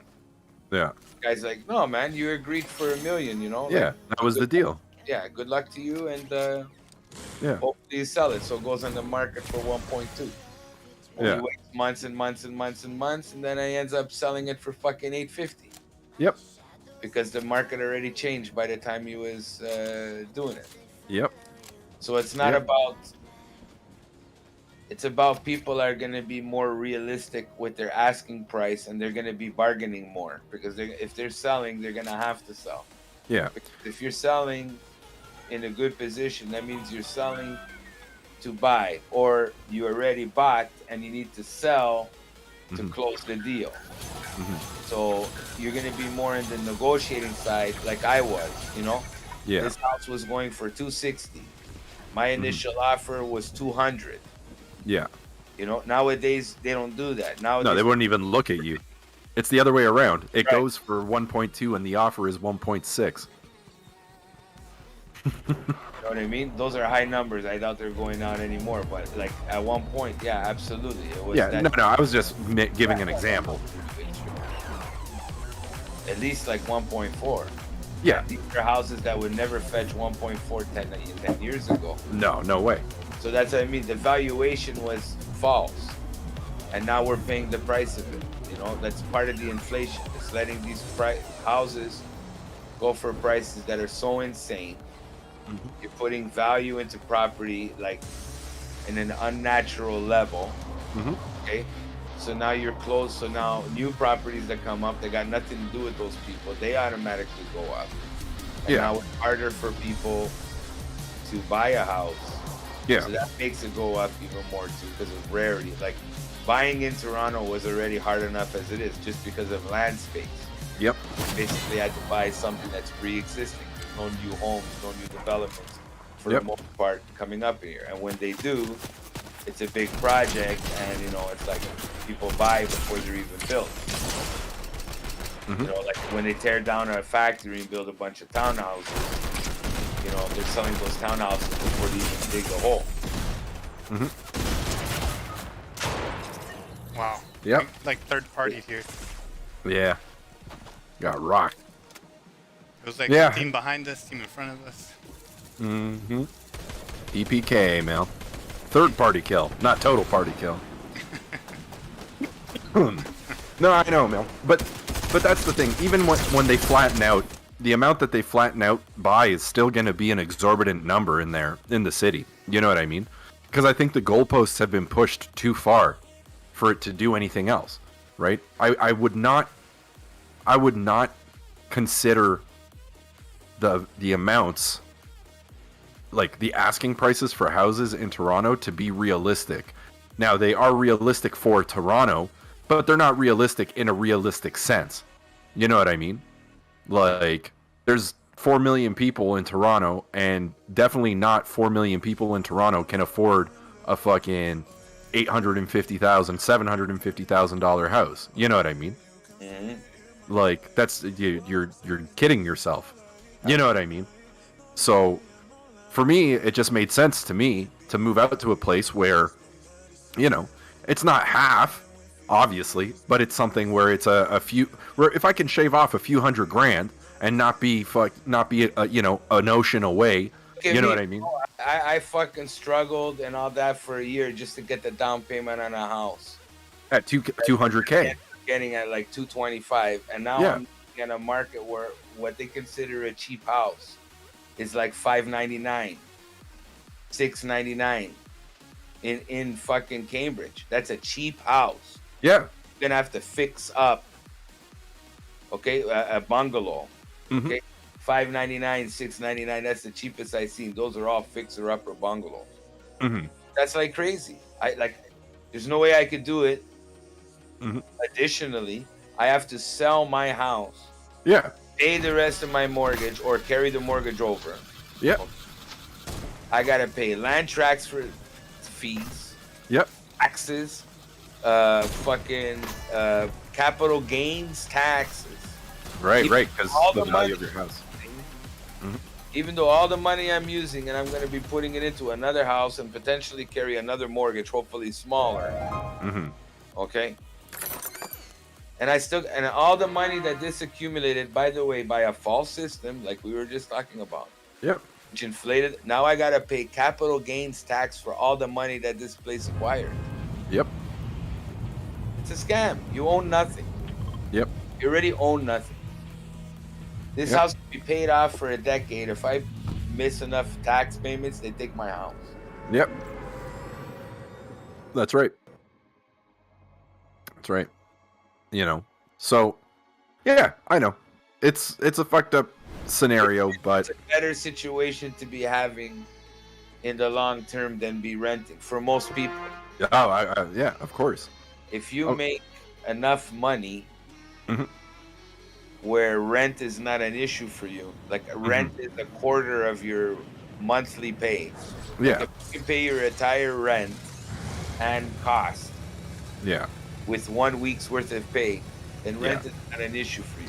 You know what I Yeah, mean? but I think that in most cases that hasn't been the case. In most cases that isn't in fact the case for most people nowadays, because Yeah, not anymore, but like no, the Asian guy we're living on his own, you know, he can rent a fucking basement apartment, sure, rent the basement, like use the basement, pay the bills, whatever he had to pay, feed himself and all that with like 1 week's pay. yeah, of course, in those instances, yes, absolutely, but I'd be inclined to think that that's probably not the case, because not everybody is a construction worker living on their own, and you know what I mean, like you know, like Rent, you know what I mean? If he saved up, but like the benefit of me, here's the benefit of me renting. My mortgage has basically remained the same for 10 years. Okay? It's gone up slightly, but so that's like a rent controlled apartment yeah, for 10 years. I've paid the equivalent, basically what used to be like a basement apartment back in the day. That's my mortgage. But Yeah. now a basement apartment back in the day is worth more than my mortgage. yeah, Because rent has gone up. yeah. You know what I'm saying? Absolutely. And I mean, if you look at rent, even for a basement apartment in Toronto, it's pretty pricey, man. $1,200. My mortgage is less than $1,200. It's $1,100 a month. Yeah, exactly. You know what I mean? You know, and I mean, for When what you get, When I bought this house, I knew people who were getting basement apartments for like $800. oh yeah, of course. You know, some if they were shitty small ones, even like cheaper, $700. But you know, that's what I'm. Not anymore. There's no way, no chance in hell, man. You know, but anyway, the point I was making about all that was basically that just at least here, I mean, it's nicer for me personally. I like it more because it's quieter and stuff like that, less hustle and bustle, which I'm all Yeah, about. it's more of an opportunity for you to get your But- foot in the door. Yeah. Yeah, or at the very least, it's got the patina of that. And even if it's a lie, even if it's not true or the case, I will take the pretty picture that I can look at least than the evident doom. You know, maybe that's weak of me, but Yeah. you know, like Bro, it's there for you. You know what I mean? It's just you gotta get yourself a job that pays you what you need to get there. yes, But it's there yes, for you. You know what I mean? Yeah. It's there. It's there in Toronto. It's wherever life takes you. You know what I mean? It's about the deciding factor is are you making enough money to afford it? Now, Yeah. I know it's hard for a lot of people, definitely, but a lot of people are in different circumstances than we are. You know what I mean? Maybe there's things that we don't even know about that are hindering them from acquiring. oh, of course. You know what I mean? Of course, yeah. Of course, you have to take that into it's case by case basis, right? Like, You know what I mean? yeah, it has to be. In your particular case, like the only thing stopping you is your income. Yeah. You know what I mean? So it's about bettering that income, which it's easy to say. It's not necessarily easy to do, but it's achievable. It's just a matter of of course, at the right place at the right time, right. And so the right opportunity, taking opportunity. Yeah. So maybe I should clarify then. Maybe I wasn't precise enough in my language. I know what you were saying. I wasn't misunderstanding you. I was just adding to it. You know what I mean? Yes, yeah. Like for me, to the steps required, let's say, to get to a point where that is achievable, seems to be less here than it would be in Toronto. Does that make sense? Yeah, well, that's the benefit, right? Like, it's got less people, so in some ways that's less opportunity, but in some ways it's more Exactly. You know what I mean? So the opportunity for work is not necessarily as high here as it would be in Toronto. However, if you have work, then the opportunity for having a better quality of life, better pay, exactly, right? So that's and again, I was never a city mouse, as it were, so it just wasn't my thing, and I continue to grow up and all that, but once I get like a working man and valuing my fucking time, and when I was younger, I was all about going out and partying and all that. Same. Alone, exactly. At this point, I'd rather sit at home after work, make dinner, have dinner with my wife, take the dog out, come home, watch something, maybe play something, maybe paint something, go to sleep, and that's it. I'm not really too preoccupied about whether or not I can have Korean barbecue on Saturday. Like, it's cool, but it's not, it's not the end of my life. Like, I don't know. But, no, man. Yeah, dude. I get you 100%.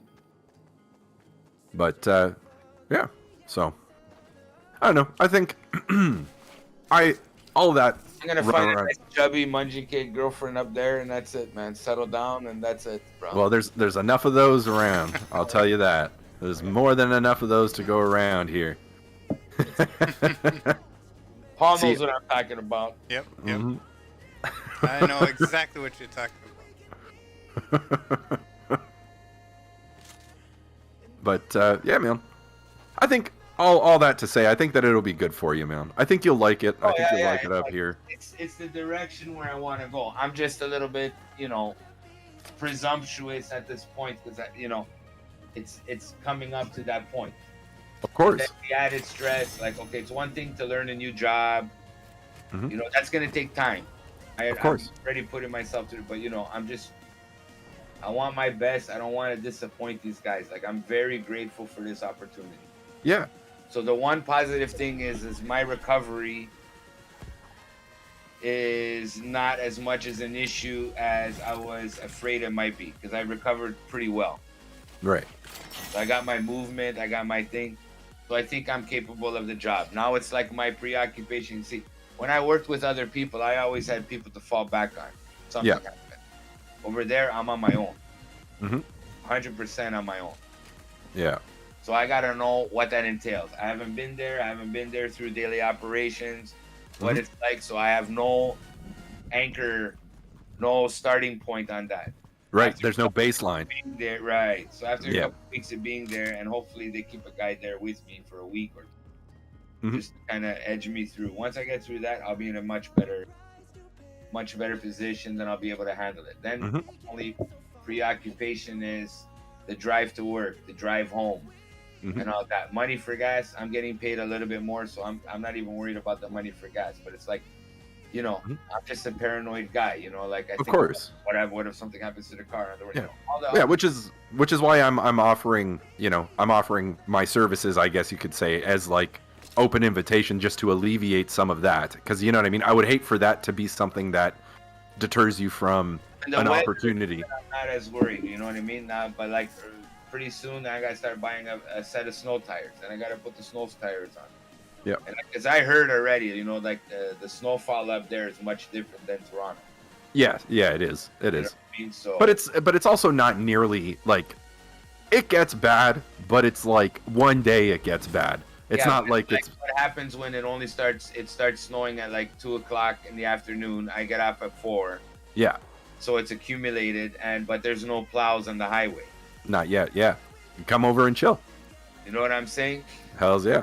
Might save those poker chips for when I'm in a real jam. You know what I'm saying? When the weather's good, Hmm. I gotta drive back and forth, and then I gotta do the things here. Like I might be living at my dad's for a point, but some of that might be so that I can accommodate renovations that have to be done here. Right. You know what I'm saying? Mhm. Like, Yep.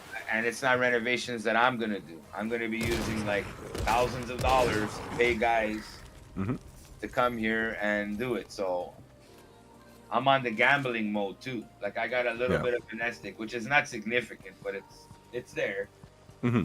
And now it's like, do I use that as something to buy a new house, but then I'm not gonna get enough money from this house when it sells. So Yeah. then put the money into this house that I To sell. Yeah. But is it going to be worthwhile if the market's going to plateau? Yeah. Exactly. So then I've got to put value into this house that the market's gonna say, oh, you didn't put as much value as you thought you would because you sold it this year instead of this year. Last year or whatever. Yeah. No, I hear you. It's a lot of things to juggle. Is what I'm trying to say. Oh yeah. I get it, man. I get it. But you know, that's the mighty quest, man. That's the dragon you got to fight now. You know. That's the challenge in front of me. That's it. That's Like, right. I just gotta manage it now. So that's what it's come down to. It's like, you know, trying to manage everything to make it smooth, because you know it's a transition that's gonna happen. You know what I mean? It's like it is gonna happen. It's just a matter of how quickly and how smoothly Yeah. the transition take place. Mm-hmm. So, you know.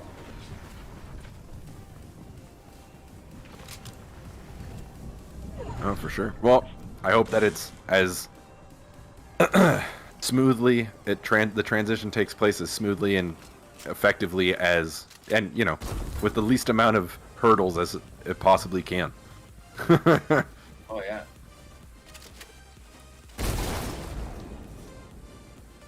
It's the whole thing, you know. I want to be able to get a decent amount of money from this house, find a new house over there, move in. Like if things had not gone with the surgery and all that, like I would have been through that transition right now. But I would have been working all the way through. Yeah. You know what I'm saying? Like if I didn't need the surgery, that's it. I would have just kept working there, and then when this I probably would have already been in Cambridge, Right. like a few months ago, instead of right now, because that girl got let go right before I had the surgery, like shortly after I had the surgery. Right. So instead of sending guys to keep my place there for a couple months while I recovered, I would have been there already like middle of May. Yeah. Exactly. Yeah. But Yeah. it is, man. I don't know. You do what you can. You know, that's just my little section of the world, my tiny little section of the world. The world around me is going wherever it needs to go or wherever it's supposed to go, and you got to deal with that too. Yeah. Of course.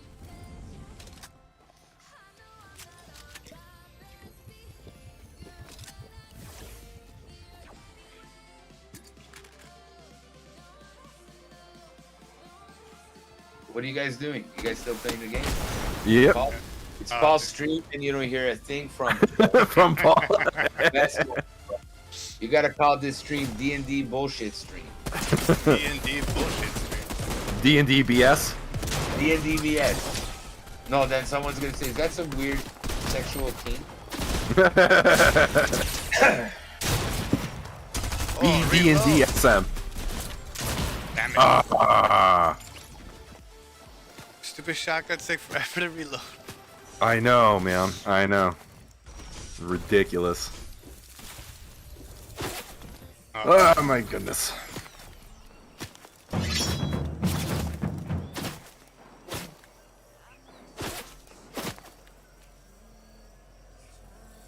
Yeah, man. Yeah, man. All right. All right. I'm probably gonna play one more and then I'll jump off.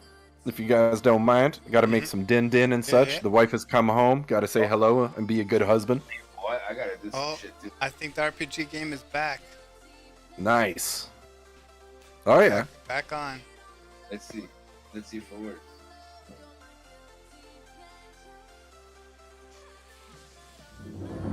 I guess they got it unbanned. It was banned? Yeah, it got banned on Twitch. Why? Because of the automation. Or at least that's what the Discord was, that they wrote in the Discord. Because of the automation. Yeah, because it's a bot, right? And it's automated. Right. I guess maybe it did like something that was too frequent or whatever. It was considered spam or something. Yeah, so it got banned. So they were like, "Oh, we're appealing it." So we're trying to get it back up and running. Wow, that was fast. Took like half a day, pretty much. Yeah. Yeah, that's not bad. Pretty effective. Mm-hmm. You know, I guess they're on it. You can't ban me. I am unbannable. You're banned. I ban you. I ban you till the dawn of time. The dawn of time. The end of time to the dawn of the next time.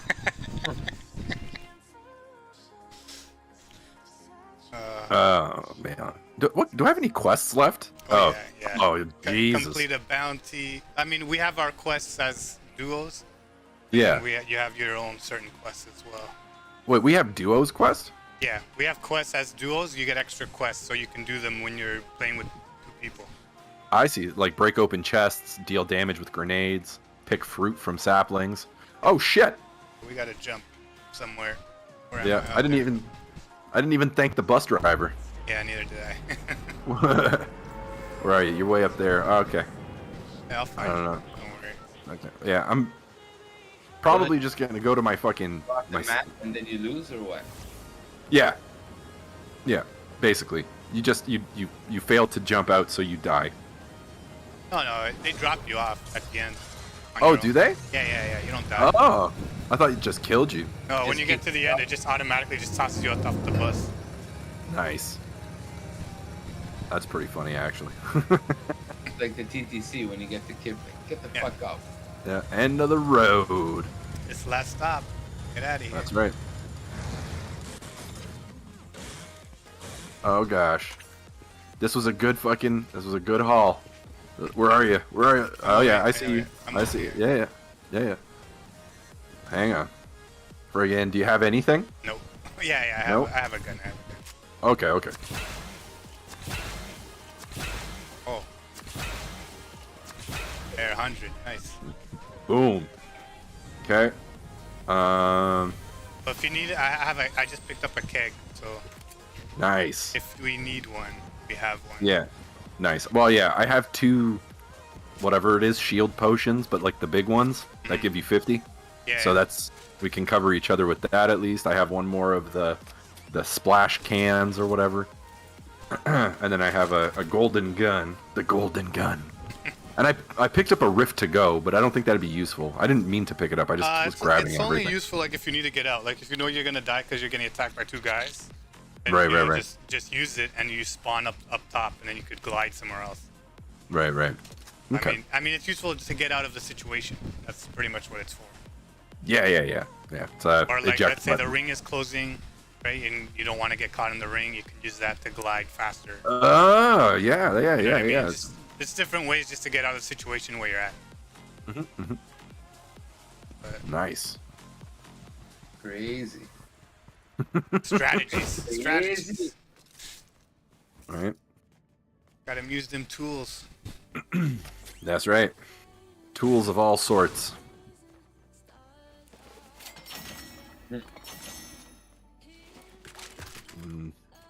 Yeah, I mean, I'm probably just gonna play this. I just need to level up like one more level, and then I'm able to get one more thing off the extra battle pass.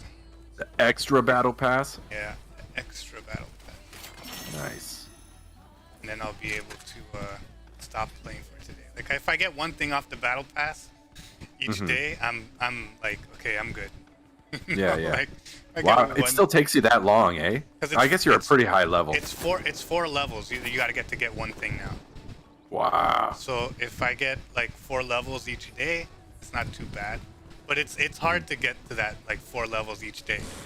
Yeah. So, Yeah, because you complete all the quests, that maybe gives you a level and a half, maybe. yeah. You know what I mean? And then the rest is just kills. Well, kills and opening stuff.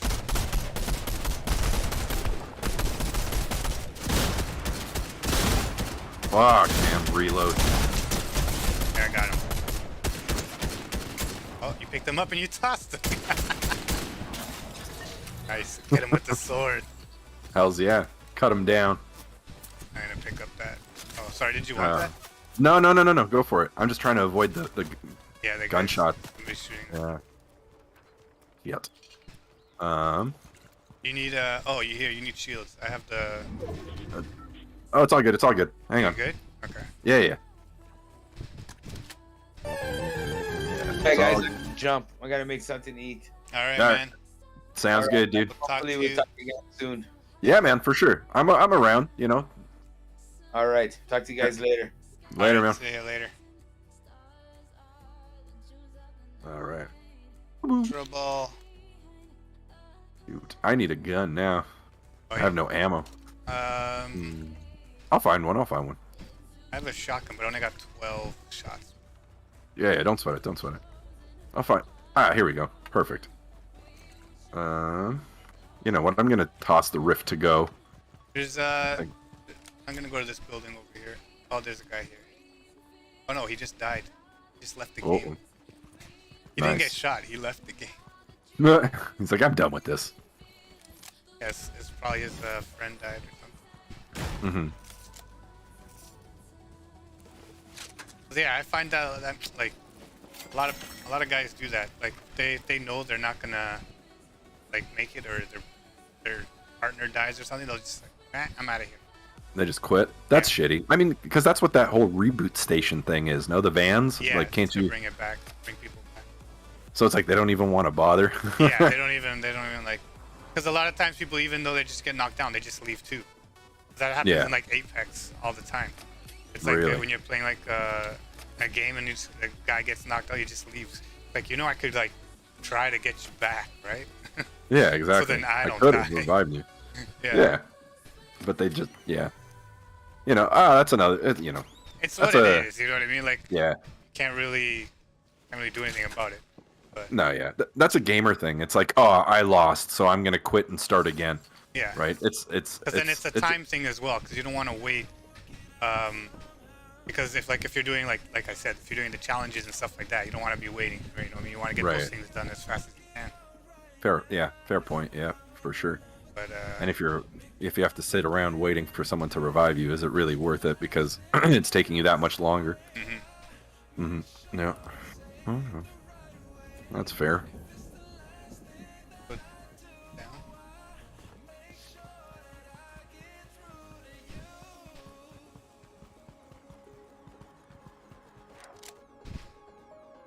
You don't need health, right?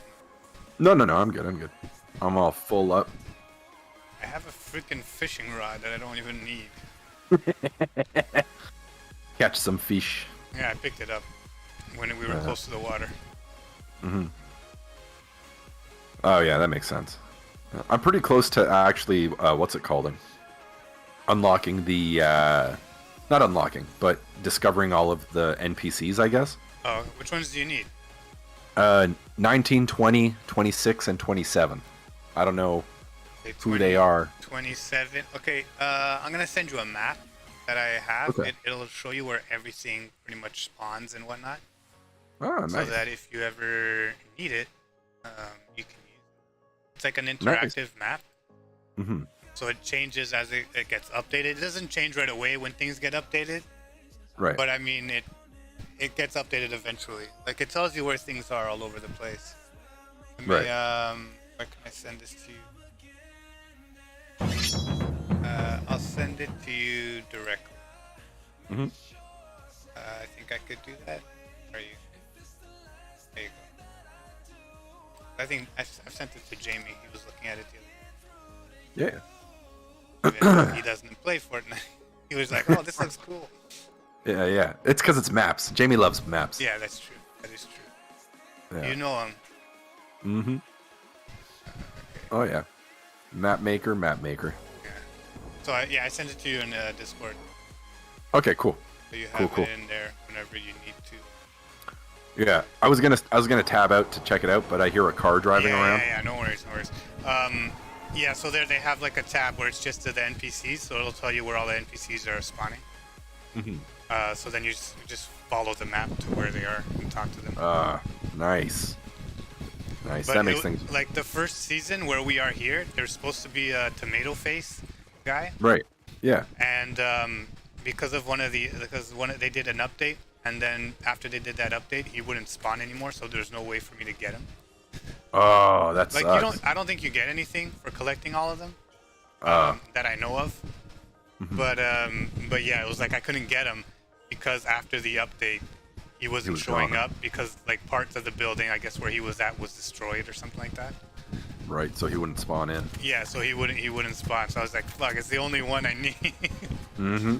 But Of course. this season I got him all so far. Nice. Because I think they're gonna put more. The fishing, I don't have all the fish. The fish are hard to get everything.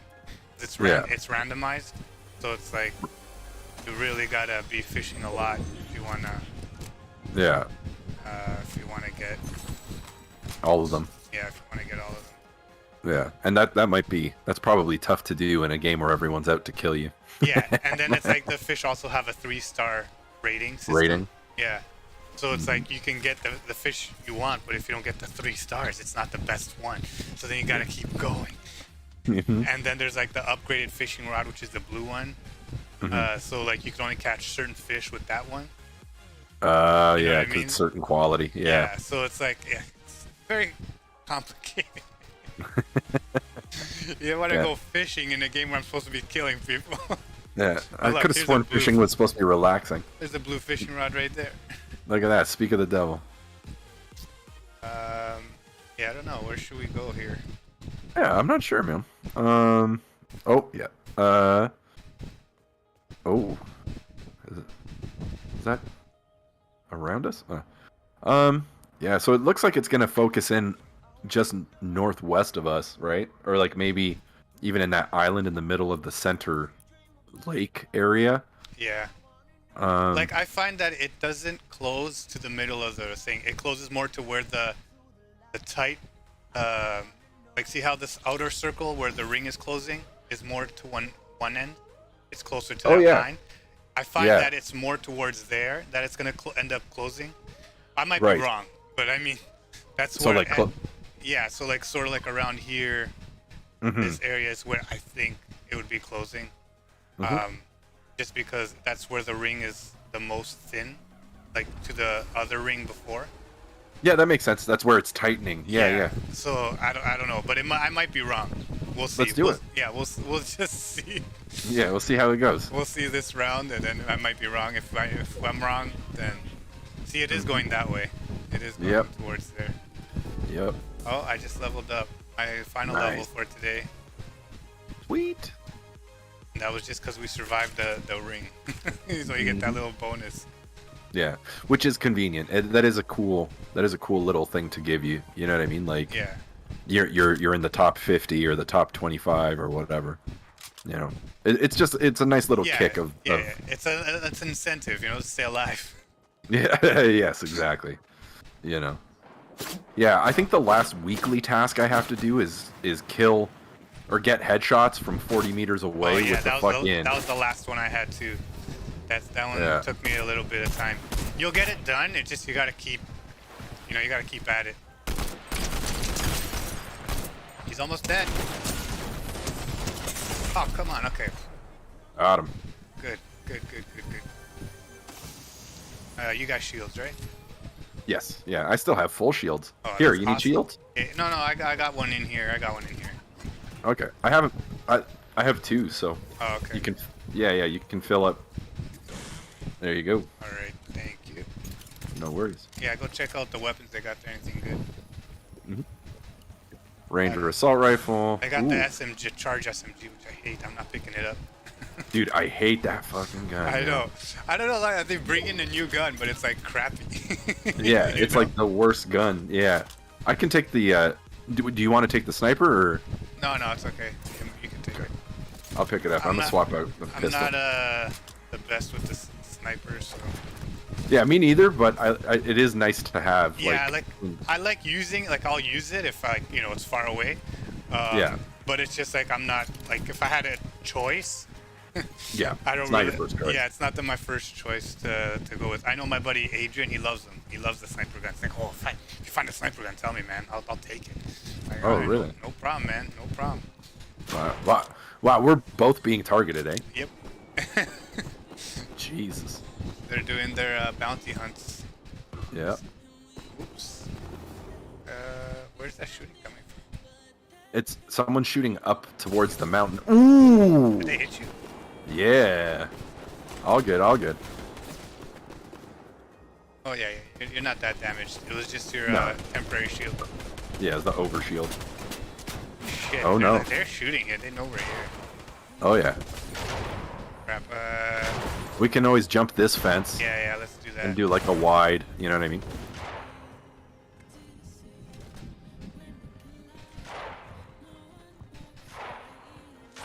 Yeah, they're on the mountain for sure. Oh, I see him. I see him.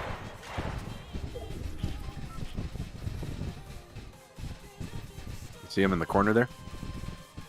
Where? Oh, I'm Yep. getting shot. I'm getting shot from behind. Oh shit.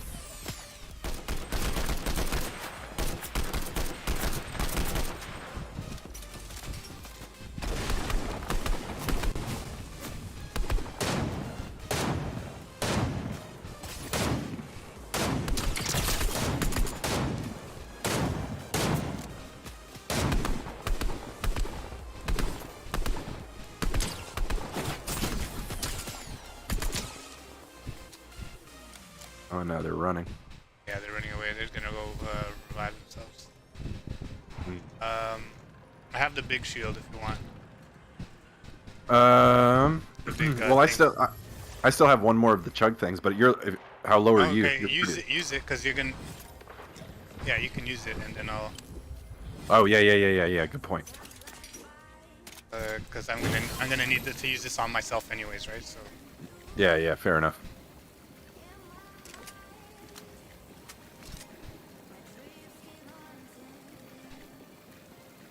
And now we're back at full. You need some health though. No, I'm good. I'm at 100. Oh, it's me. That's not. I need health. I'm looking up at the top. I'm like, oh, one of us needs health. Okay, reload. Oh, we're in 9th already. That's good. We're in the circle. We don't gotta go anywhere. We could go more up, but they might see us. Yeah. They're coming from over here. Oh, I see someone. Oh shit. Yeah. Did you go up? Where are you? I'm right here. I'm right next to you. Oh, There's a okay. guy up there though.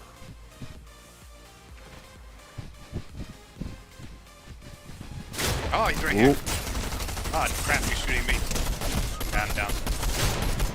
There you go. Got him. Got him.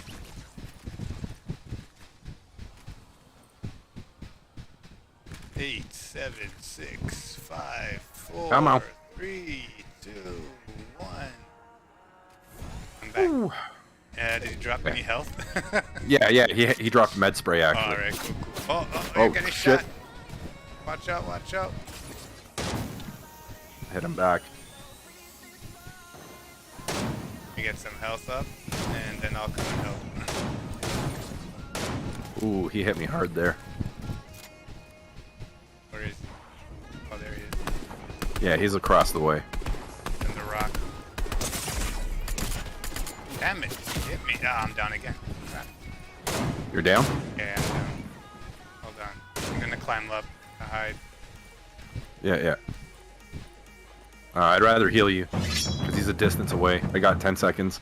Yeah, 8, 7, 6, 5, 4, 3, 2, 1. Alright. Beauty. Alright. I got some health to use.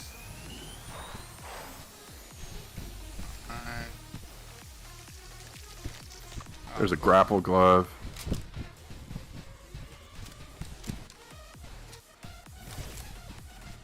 He's still there? Yeah, I'm here. Sorry. No, him. Oh, he's around, probably. We got 27 seconds before the ring closes.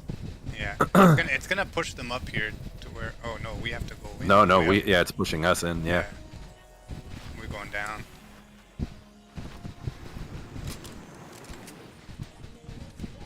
Like, he was over here, behind this rock. Mm-hmm. They're probably in there, the behind yeah. the fence, yeah. There's only three guys left. So it's us two and one more. Is that really what it is? Yeah. Oh, Is where he is he? behind you? yeah, from the left. Oh, he's in the bush.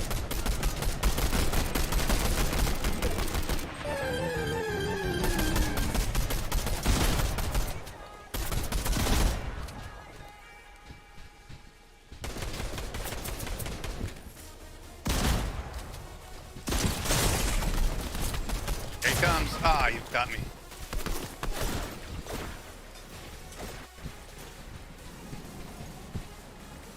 Where'd he go? He's going that way. Yeah, he's going in the ring. Oh, what? He one-shotted me. That was crazy. Yeah. It's okay, we came Wow. in second. That was good. Mm-hmm. Wow, that guy has 30 wins with the crown. Yeah, that's insane. I have like 4. I think I have one. So it's not super crazy. Yeah, that's insane, Mel. Jesus. Oh, cool. I got the new snap head, which Oh, I'm nice. not. Yeah, it's the bear head one. Yeah, it's not the best. I'm Yeah. not gonna use it. No, me neither. Like, I wish they had things like, if I got a skin, Mm-hmm. You're done, right? You're not gonna play anymore. No. Yeah. Like, I wish they had like a thing where you could trade in the skin for another skin. You know what I mean? I think that would be a good aspect That'd be cool. to the game, Yeah. because you can refund the skin. So like, let's say you buy a skin by accident, you could refund it, but you can only do that 3 times within a year. Right. And stuff like that. Like, so like, I think like you should be able, like, if they had that aspect, I think it would be better. Cause like that, like, if I have a skin, I don't want it anymore, or I got a skin from, let's say the season's pass, and I'm never gonna use it because it's, you know, something I don't really care about. Like half of the skins on this season, except for Darth Vader, yeah. you know, it's the only one I'm gonna want is Darth Vader. The other ones, like, I could trade them. They're not gonna Matter you know, as much. yeah, Yeah. like I would trade it for like the Flash or Batman. You know what I mean? Mm-hmm. But Absolutely. I guess, you know, they know people would do that, and the shitty ones would never. You'd never get the shitty ones. Exactly. Nobody would want Yeah. the shitty ones, right? So Pretty much.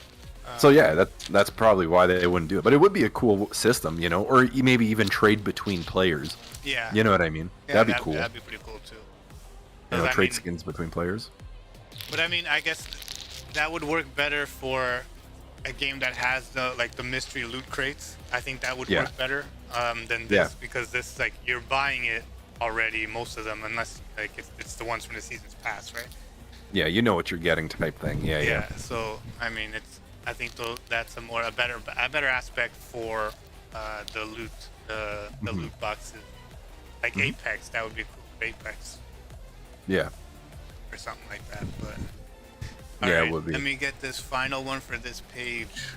Go check it out. Yeah, it's a girl one. It's one that I'm probably never gonna use at all. Oh, that one. Wow, you need 20. The platinum. Yeah, they're all 20 now. So like the first 2 pages, they all vary. So there's ones that are 10, like this one I think was 10, and then but then like the last one's like 30.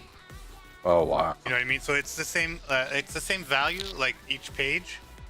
It's just like they're just divided up differently, right?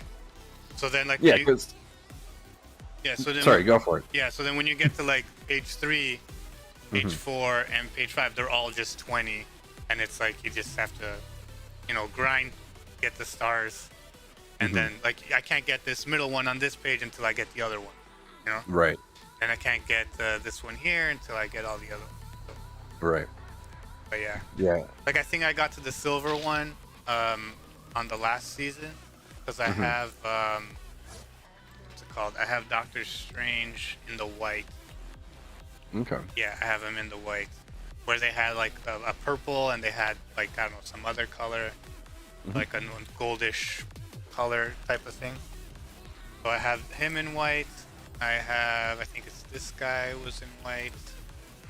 Yeah, the white one, which is not bad. It's like white and gold, like silver and gold. Yeah. That's cool. Which they're not too bad. And then this guy I got it last season too, but I don't think he has a golden one. No, it was just he had the different faces and stuff. I see. Um, Oh yeah, the different like symbols. yeah, like the different helmets. I think this one was too. Yes, the different helmets. Yeah, I think this one was one of them. So I got, I got her in silver. Yeah, I think I got the silver. I completed the silver page, but then that was it. Like there was no way I was gonna get. Like I could tell the time it's gonna take. You know what I mean? So when you get to a certain point, just like, hey, I'm not gonna finish anymore because there's no point. Yeah. Yeah. So that was pretty much it. Yeah. I am glad that there is more time in this season because there's like I really do just want to get to the last page so I can get all the fucking Darth Vader Star Wars stuff. You know what I mean? You'll get there, man. Don't worry. But Like, it's all, I have to collect 8 more rewards before I can unlock page 9. And page 9, really the only things that I'm interested in page 9 is the Darth Vader stuff, the V-Bucks, and then the wrap for the gun because it's kind of cool. It glows and the stuff. The sword is pretty cool, but I like the red sword. I used it for a bit when I played. It's just a katana that's all red. You know what I mean? Like, it looks like it's full of blood. Like it's not. That's cool. It's not. Yeah, because it's the pink one, and then this is like the reverse, I think. So it has like the different color. Or something. Yes. Maybe it's not on this page. It's on the other page, I think. Yeah, page 8. Maybe. Yeah. I don't know, but it's like I have. So there's the pink katana, and then there's like the red one. So it's like all red, like white handle and red. That's cool. Which I've used that one a couple of times. It's not too bad. But yeah, there's really like a lot of this stuff. Like I wish they would just like let you sort of bypass. Yeah. Yeah. But I understand. You gotta pick it up. You gotta pick it up. You gotta do what you gotta do. Yeah. I think the only pages that are completely filled up for me are the first page, page 5. Yeah, page 1, page 5, and page 6. Oh, and page 7 actually. Nice. Yeah, because all of the other things I'm like, I don't really. So like, I'm just trying to collect things that are like that cost the least. Yeah. So that I can unlock the next pages and collect as fast as I can. Like it's usually like that's usually the thing, right? You either go for the cheapest ones or you go for the most expensive ones to get those out of the way, and then the other ones are cheaper, right? So, but I don't know. I think this season I did it page by page. I just went page through page, just collected everything on the page that I could, and then I just kept going through it. But it is what it is. You'll get, like I said, man, you'll get there. Don't worry. Just as long as you do like the dailies and the weeklies when they come out, like because the big thing is when you do the daily ones, it's getting the first 3. It's getting 3 of them done because you get 15K for completing one, and then you get for completing 2 dailies you get another 15K. Plus the 1K for actually completing it. Right. So you get 16K for, or okay, so it's like 30. Like you get 47K for completing 3 dailies. You know what I mean? So getting that done on each day is good. It's gonna help you. For sure, If you don't have all the weekly duns. And then getting weekly duns is super good because every weekly you get done, I think it's every 4. Every 4 weeklies you get 43K experience. Nice. So that's pretty good. Yeah, it's a nice chunk. I think 3 days. So yeah, you get additional weeklies in 3 days.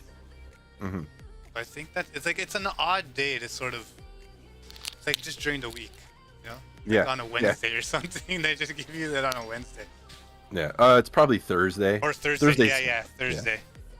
And then I know I think Overwatch is on Monday, and then I know Apex I think is on Tuesday when they do their cycles. So it's like, guys, why don't you just do it on the Monday? Right after the weekend. But I guess they wanted that day. I could see why they want the Monday. So they apply it on the Tuesday, or so they have time to come in if they have to fix anything. Because people don't work usually on the weekend, right? So to implement it on a weekday. Yeah. It makes sense. They also probably don't want to compete with the other battle royale games that implement their quests or their cycles later on in the week, right? Like if Apex and Fortnite both released their updates for dailies and weeklies on a Tuesday, then all day they're competing for player base, right? Yep. Like that may play both. So more so than they normally than they typically compete for player base, more than the average.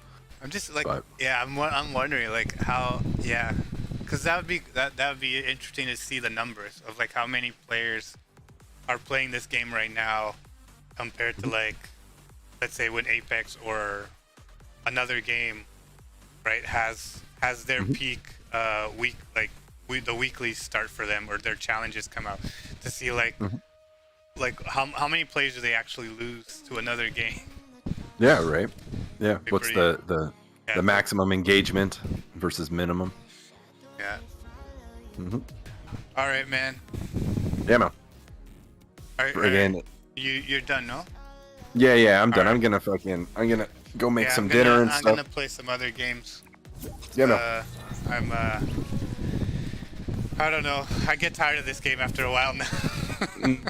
No, I hear you. It's once I'm done the weeklies, I'm like, okay. Yeah, I've done my part. Yeah, I think I've played enough. Yeah, for sure. No, I get it, man. Those weeklies, some of them, they can be frustrating or tough to complete all of them. Especially if you're trying to complete them all in a day. Yeah, oh, for sure. That one took me a couple days to get through. Probably 3 or 4 days. The headshot one, because it was you got to find the gun, and then you actually got to be far enough from the people when you're shooting them and get the headshot. Oh, I know. There was tons of them that I would get the headshot, but I'd be too close, or I would kill them, but I wouldn't get the headshot, or something like that. You know what I mean? So it's you just gotta keep doing it. Eventually, you'll get it. Yeah, and you need 40 of them. No. It's 40 meters away. I think you need to do 5 headshots. It could be the same person. Okay. I did it all on the same guy, I think. You just gotta get the headshots on the same guy. If you can, if he dies, if he has full shields and everything, then you can probably do it. But yeah, no, I don't think it's 40. I think it's 40 is the distance. Yeah, 40 meters. Yeah, it's probably just 5. Yeah, that makes sense. And that's why it's tricky, because how do you measure distance in this game? Yeah, exactly. You know what I mean? How do I know how far it is? It's just random. I just have to run far enough away. Yeah. You know what I mean? To be okay, this looks like it could be 40 meters. Right. But yeah, it's interesting. It's a game, Oh yeah. It is what it is, But yeah, man. All right, yeah, go make your food, man. Yeah, man. Hope you have a good rest of your night. If you don't come back. Yeah, man, you too. If you do come back, I'll probably still be here. gonna play some Space Punks and try this game. I only played it a little bit, but try it out. Oh, I lost. Sorry.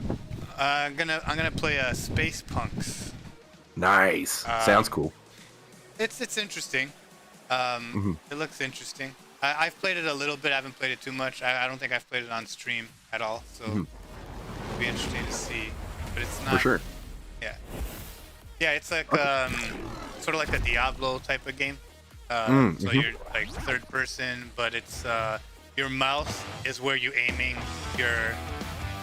I don't know how to say it, but it's like so it's Diablo like, but then your mouse is like where you aim, right? So it's like where you're walking to. It's the direction of where your guy's heading. Right. Right, and then you're controlling it. You know, like W, you move forward to where your mouse is. Right. Type of deal. Okay, cool. Nice. Looks interesting. Yeah, it's pretty cool. I mean, if you want to see what it is, it's gonna be on stream. Okay, cool. Sounds good, Meal. Alrighty. All right. I'll talk to you later, Meal. All right, man. Yeah.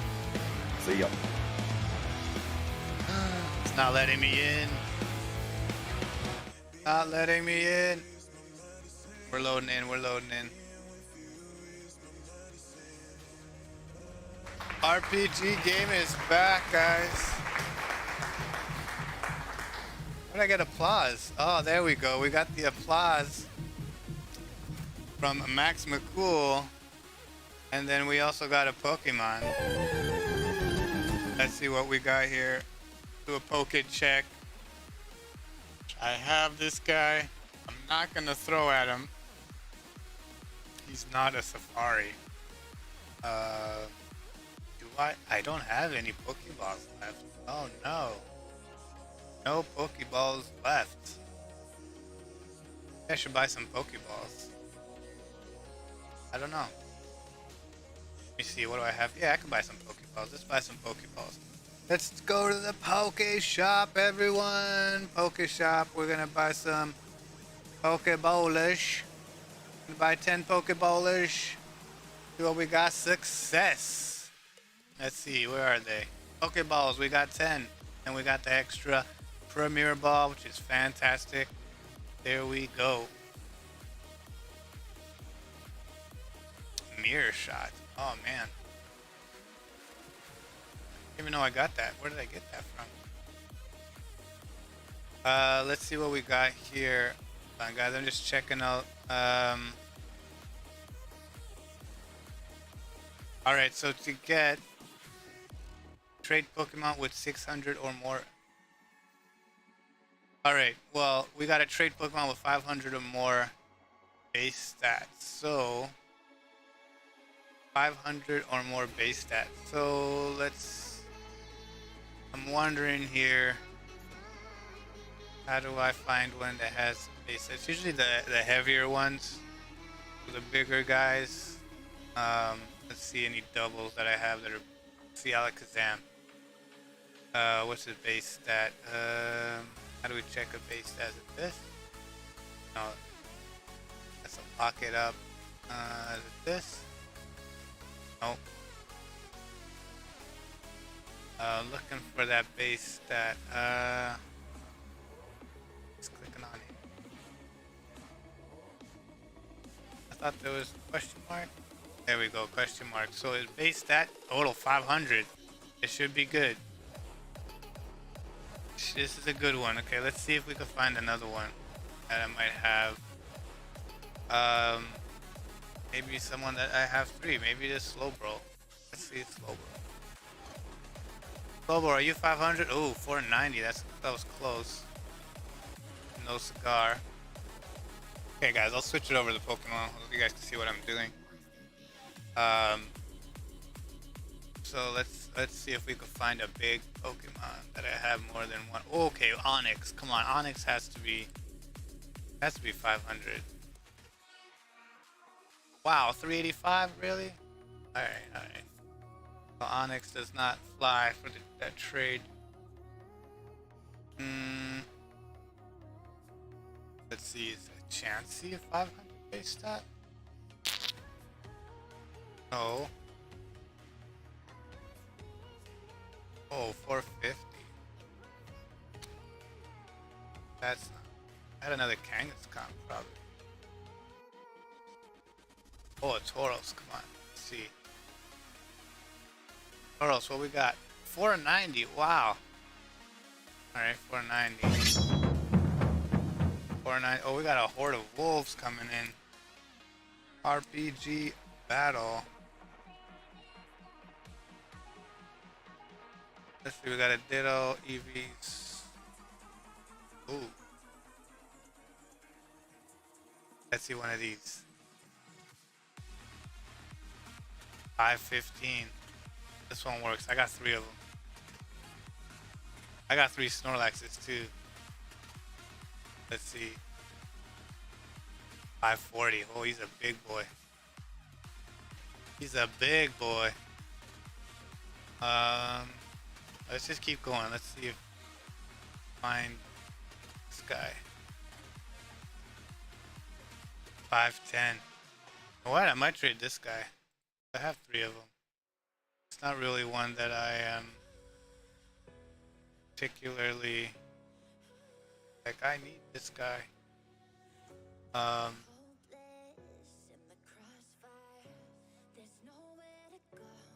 Alright, we're gonna do it. We're gonna use one of these. Let's find out which one. Alright, 19. That's pretty high. We got 19. 9. Yeah, I think that's the one that's going. 9 and 14. So 9 right here. Mr. Niner. Let's do that trade. Oh, this isn't even mine anyways. Like, I traded and I got this guy, so let's wonder trade him.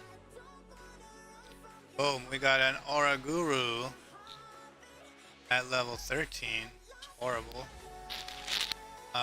Let's see his stats.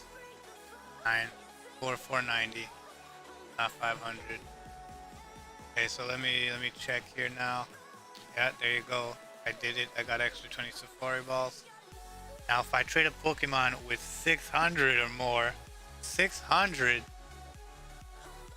and it's got to be 2. I don't got any. How do I see Pokemon that have a base stat of 600?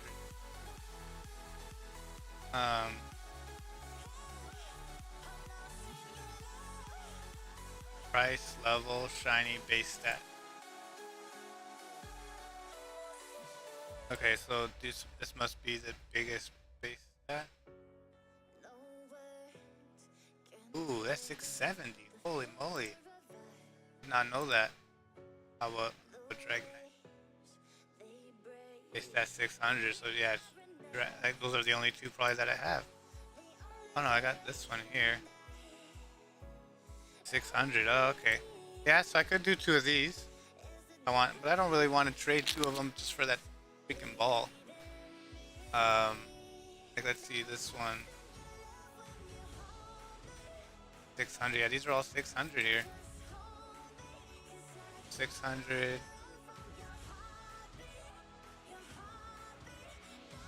570, okay, so there you go. So 600 is only till here.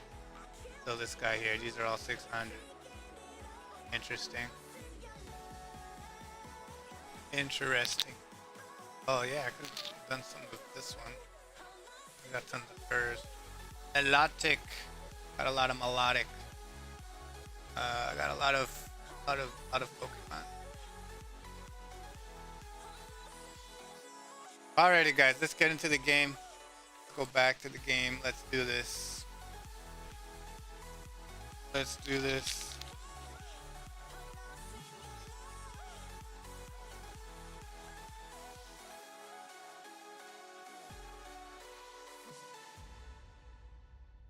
Here you guys go. Put this in here, see if this works. There you go. Oh, they did not pop up on there. That's weird that it didn't pop up on the chat on screen, but it's in the chat. Let me see. Just put some hype. Oh, the hype worked, but that didn't work. All right, interesting. Well, there's different ones. Like, watch. Put this one. Then you get the Mew. Hold on. Me. What? The heck was that? Oh, am I playing? Your mail. Oh yeah, I'm here. I'm in here.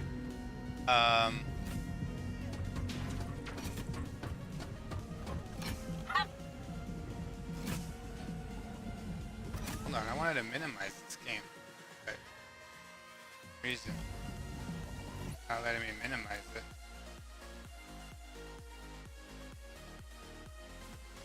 Alright, it doesn't matter. Tab. Hit tab. Why? What happened? Claim reward. F to open.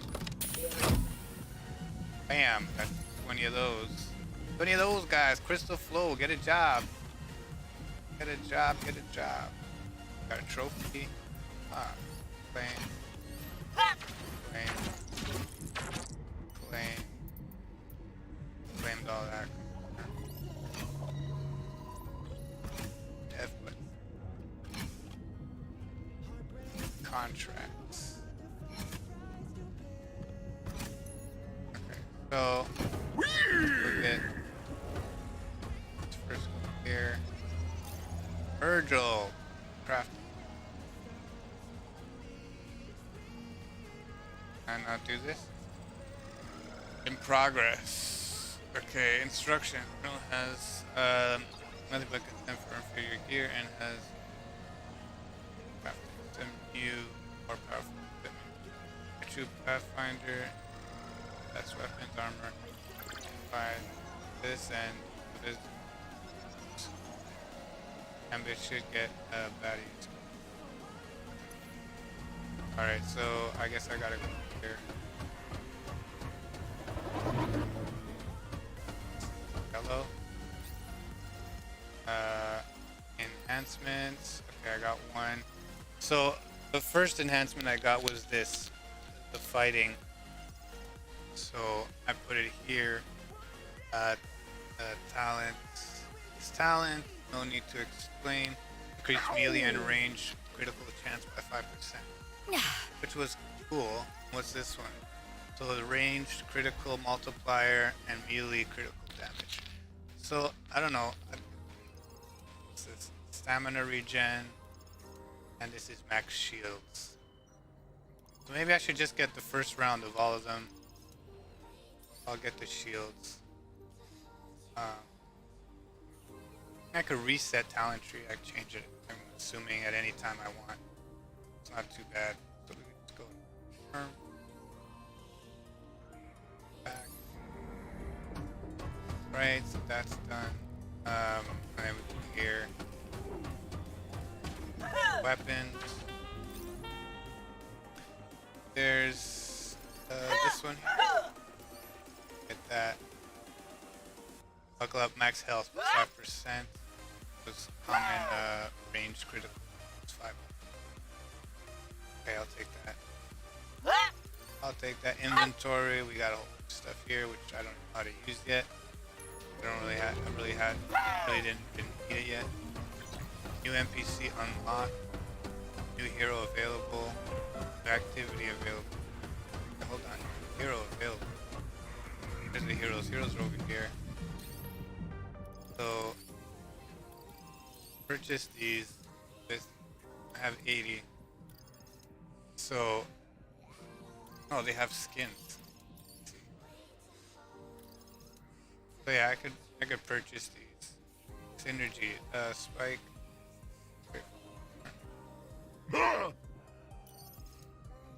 I'm just wondering, it'd be cool if I can get them and then they would be playing on my team with a computer.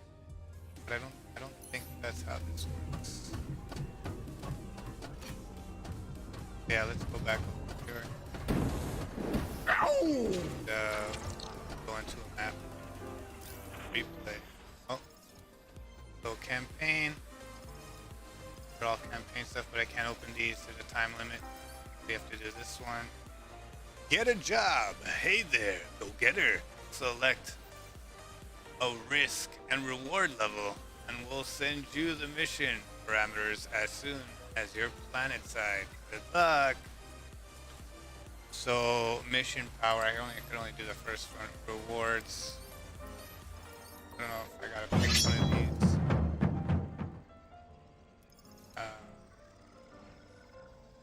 2560. Drop rate. Percent. Hardware, software. I'll go for that money. Yeah, now we're asking server. But we gotta wait. We get the server. Oh, we got another horde of wolves. Got wolves. RPG battle. What we got? I defeated 6 wolves. I was rewarded with 6 bones, 32 wolf furs, and 150 combat experience. Beautiful. We got 33 seconds, guys, for the next Pokemon. Get ready for that Pokemon. Alright.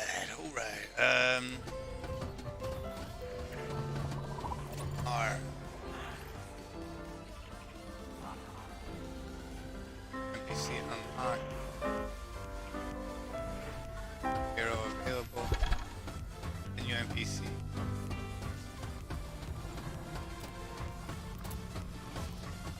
Tasks.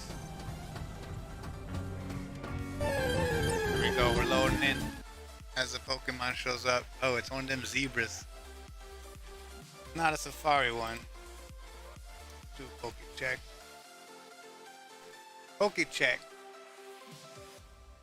Okay, I have him. Don't worry, he's not gonna throw at him. Oh, I could throw a normal ball. Alright, then press F. Ready up. Ready. Ready to go. Boom, landed. Alright, so go to the power plants. Okay. Seriously? Double Who's the trouble. building these Open all things? loot crates. Okay. Gotta find loot crates. Do we get extra for this? There we go.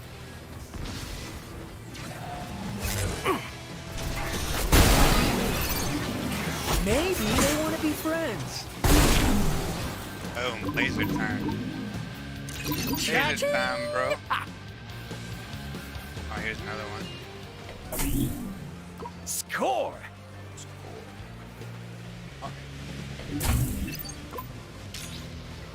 Oh, this is endpoint.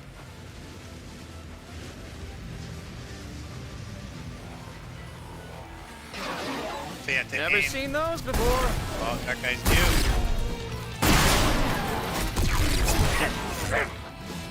So yeah, so your left click is your melee attack. Well, it's your attack in general, right? So, but just clicking it as your melee attack. When you right click and hold it, it brings up the gun, and you can aim, and then you shoot by pressing left. So right now I got like the laser gun.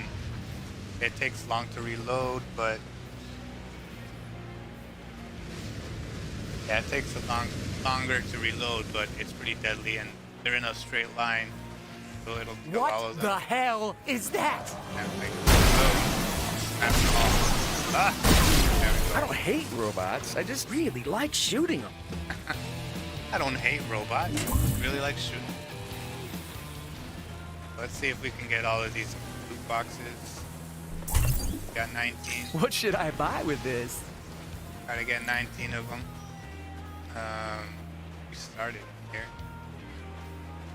Gotta go this way. Over this bridge.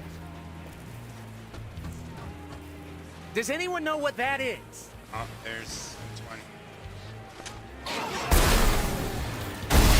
Hey, don't worry. I'll share. All dead.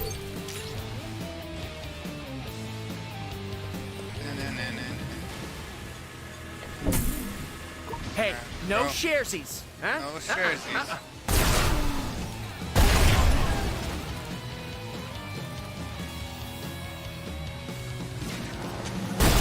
I don't hate robots. I just really like shooting them. Terminated! Terminated. Alright, there's another one. Where are we at? We're at 9. Cha-ching! 10 more. Another one. All this attention is flattering. Robots are overrated. Robots are overrated. Oh, call my financial planner.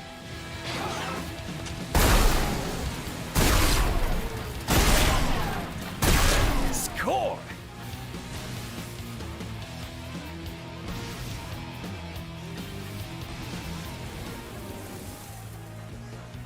Alright, so we're at 11 boxes. I think we gotta go in here. So where we have. I have a feeling that thing won't work as well without a power supply.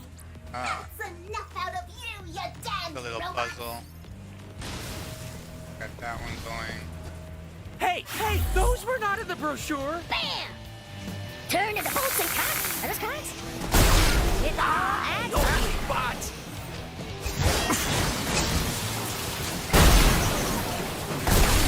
The machine's gone, yet the Duke is still here. Do we get extra for this? You got nuked by the Duke.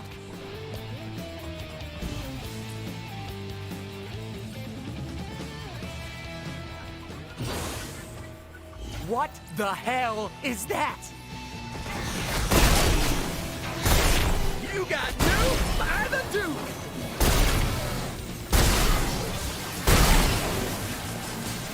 Does anyone know what that is?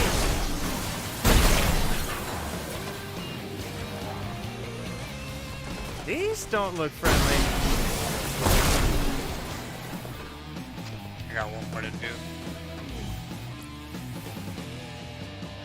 There you go. Waiting for them to show up. Now this is just getting ridiculous.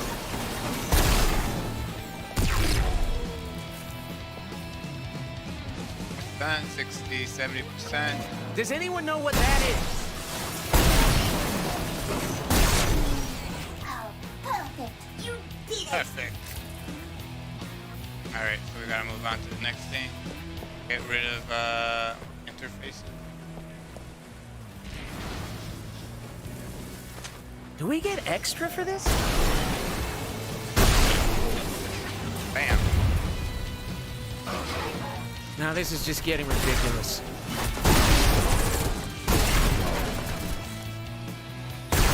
Ah, what now?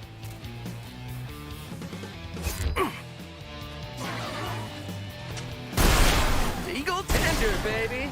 Eagle tender, baby. Take 'em down. I'm killing them through the wall. The machine is gone, yet the Duke is still here.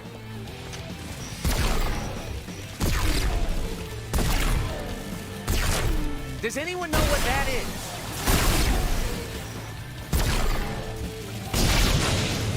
What the hell is that? What the hell is that?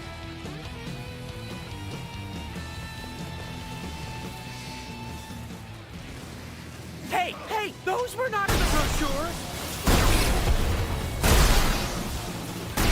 Oh, are we at the end of a rainbow?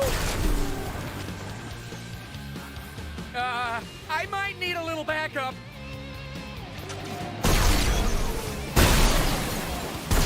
I don't hate robots. I just really like shooting them.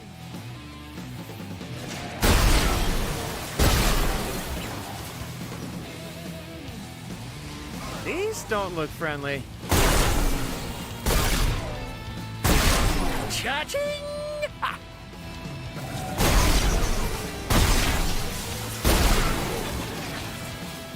These don't look friendly.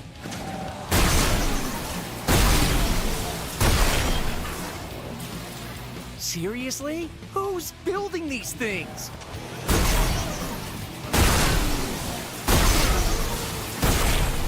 hate robots. I just really like shooting them. I really like shooting. Just gonna shoot them. Oh, there's another horde. Hopefully I don't die. RPG battle. Spiders. We got some spiders in the chat. Spiders. Now this is just getting ridiculous.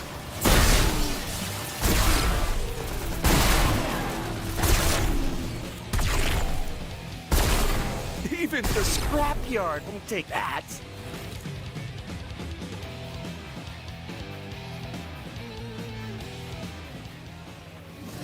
Does anyone know what that is?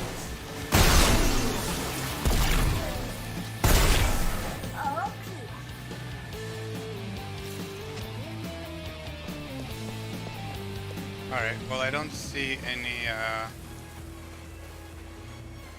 more crates here, so let's go in here and see what we gotta do. Robots will swarm this area, which will create interference. Get rid of as many as you can as quickly as possible. Now this is just getting ridiculous.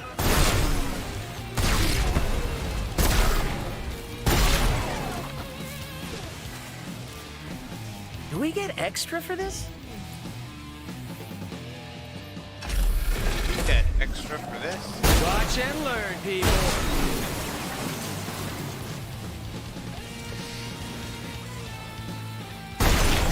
You got duped by the dupe. Oh, I got bullets for everyone. Got stuck. Fire! Alright, here's your crate. It's We're at 13. More crates. More crates. Kratos, where are you? We need crates. Crates. I don't want to go in there yet. seriously? crates around the Who's border. building these things? Hey, no sharesies, huh? Ooh, I don't know if are this is we a at the crate. end of a rainbow? Yeah, I think it was. Shoot it. Also. Soon. We're at 14. What the hell is that? I don't know what that is. Die, oily bot! Die. Oh, is that a crate? It is a crate. What should I buy with this? Everything. You got nuked by the Duke! 16, 3 more to go. Money me now! Let's go find all of them. Almost done. It all more. adds up. One more, here we go. That's it. Money me now! Ooh, Smasher. Common. Not that great.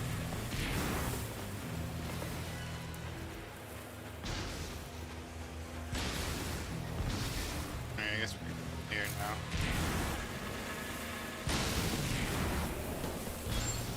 Time to inspect the cooling system.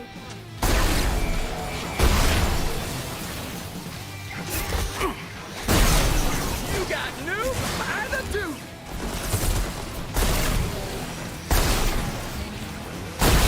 Die, oily bot! You got nuked by the Duke!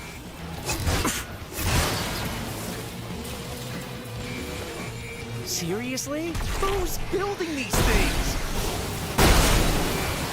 Now this is why I'm the star of the team.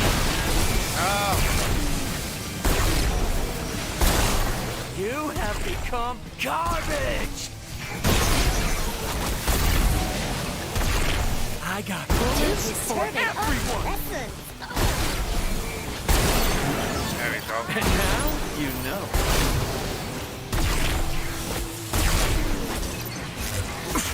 Oh, this one behind you.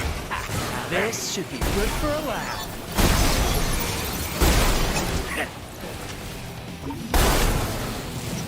seen those before.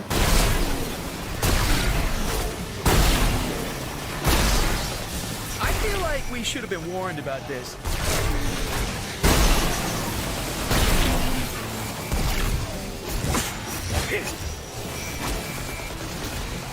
Cool. No pun intended. No.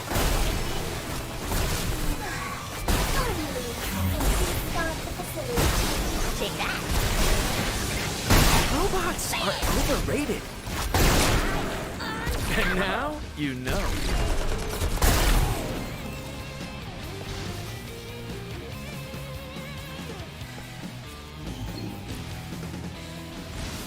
Activated. Okay.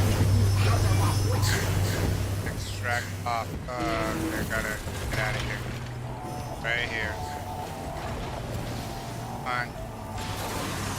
I did it. I did it. I think I did it. I don't know if I did it. Completion of 3 bonus objectives. Good job. Okay. I mean, we got it was a shield and 2 hammers.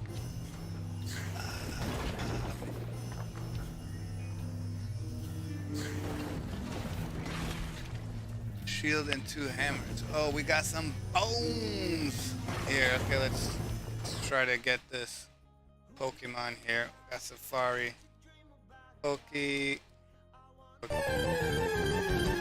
Catch. Weekly. Safari Ball.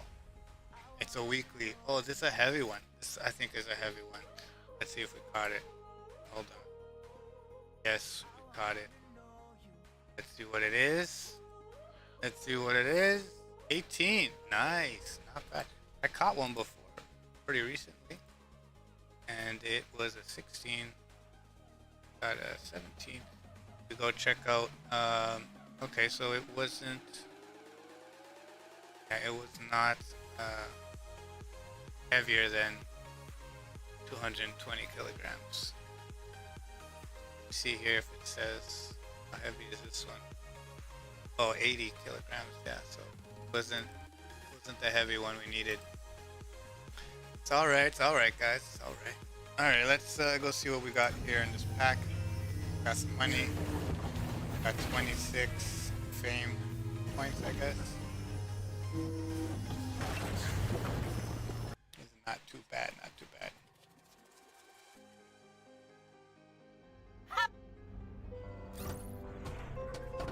All right, so let's go see. First, let's go see what jobs they have.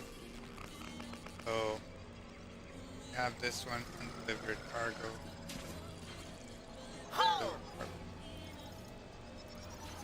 Accept it. And here, let's see what we got here. Got a new weapon. Oh, it's a better weapon. So this one does 43 damage. This one does 43 damage. They're the same. This one does 25 damage. Has better range. Like half the range. Alright, I'll pick this one. Take the hammer time. Then it's a med belt. Dash regen speed. It's faster. HP bonus. It's down. Health goes up. But get it. Alright. We'll get it. Get it.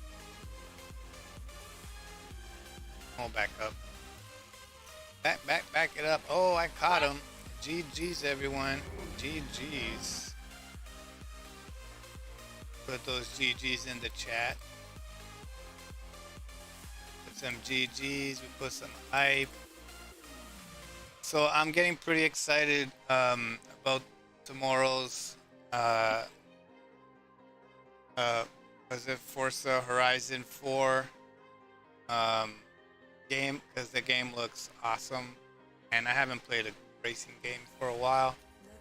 Well, I've played like some app racing games, but I haven't played any actual racing video game for a while. Due to the fact that I was in a car accident.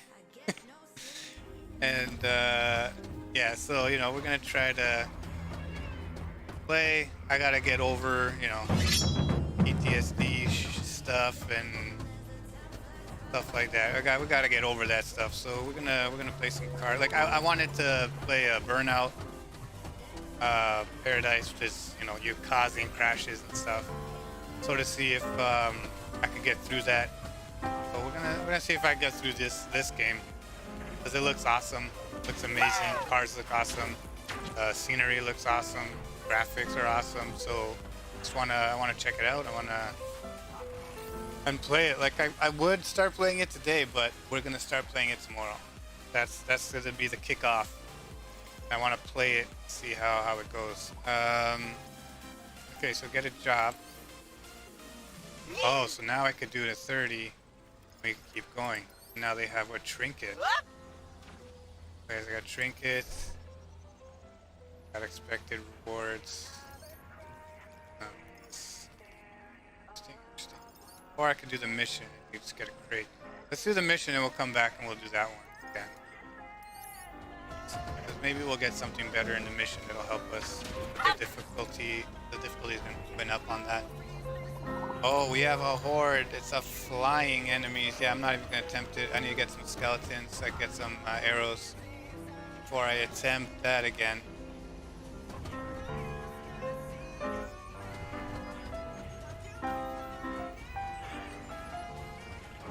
Alright, so yeah, so we're waiting for server. Oh, I didn't get anything right here. We are waiting for asking server. Go server.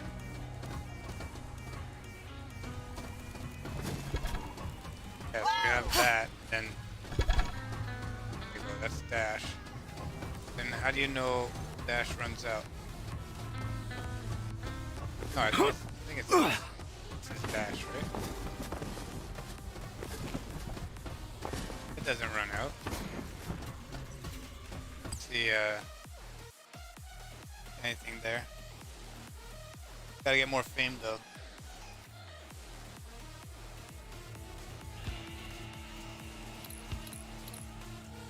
Ding. Open the crates. 25. Total 3 bonuses. Scrap items. I'm ready. Let's go. Undelivered cargo. You need to clear the area for the transporter to land. Go clear this area.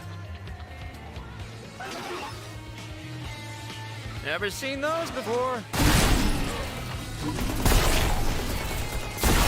Sweet!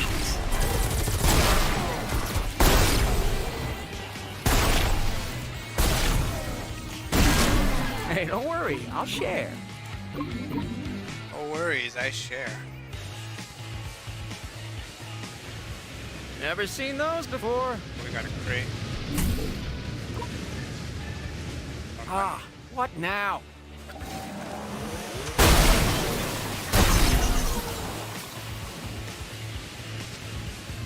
I got you, robot. Now this is just getting ridiculous.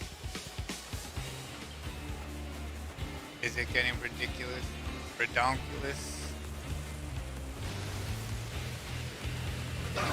Never seen those before.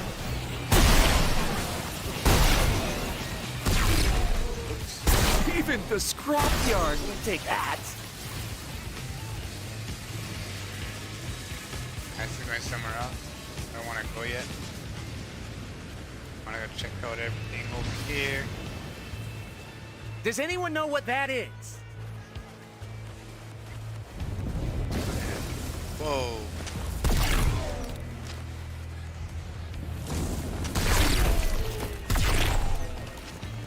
Kill it? I killed it. It was a monster.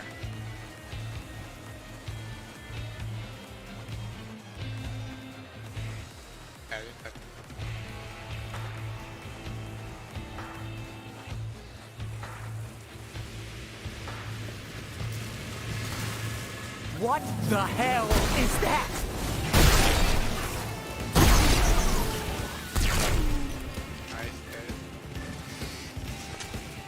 Well, those are new.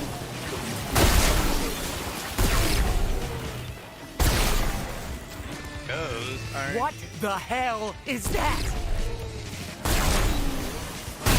Die, oily bot!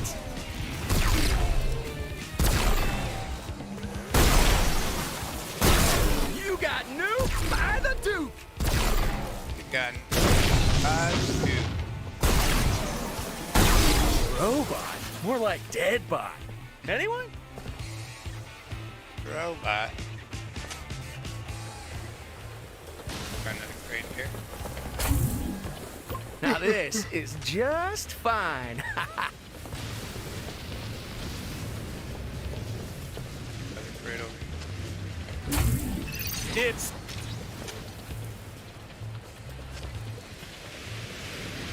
And we got another one over here. ooh, call my financial planner.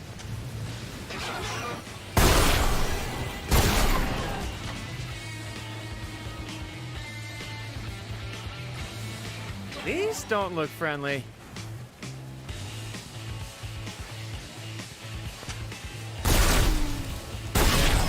Ooh, call my financial planner.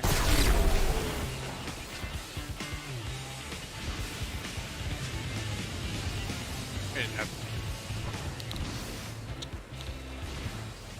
Hey, those were not in the brochure.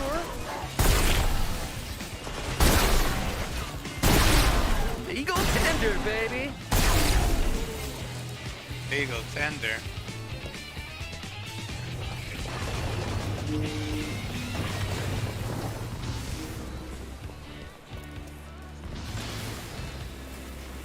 These don't look friendly.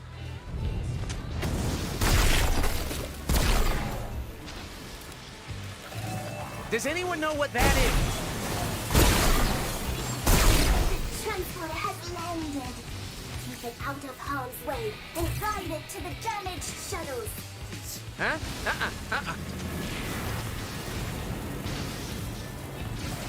Now this is just getting ridiculous.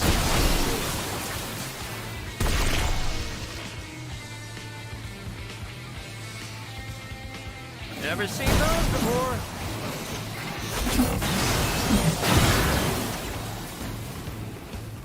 All this attention is flattering. What the hell is that?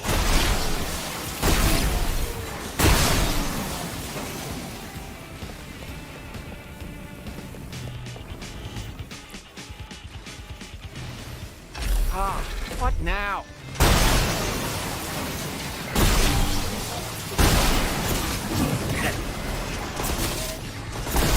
Don't forget to recycle!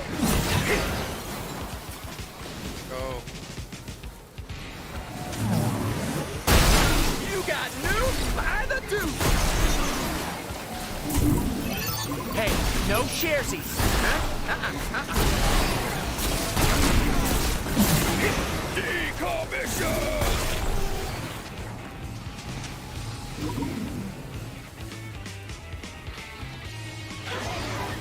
Does anyone know what that is?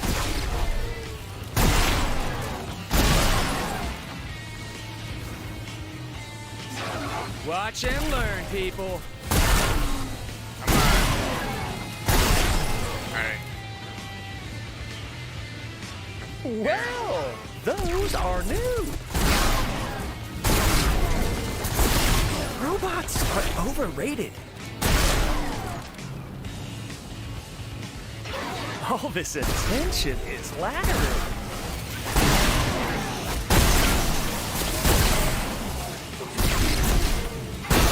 Die, oily bots!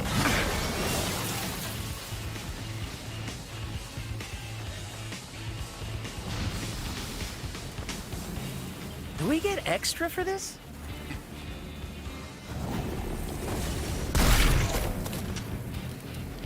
Does anyone know what that is? I might need a little backup.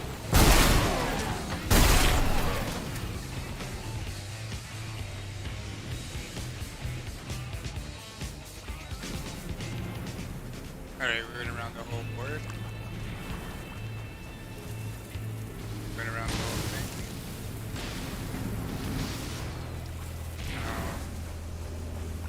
water here. Get it in there.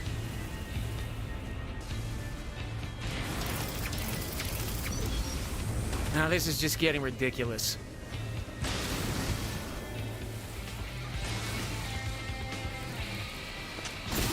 What the hell is that? Oh, he's repairing it, I think. These don't look friendly.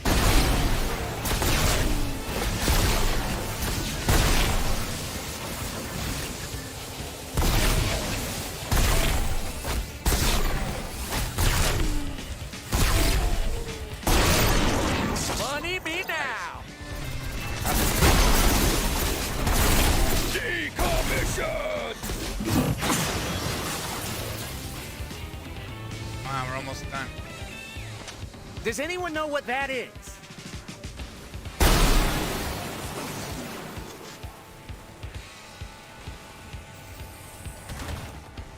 Page 9. Do we get Wow, really good job.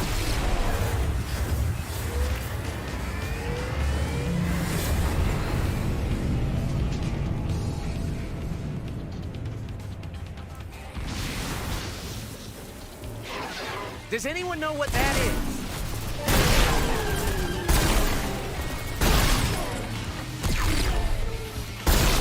Die, oily bot!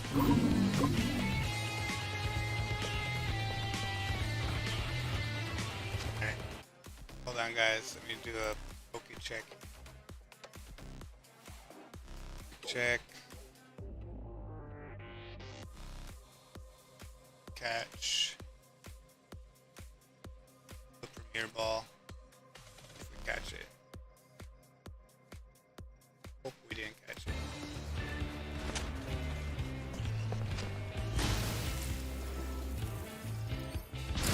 Ah, what now? Even the scrapyard won't take that. Beautiful. Where is this thing? Where are we going? The machine is gone, yet the Duke is still here. Oh, call my financial planner. Never trust a machine. Never trust a machine. There's other things you shouldn't trust, but Score! machines are good. Don't trust machines. Let's do an exploring before we go in. Before we finish. Just explore the area. I feel like we should have been warned about this.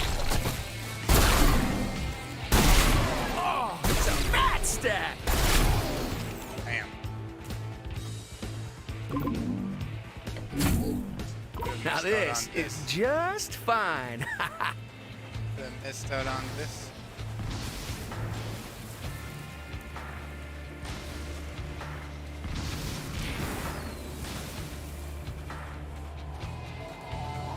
Seriously? Who's building these things? We are done. We're done this. Oh, warlocks. Let's go attack these warlocks. RPG battle. Get them warlocks. I wonder if we could do a raid yet again. RPG raid mines. I don't think we can. I think it's gonna tell me.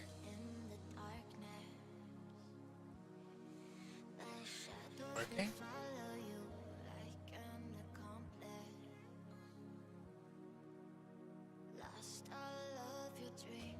Okay, I'm gonna do RPG battle again.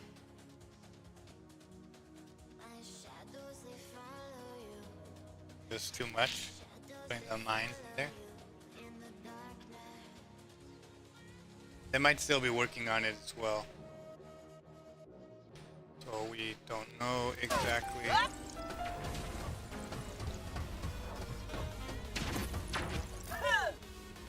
a weapon. Wow. Damage. Like you get a lot more. I'm gonna keep this one. Damage is high. It's not a bad gun.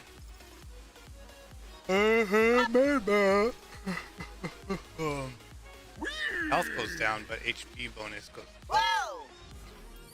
Switch over to the top of the top. Inventory, we have lots.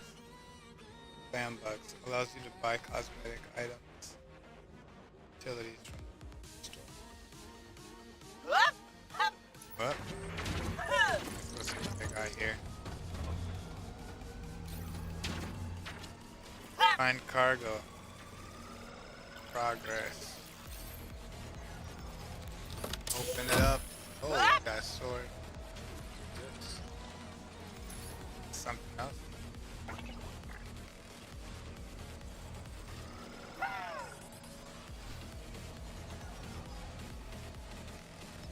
$10 for our next Pokemon. Alright, leave it at that.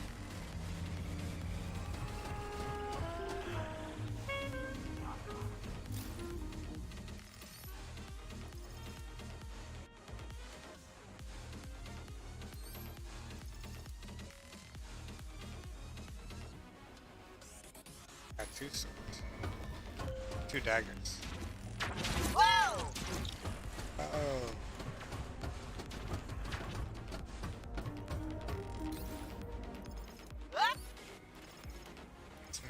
Put this. We got the first 2 on each one. I'm gonna put the first 3 on each one before I start looking at different. Like, what is this? Talent item slot. Hero has to be 11 now. 11 hero level. 4 enhanced survivor's pack.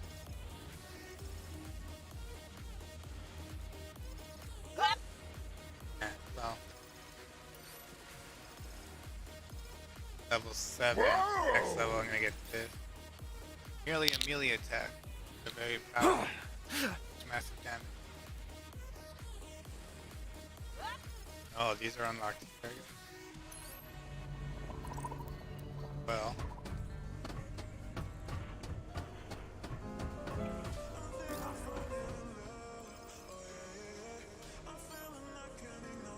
Start that one.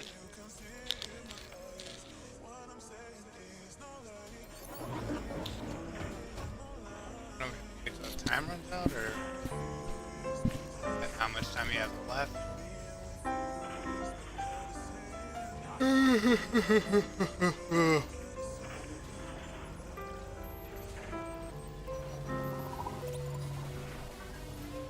Oh, I'm tired. Alright. Let's get to it. Come on. Load up. Asking server. Asking server.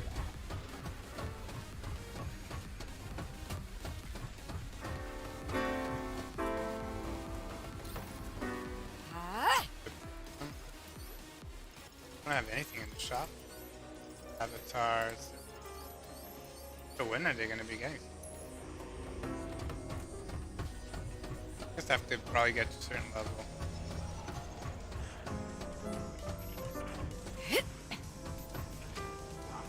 Get trophies for. Gonna close that Nightbot. Gambling again. Nightbot's gambling again.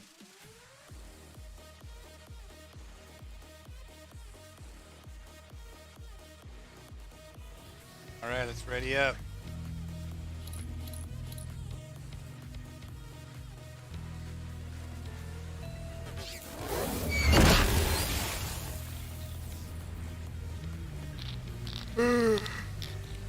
Consult the technician. We're gonna go look for the technician. That's the mining facility. It has no power, so we can't get in.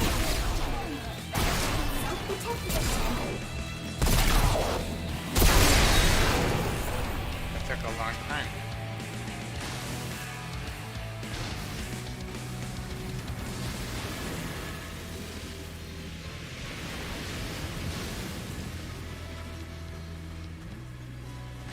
Locked into that.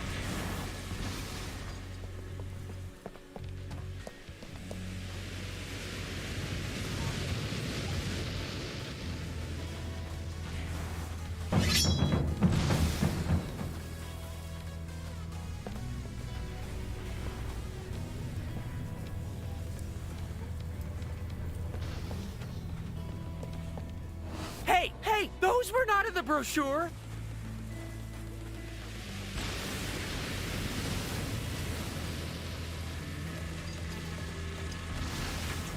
Does anyone know what that is?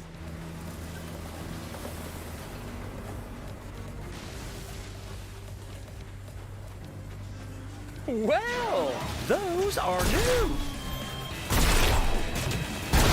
Ooh, call my financial planner.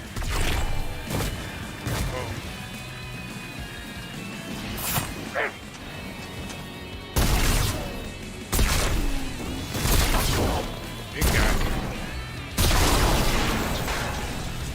Never seen those before. Now this is just fine.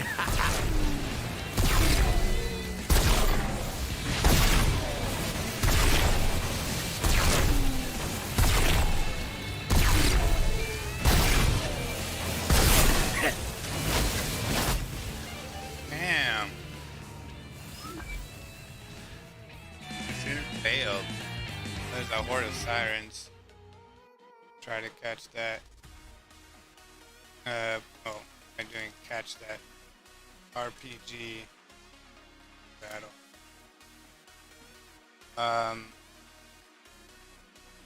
Okay, so that battle worked. Let's try RPG made on.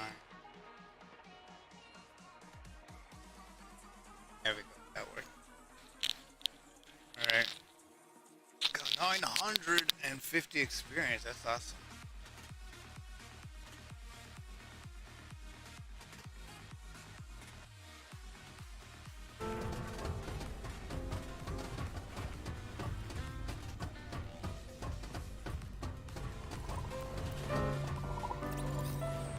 Let's go back. Let's do this. We'll do this 30. Oh, I don't think I could do 30. Not sure, because I only got 22. Do software. Keep doing this. I don't know what this does. Bits. I don't know what it does. So do equipment. We'll do equipment. Then yeah, we could go watch some videos on Forza Horizon. See the trailer. See how it plays. And maybe a tips and tricks. I'll do it after this map.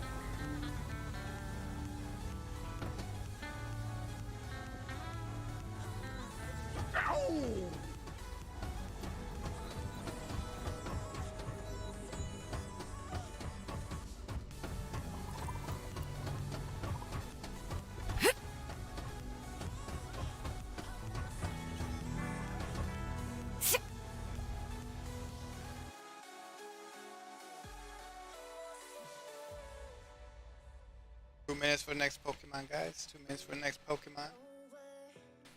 Got 5 minutes for 5 minutes and 20 seconds for the next battle.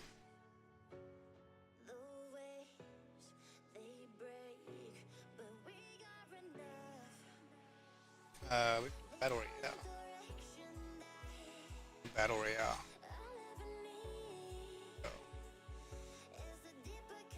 So, bam, Battle Royale is about to commence, everyone. Get ready! Your avatar will be in the Battle Royale.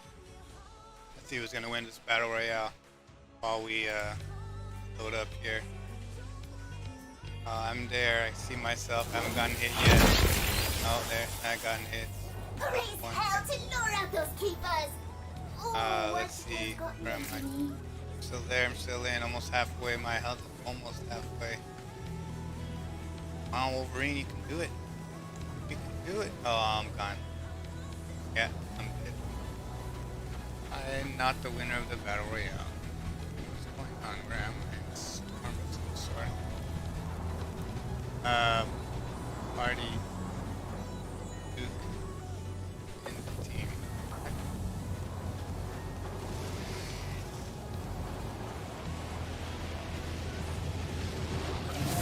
Does anyone know what that is?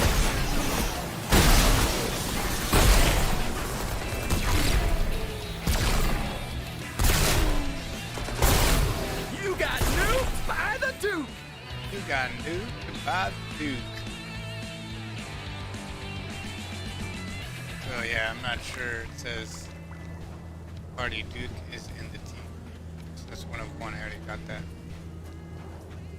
I'm assuming I got that.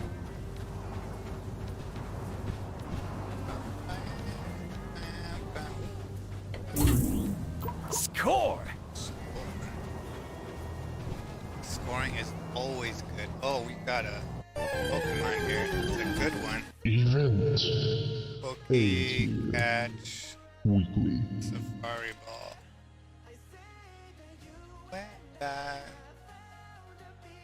Yeah, I caught it, baby. I caught it. Boom. Nice. Oh, it's 11. 11 IVs is shit. Like shit. It's shitty. You know what? We'll do the GGs. GG! And we'll do the applause.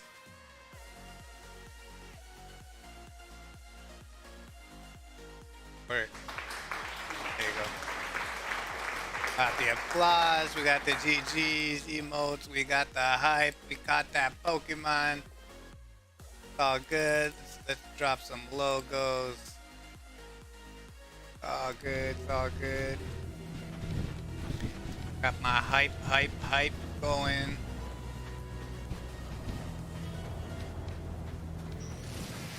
Hey, those were not in the brochure!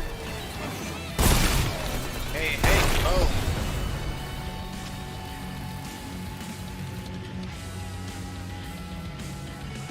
Those were not in the brochure. Whoa. That was a laser. It's gonna cut me in half. Good thing I didn't, like, stay there. Getting a little too cold for me. Legal tender, baby! Legal tender, baby. Legal tender. Gotta get that money. Gotta get that money.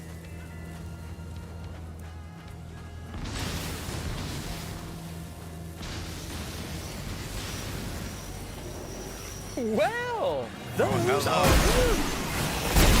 Get out of here. Who wants it first? Yeah, who wants some of this first? Oh, you guys gonna get it. Don't worry. You guys line up. Take a number. Oily bot. Line up and take a number. You guys all gonna get the, get the gun. Get the shots. Come get your shots. Never seen those before. Never seen those before.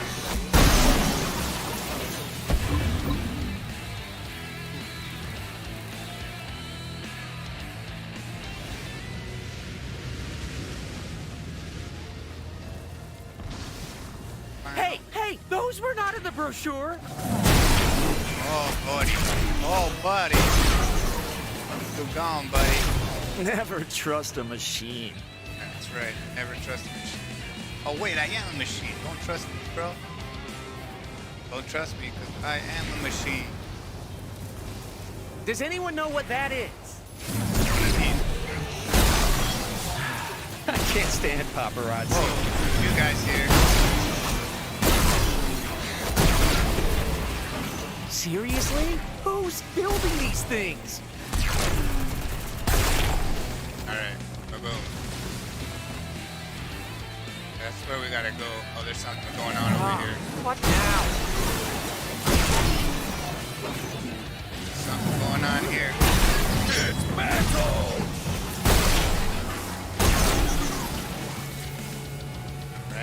Alright. Get this. What should I buy with this? That look nice. I feel like we should have been warned about this.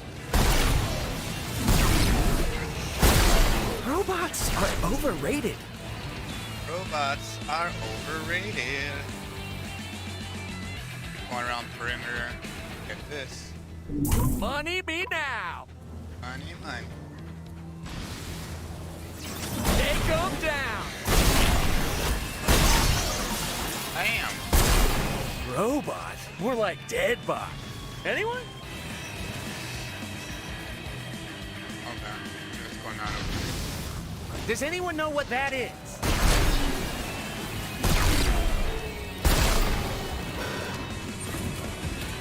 Oh, I totally did not see that. Hey, don't worry. I'll share.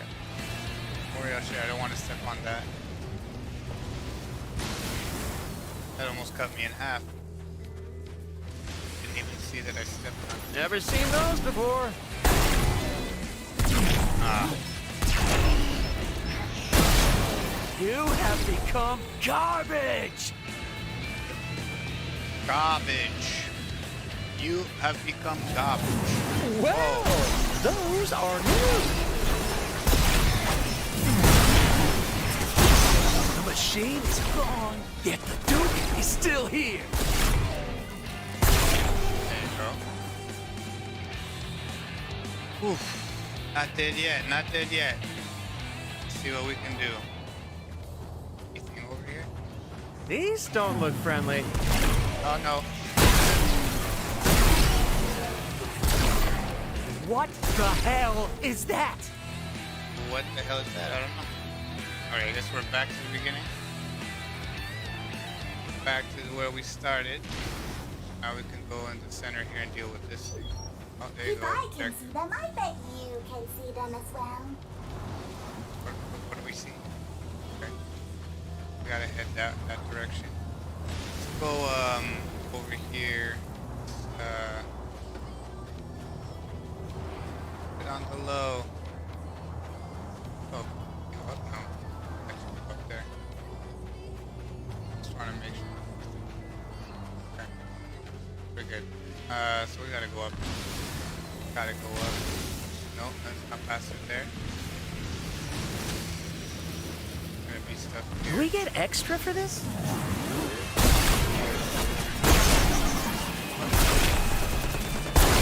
Even the scrapyard won't take that.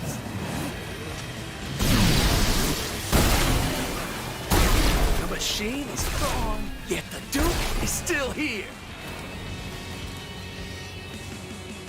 All this attention is flattering.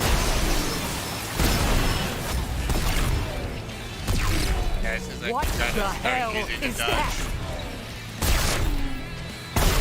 Robot? More like dead bot. Anyone? Even the scrapyard won't take that. Oh, Turn no. into bolts and cogs. Are those cogs? Never trust a machine.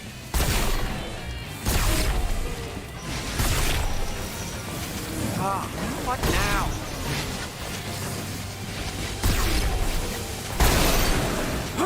I'm great, right? Go ahead. You can say it. You have become garbage! There we go. Get all that stuff.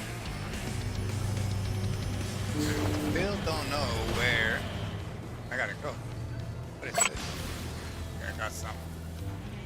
Gotta go. I think I gotta go in here. Oh! I don't understand. Okay. Let's go walk around. Just gotta go find the other ones. Seriously? Who's building these things?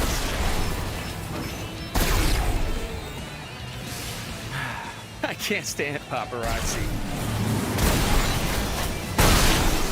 Now this is why I'm the star of the team.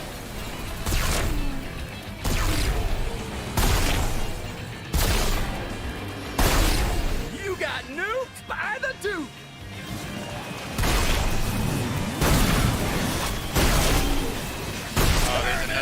guy there.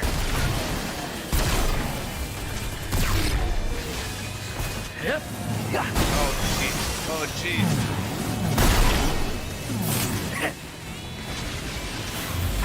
This should be good for a laugh. Duke is serving up lessons. Oh, Now this is why I'm the star of the team.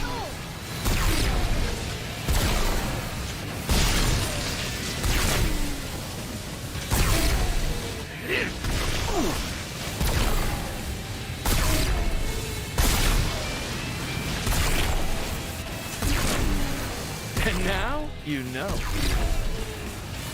Got it. There you go. Oh, we got another comment.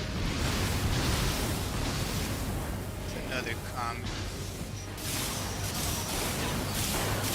Hey, Oh. hey, those were not in the brochure. Now this is just getting ridiculous.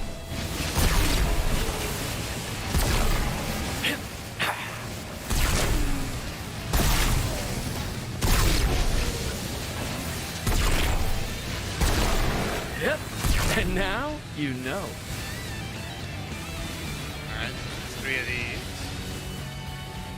Big monster guys. If there's some Watch and learn, people. Oh jeez. Burn it. Here's where we earn the big. Whoa. Where'd they all come from?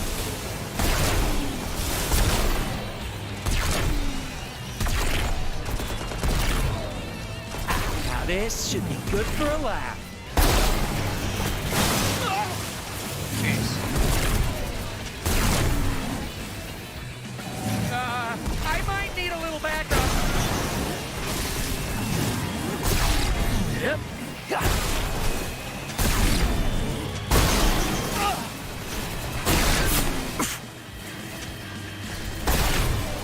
Come on, go.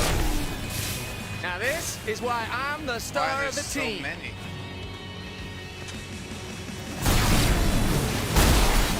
Who wants it first?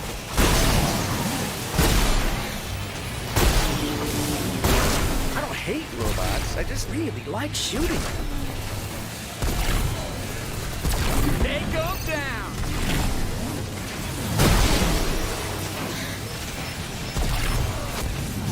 Decommission.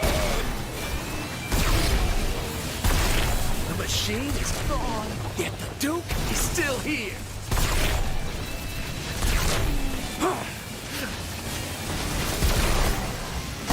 Come on. Die, oily bot!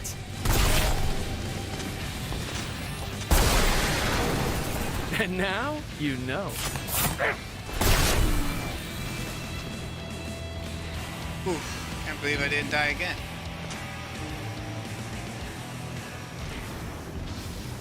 Okay, there's something down Do here. we get extra for this?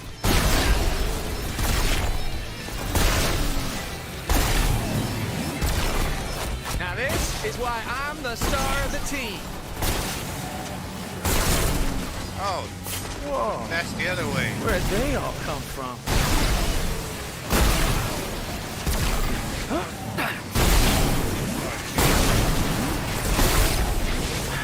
I can't stand paparazzi. Oh, it's this that I gotta destroy. don't forget to recycle. Never trust a machine. I can't stand Hope you paparazzi. are watching that. It all adds fun.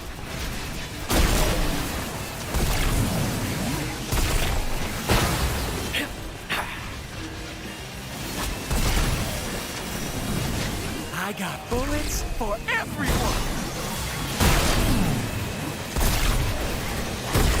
I feel like we should have been warned about this. All this attention is flattering. Wow, yeah, this is not good. I got bullets for everyone.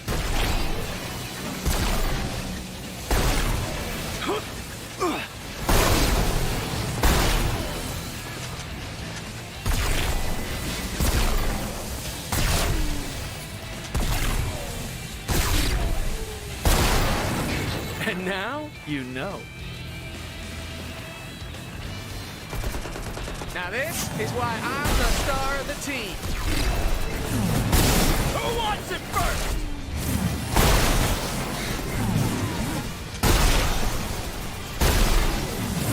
Maybe they want to be friends.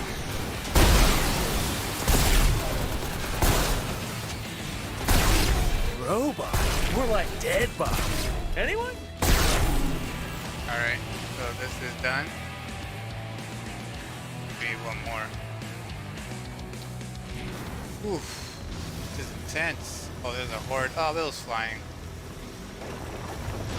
Got a Pokemon in 12 though. Ah, what now? Let's hide over here. Hopefully they won't come and attack me. Let's see if I have this. Pokemon check. Yeah, I already have it. I'm not gonna attempt catching it. Doesn't look like it's something I need.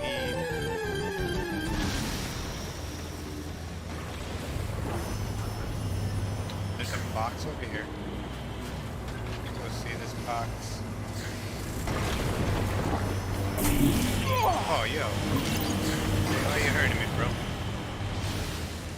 We gotta go this way. Yeah. Take 'em down!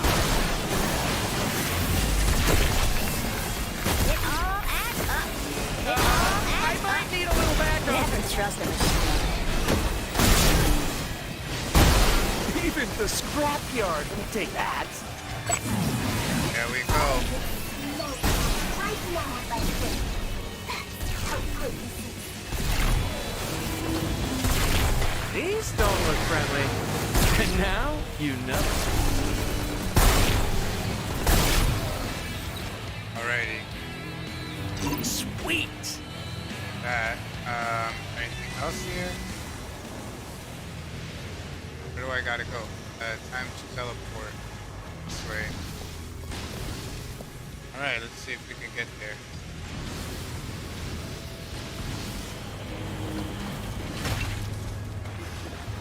What should I buy with this? Got some stuff. Another crate over here. I guess I missed on my run through here. Get it now. Money me now. Go. Alright, so we gotta go this way. Gotta go up. Let's go. Oh, there's areas that I did not go to.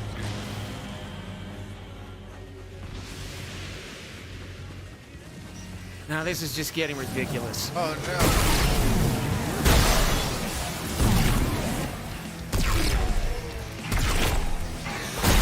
And the bot goes boom! Go. We're dead. What the hell is that? What the hell? Like, I don't know if you can get in here. Through those doors. I am not sure. Hey, hey, those were not in the brochure.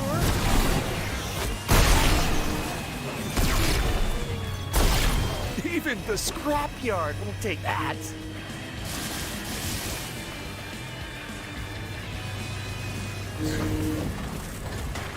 Gotta get here.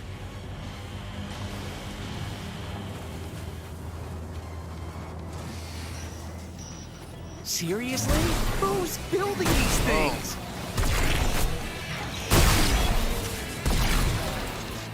Man, that's bad. Oh, that one. These don't look friendly.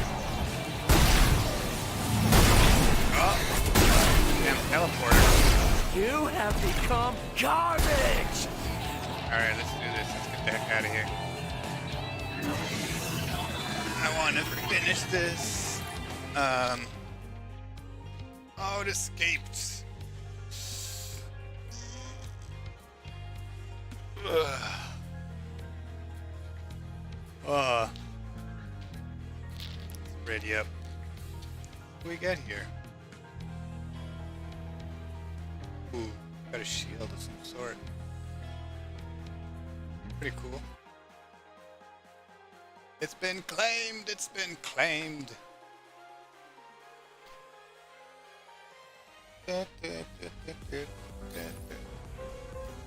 Alright, let's go check what we got here. I'm done with this game for now. Got a new weapon. I mean, it's up here. I don't know if it's better. Level 4. Should I use this one? Oh. You know what? We'll pick that one. We'll see. Oh, I might not be able to use it. Where am I? I see him. Level 27. It's 23. I don't know. Well, this is level 30 and I was able to use it. So I don't know what that lightning there means. Then we charge rate. Passes. Okay. Tori. That up slowly. Oh, something else is happening here. Here.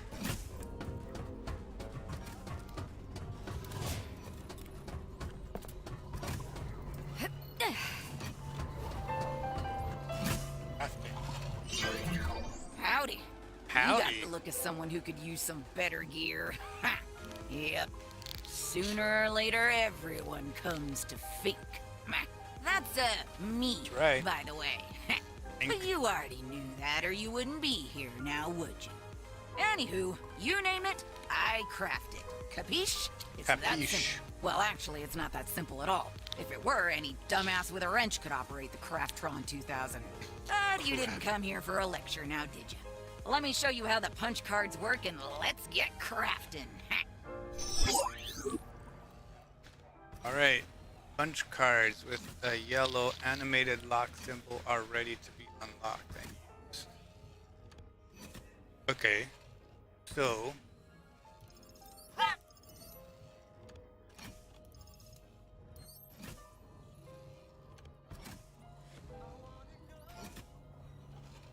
old boy.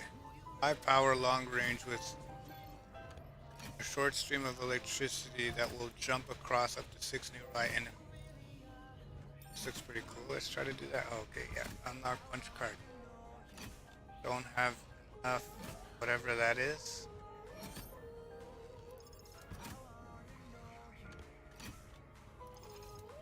I could do this. Oh, because I have the stuff. Lock this one. Okay, let's just do the first one. Oh, unlock. Because I could unlock this. Okay, let's try. Pick up a mission requirement.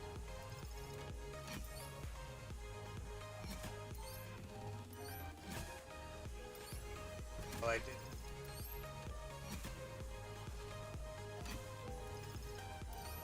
I go to craft.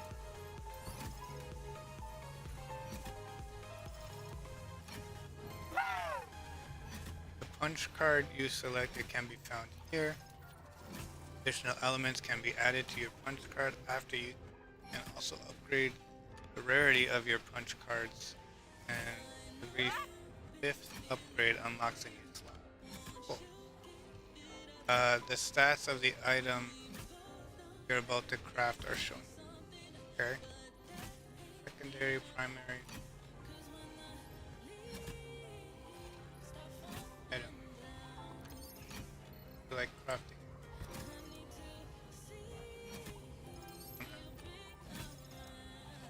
You have damage 24%. Yeah, passing 2%. I don't have enough stuff. I don't really feel like doing this until I have more stuff to do with. So, hit tab. See what's going on here. Claim. Alright, let's claim this. there's a skeleton horde. Let's go quick. RPG battle. Get those arrows. See if I get any. 9 bones, 5 coal, 36 stone arrows, 1 copper sword, and 225 combat experience. And 20 diamonds here in this game. We got contracts. There's that one. Right. There's that one. Got some money. Got some trophies. Get that. Alright. Go back. Oh, we got a number of trophies. What's going on here? Contracts. Why does it still have me there? Oh, there we go. Weeklies. Got weekly stuff happening. Alrighty. I think I'm good. Let's quit this game. Let's go look at some videos. Let me pull up some videos here.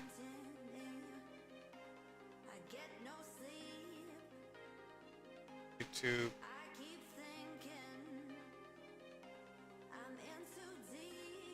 And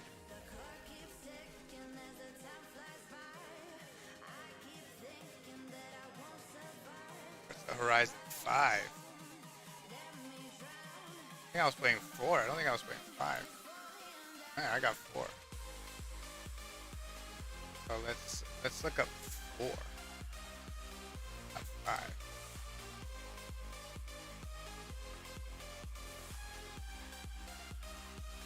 Let's do the trailer. Official launch trailer. What's the link? This one. Alright, hold on.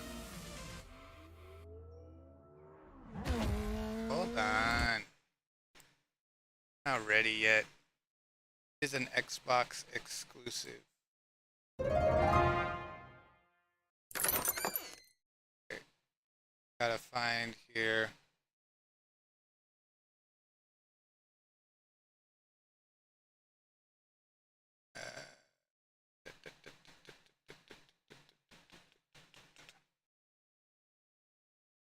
I guess we're gonna do that. Right there. I mean, I guess if we do full screen, does it work? Yeah. Full screen it. Hold on, guys. I'm just gonna place the warriors. Here. Sir. Sir. I need. Units. Flying rogues. Place a flying rogue somewhere.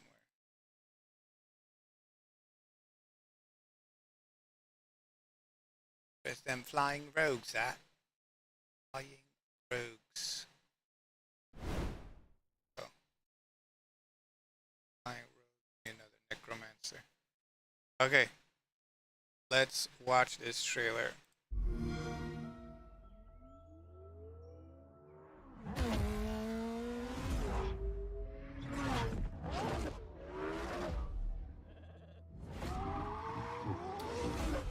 Yeah, this game looks pretty awesome.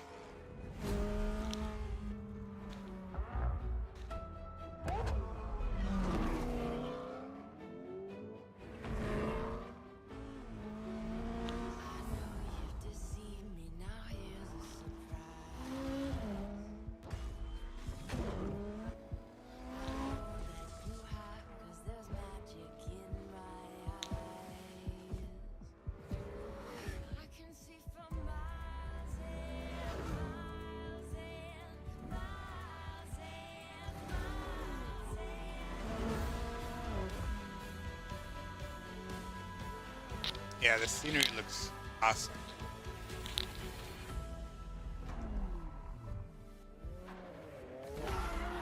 And then we'll go watch a gameplay and see if we can find maybe a tips and tricks. Maybe there's stuff we need to know.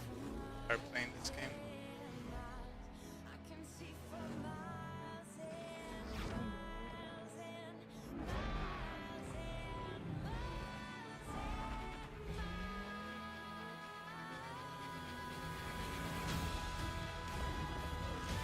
So there's definitely the off-road and street type of several cars I'm gonna have to get. Looks like there's classic cars. Yeah, there's sports cars. It's on street. Ooh, it's a hover. Oh, the motorcycles. The hovercraft. Very interesting. Oh, it came out 2018. Right before. Pre-order now or play with Xbox Game Pass at launch. Right. Let's go back. Oh, we got a bones. Let's try to catch this with a safari ball. Okay, catch. Event. Safari ball. Let's see if I caught it. I'm probably not gonna catch this one. Oh, I did. Bam! I caught him. IVs at 14. Not very good. Not very good. Oh, we did it. So we got the 250. That's probably this guy here, the big guy, or the guy before. Big guy. Yeah, I don't think I'm gonna trade for the thing, so that's fine. We are good. We are good. Got lots of safari balls now. Hopefully, we get to keep the safari balls. Hopefully, we get to keep the safari balls. Okay.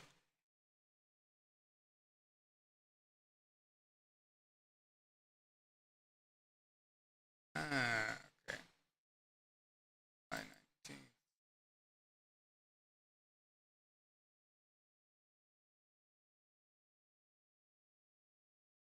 $100.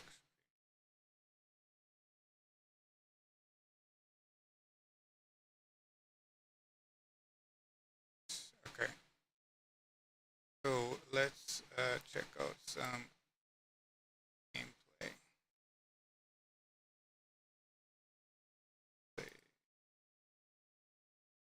Let's see what they have here.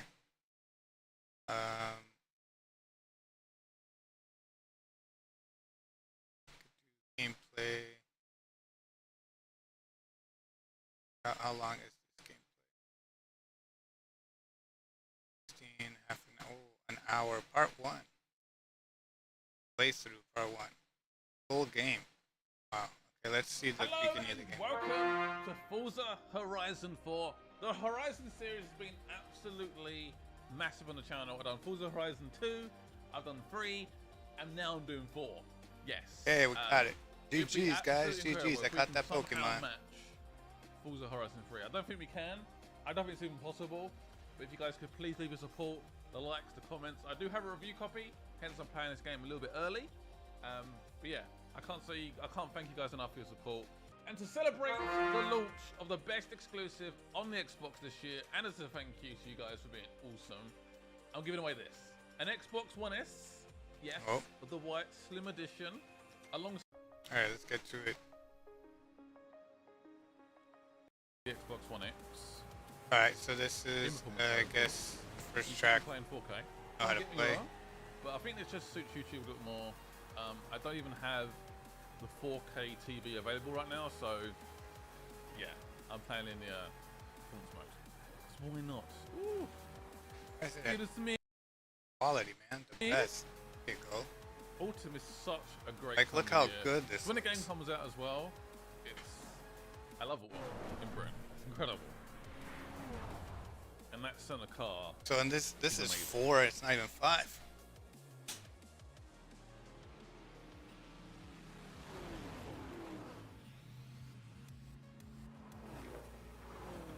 Guess the season now. It's Christmas and it's snowing.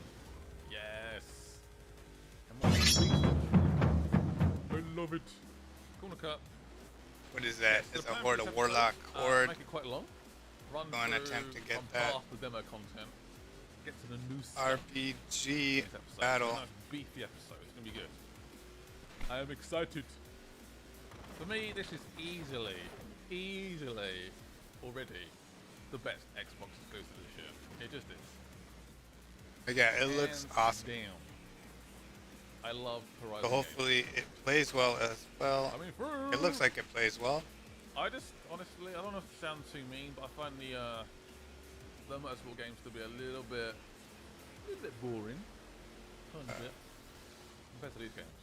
And that's more of an arcade experience, but so much more fun.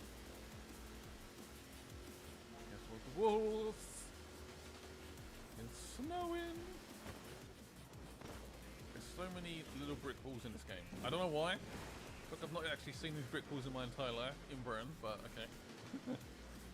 So good. Look at this festival. It is pumping. Icy lake. Love it. And we win again. Race to the frozen lake. We have arrived in style. Looking good.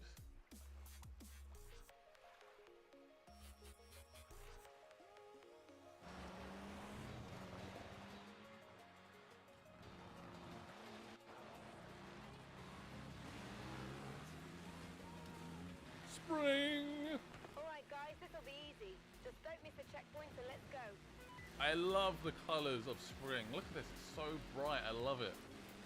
Yeah, it's I like want a this cool car game. at some point. It's Scorpio I can't wait car. to play it tomorrow. Rally focused car. Give it to me. I want it very soon. Yeah, it would be absolutely incredible to see this video do well. It would feel great. We just lose yellow. Goodbye, yellow. If you guys could absolutely wreck the like button, even if you guys don't want the Xbox One, the giveaway, just support the video, be awesome, and I really appreciate it. Super duper amounts. The end of the year is going to On be that quarry. absolutely mental on the channel. It's going to be crazy. Very exciting. Also a little bit worried. There's a lot to do, but yeah, I'm pumped.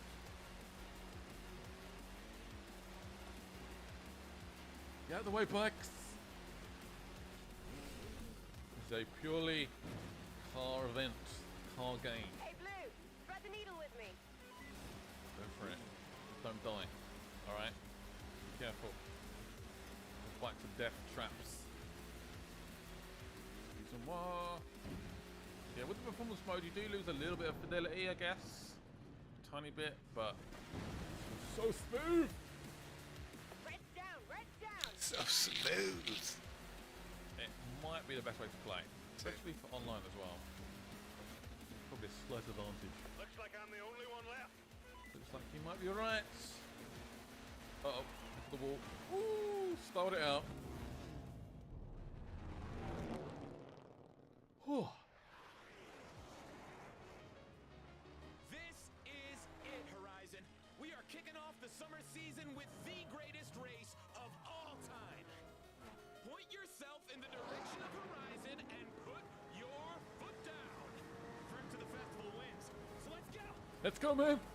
So before you guys leave a comment saying this looks like the demo, it is the demo, I guess, but we are playing the full game.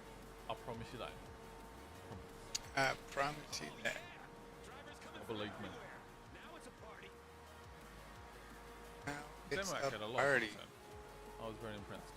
Uh-oh. People are lining the streets to get a load of the action. Cheer these racers on, guys. Come on. That was some beautiful overtakes. I've never seen that amount of balloons in all my life. There's a lot of balloons. We got some awesome racing trucks out there too. Yep, I can see it. The most Woo! incredible Oops, hyper sorry. cars are all here. I can see a Centenario, Ferrari FXXK, and a beautiful Bugatti Chiron. And is that a Vulcan? Oh, Horizon, you do not want to miss out on watching this. Yeah, we get it. There's a lot of beautiful vehicles. I mean, the car, sure, but someone's got to be handling it. Me. I'm handling it. Final straight. That was tight, but we won.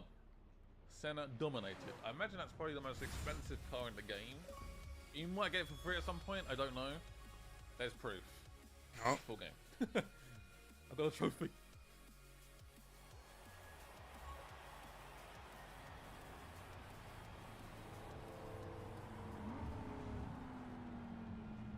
so yeah, looks like a good game. Quite a show. I try my best. Is everyone here? Yep, all here, boss. Ready and raring. Great. Okay. All right, that's all good. It's all cool. Let's see if there's any tips and tricks.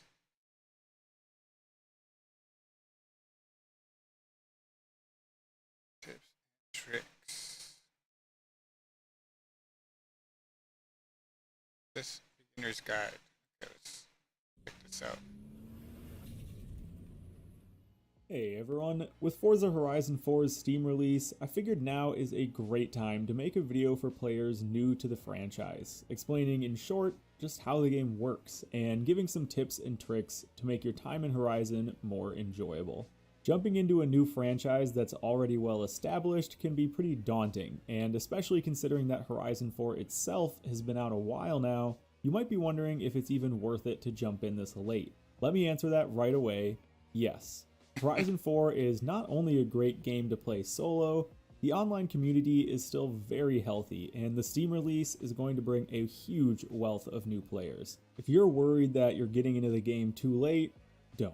Horizon 4 is still one of the best racing games you can buy, and this video should give you a solid jumpstart into your Horizon career. So let's get into it, starting with the prologue of the game. You'll have to complete one in-game year of driving before you're sent into the open world with live seasons. After that intro year, you'll be dropped in with other players on a live server with seasons that change every week for everyone. During that intro year though, you'll get to pick some starter cars. Don't worry about what to choose here. Every option is very easily obtainable, the only minor exception being the Ram 2500 Power Wagon, which unlocks after leveling up in cross-country races. All the others are sold from the auto show, which is where you can buy most cars in the game. And let's talk quick about obtaining cars, because there are quite a few different ways to get them. Many, but not all cars, are available in the auto show. You can also hunt for cars in the player-run auction house. Every car in the game can be listed here, often for cheaper than the auto show. But most rare cars will be extremely hard to get your hands on as they're bought out within seconds of listing. You'll also get a lot of wheel spins throughout your time playing, which can reward some pretty nice cars. Your best bet for getting rare cars though is by completing seasonal challenges, and we'll get back to that. You can also get quite a few cars by completing various other challenges like Horizon Life levels. Horizon 4 loves to throw cars at you, and you'll start filling up your 1,000 car garage pretty quick. Okay, so let's talk money. Very early on, you might find yourself struggling for cash, but don't worry, you'll be loaded in no time. Forza Horizon is not a game you ever need to grind for cash in. Just play the game and the money flows. The money you make from completing races depends primarily on two things: how long the race was, in distance, not time, and how many assists you have on. So doing long races in faster cars without assists is the most money efficient. If you're looking for a quick buck though and have the Fortune Island expansion, you can complete treasure hunts there for a total of 10 million credits. If you want to earn some passive income even while you aren't online, go complete the Horizon business missions like Express Delivery or Isha's Taxis. The more you complete and the better you do, the more you'll earn while offline. Right now, there are 5 total businesses to complete. You can also download the Forza Hub, a sort of social Forza app that also gives you credits weekly in every Forza game that you play. Alright, so it's time to talk driving. Horizon's physics sit somewhere between arcade and simulation. Think of it as simulation with training wheels and some of the fun knobs turned up a bit. So there's no NOS button, you'll have to brake for corners, drifting takes a bit of work, and cars have generally realistic handling. Forza's handling model is, in my opinion, one of the best out there. And it's tempting to want to upgrade your cars as much as possible when you start getting cash, but this is in a lot of cases a bad idea, especially early on in the game, because without learning how to build, tune, and drive fast cars, you might struggle. There's nothing wrong with driving slower cars. Faster cars aren't inherently better. There's a class system. So every car gets an individual score, called its Performance Index, or PI for short.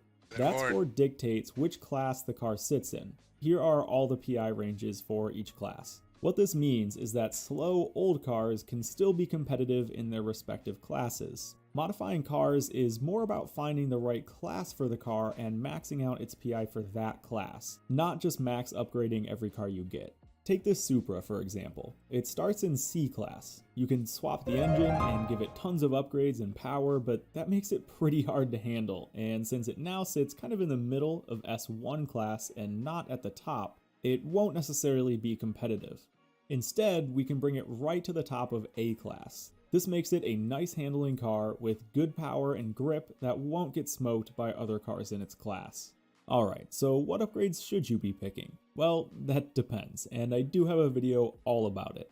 But in general, to start, try to find a balance between power and handling. Picking upgrades that unlock tuning options are also helpful, otherwise tuning screens like these will remain locked. If you don't want to worry about what parts to pick, you can use the auto upgrade feature, which gives you pretty good single player builds, just don't expect these to be very competitive online as those builds require a lot of fine tuning. And while we're on the topic of tuning, you may notice that there is a pretty advanced tuning menu. If this isn't something you're familiar with, don't worry about it yet. In single player, you could make it through the whole game without even touching this stuff.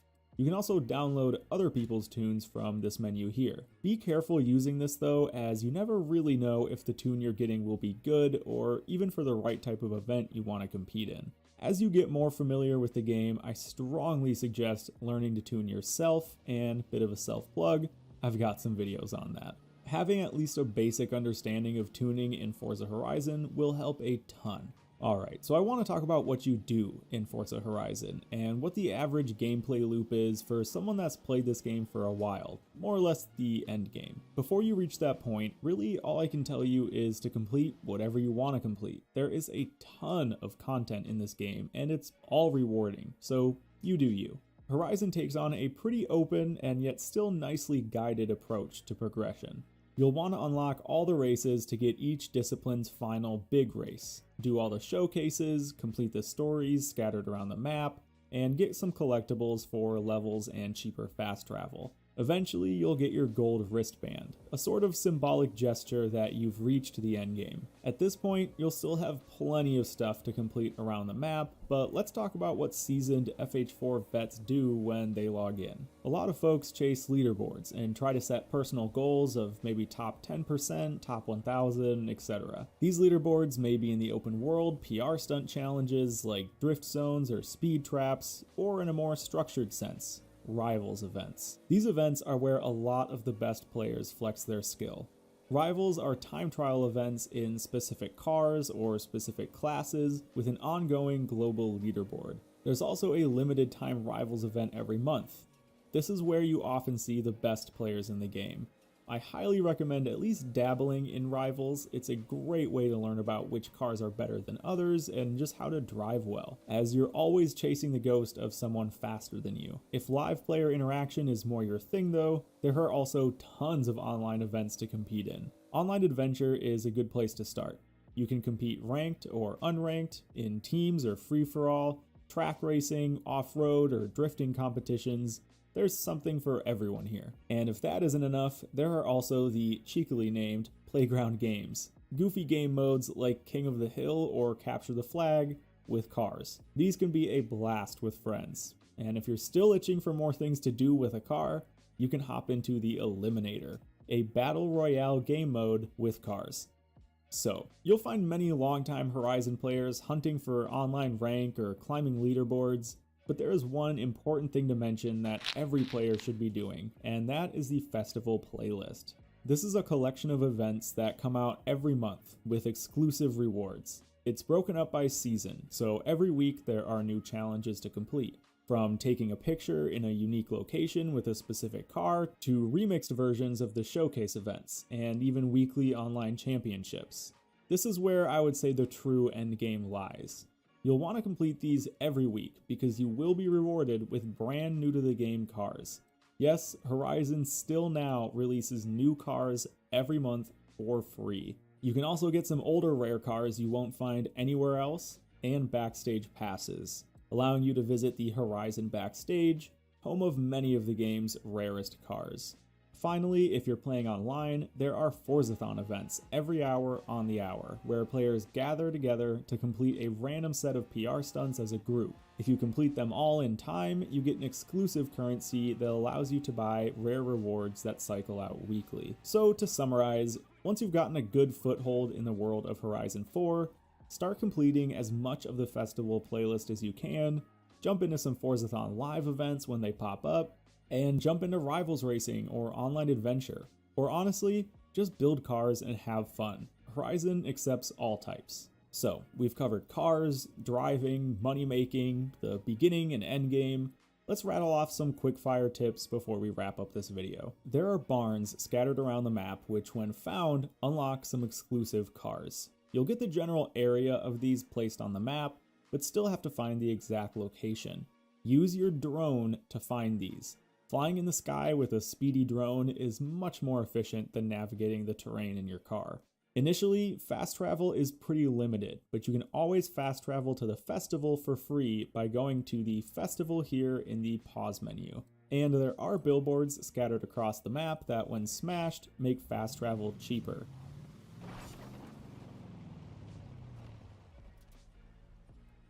Buying this house also lets you fast travel anywhere on the map, so make sure to buy that one ASAP. All the houses actually have unique perks, so make sure you check them all out. If you drive a certain car a lot, fully unlock its skill tree. This usually gives you big skill point bonuses, but can sometimes get you free credits or wheel spins as well. Racking up skill points and gaining influence is a big part of progression early on in the game, so getting high skill scores faster and easier is always a bonus. Don't be ashamed to keep some assists on, especially at first. I've played for hundreds of hours and still play with things like rewind and braking line on. Although the credits bonus might seem nice at first, it really doesn't make much of a difference. Play how you want. That's what Horizon is all about. Try to focus on building a car for every situation. This one will take a while, and you should absolutely drive as many cars as you can, but as you play more, start honing in on a few favorites for each type of event. Rivals and Online Adventure can really help to figure out some strong car choices. And speaking of rivals, you can choose any opponent you want to race against, including the global leader or even yourself. Both of these can be really helpful in nailing that faster line through the track. Alright, I think that's about all there is to it. This is only a beginner's guide after all. I really hope this helped you out and eases your passage into the world of Horizon. I have a lot more resources on my own channel, and if you don't find it here, there is a massive community of helpful Forza folks out there. If you have any questions, feel free to ask them in the comments. I'll try to answer as many as I can. Thank you everyone for watching, and I'll see you in the next video. Close this.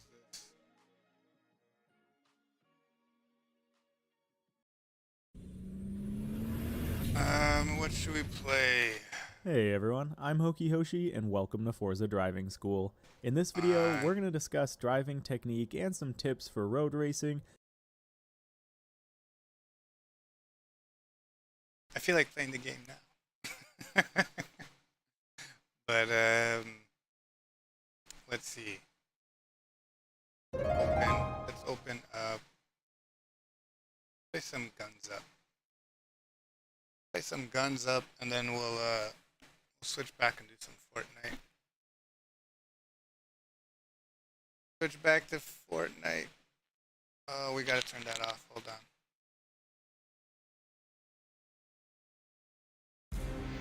Oh, it's not that one. Dun, dun.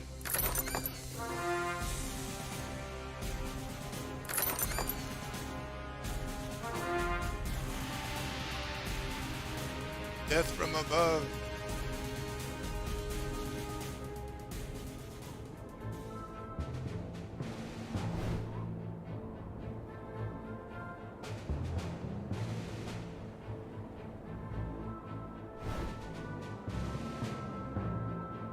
Alright. Let's get to this. Let's get to this. Go to base. Some stuff at the depot. Claim common cards back.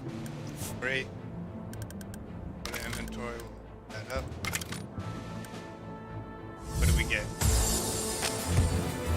Nice. Fire rate. Pretty good. Big head mode. Nice. Like tactical food.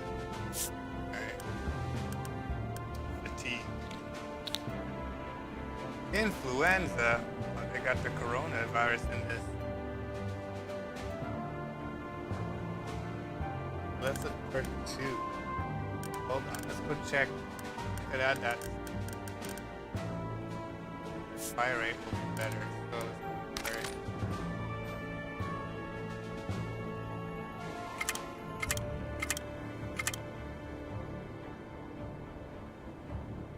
oh, I have engineers. I have the engineers.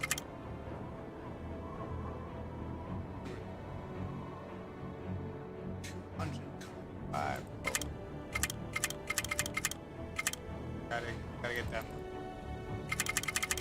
Gotta save money to get more of these guys. Let's see these guys here. Gonna hurt. Oh, I already got it there. I don't know if I can put another. I can't. So this is damage. Fast reload, but if I'm the rate of fire increases fire rate by 25%.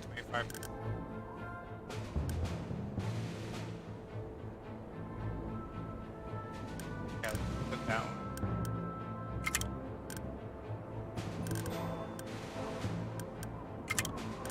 Okay, so that works. This one.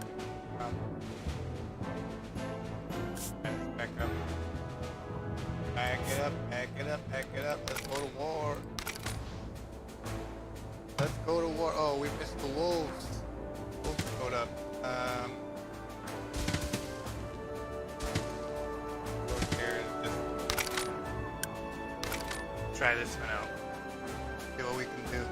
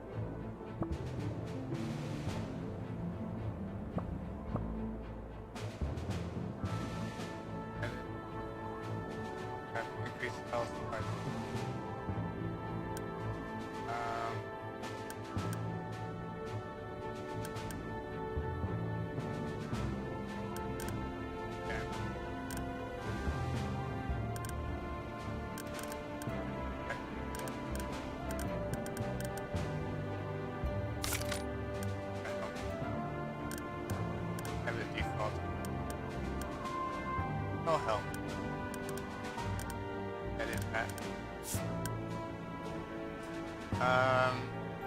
Okay, yeah. Back up.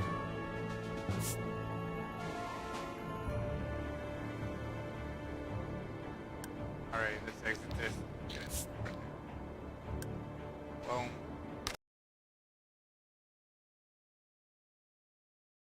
Back into the Fortnite. There's a Pokemon about to show up.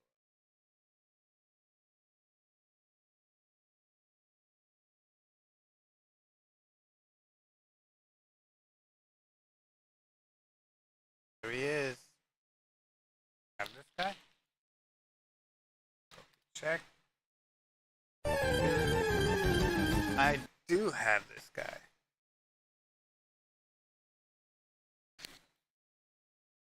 Catch prehistoric safari Pokemon. That's a unlock global bonuses. Big total. On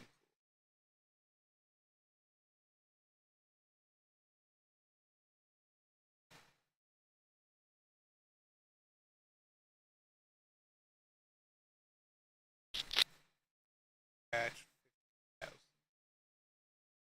Oh. Crazy. What do we got here? Got here.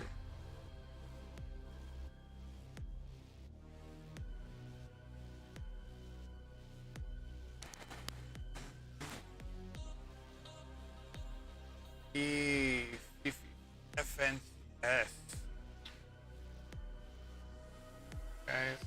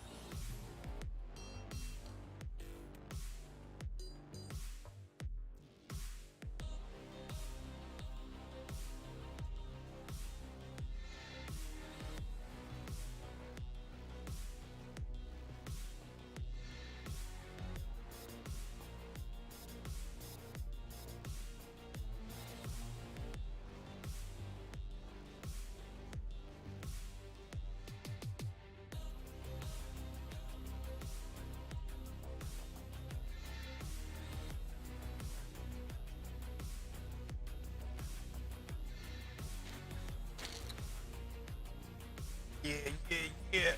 So today, I gotta wake up at 4 in the morning. That's when it happened. That's when my car accident happened. Here it happened at 4 in the morning. There, where it happened, it was 9 o'clock in the morning. Yeah, jump in now. Oh man, weekly event.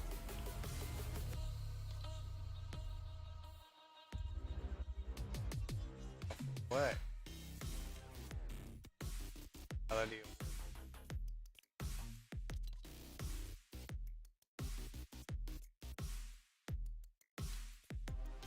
What do we gotta do? 10 bars.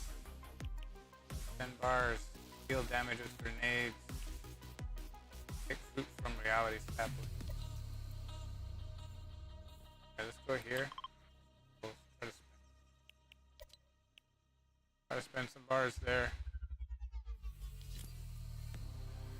Let's do this. Let's do it.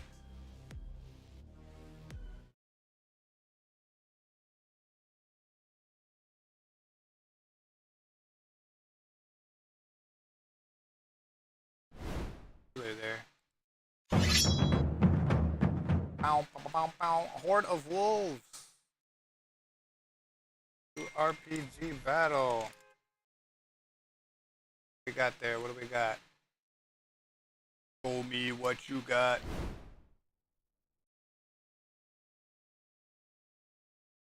Show me what you got. Damn.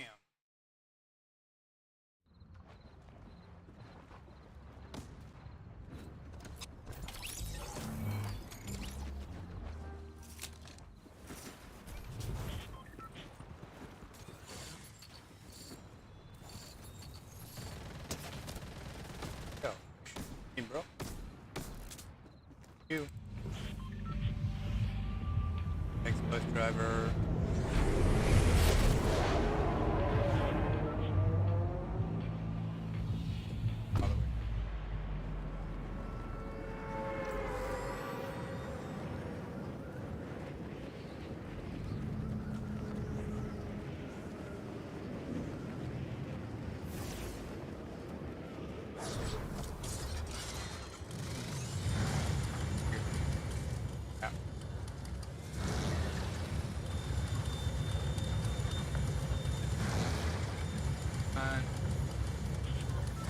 Quicker.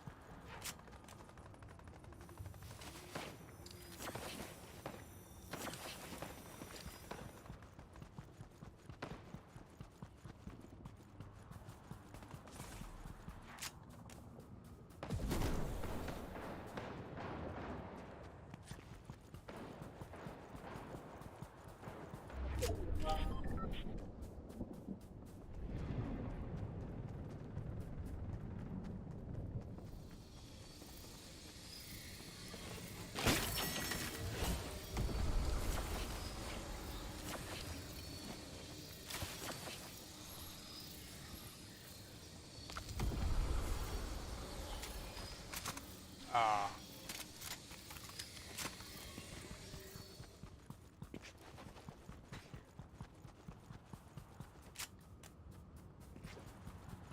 It was fine.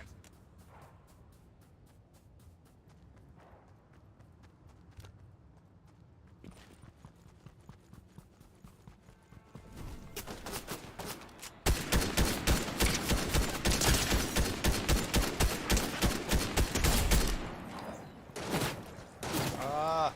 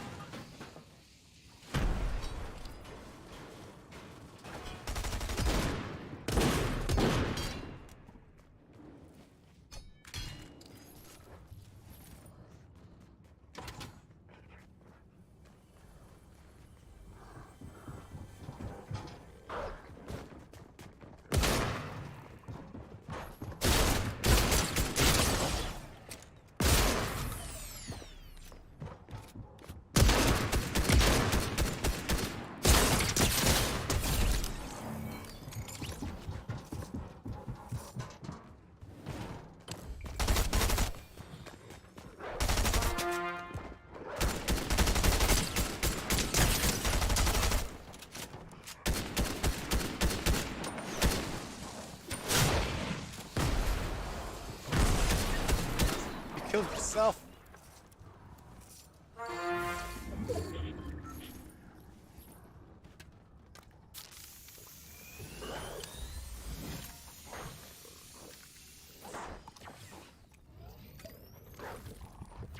Right.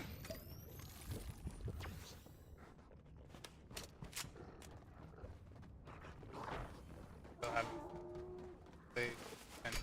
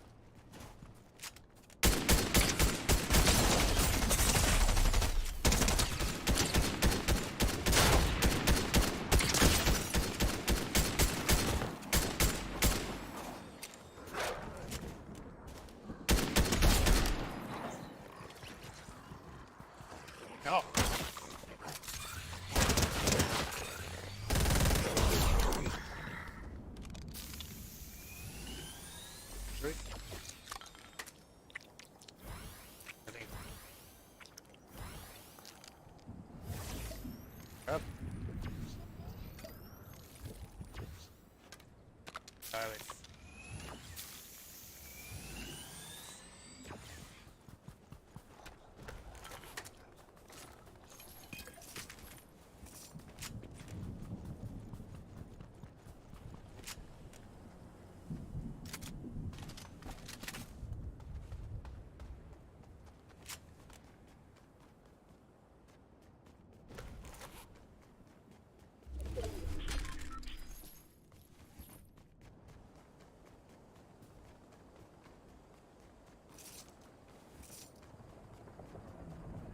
I killed 3. So far. Just got some gold around. Oh, maybe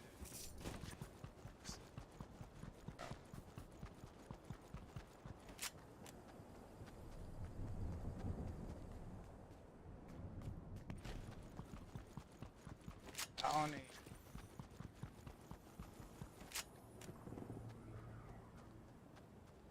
I think it should be here. I think it was this right or something. Billy.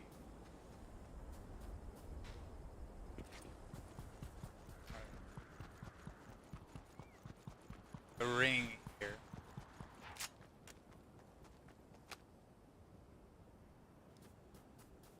I can feel.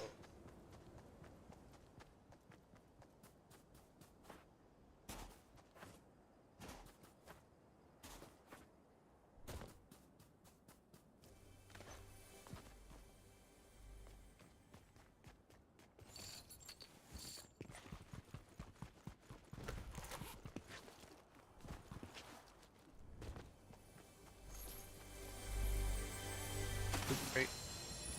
Bam. I got the loot crate. Where's the test? It's just a test. Holding. Survivor.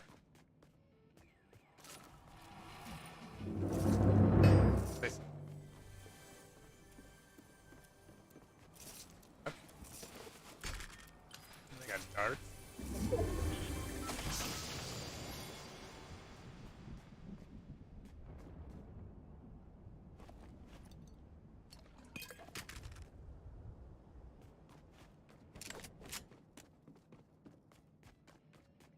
Yeah.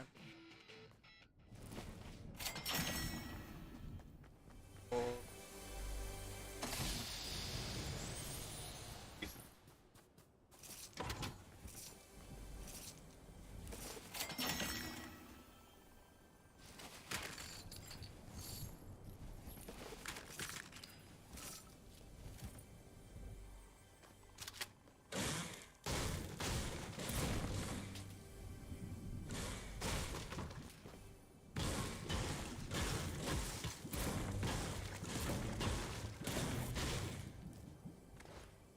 Oh.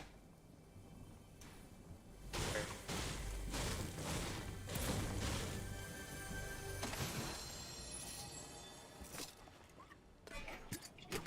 Okay.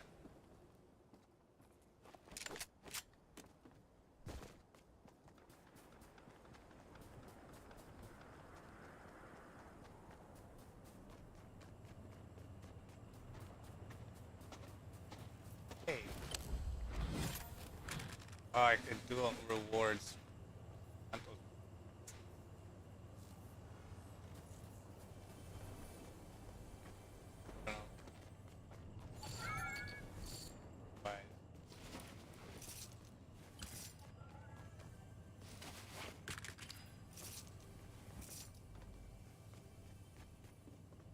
Oh.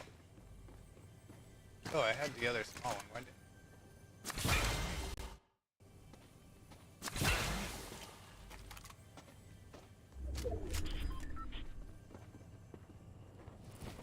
That was full.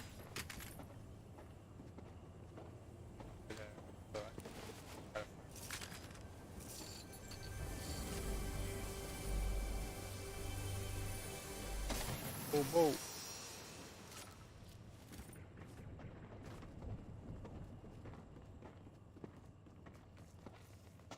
Could be right.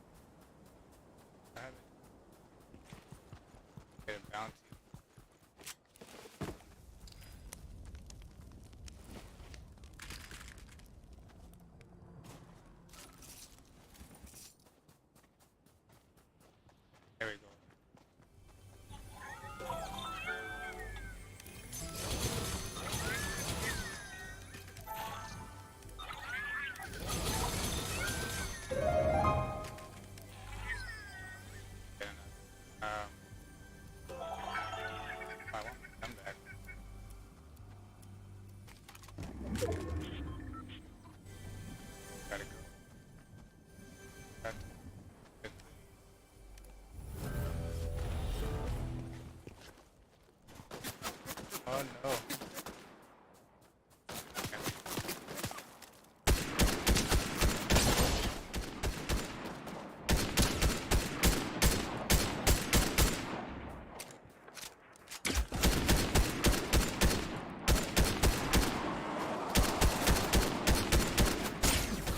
What the heck, man? Come on.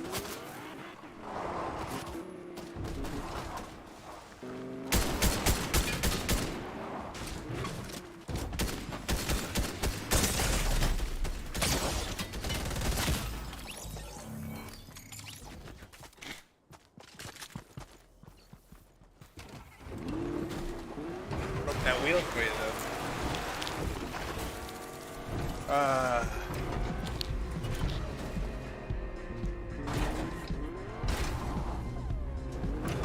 Didn't get the money all down.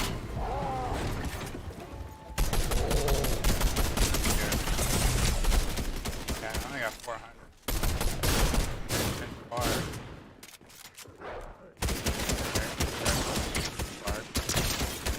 Damage with grenades.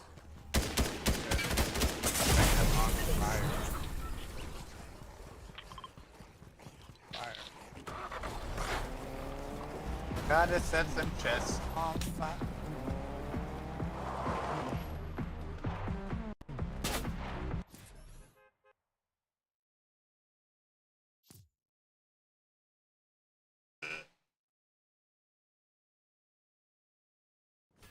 Better.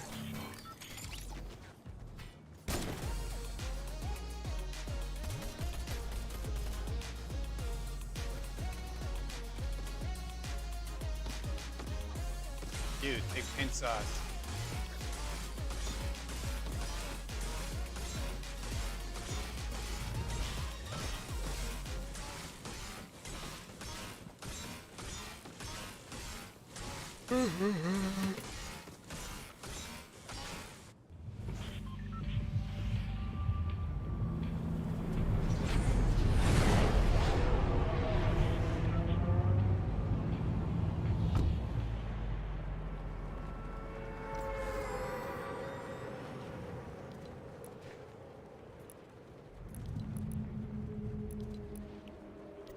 Bars. Bars.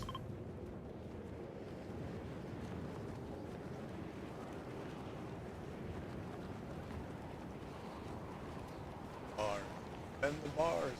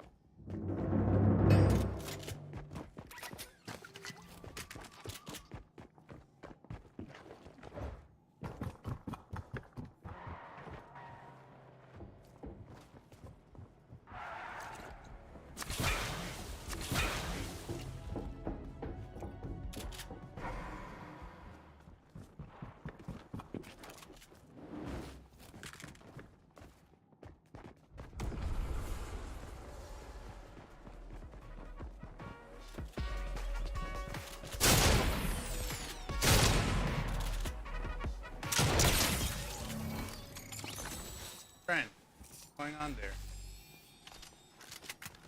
That.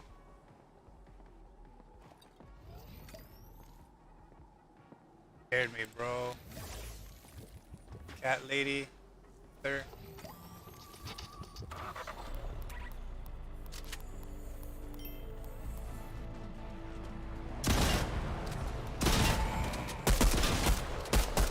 Oh, these are the wrong guys. These are guys I don't want. Get out of here.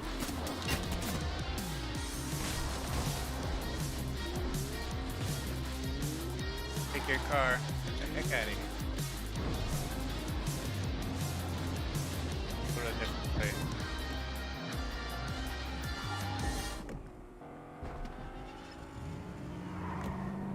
Oh. Geez.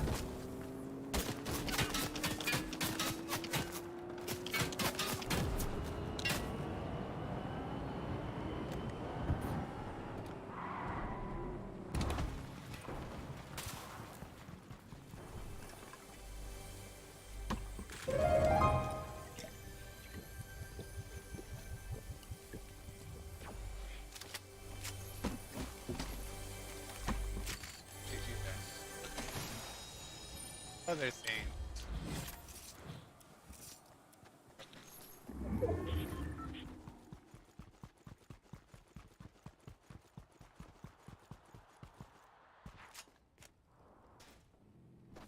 Three.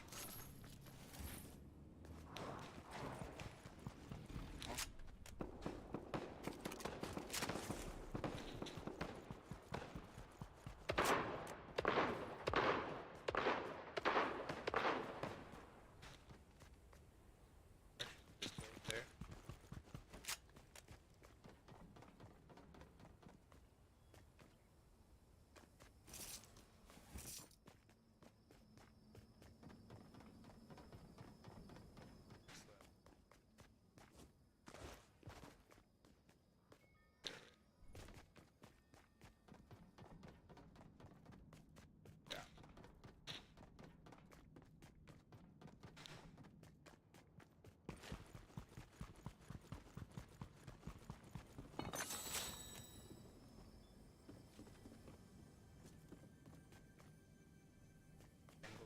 Yeah.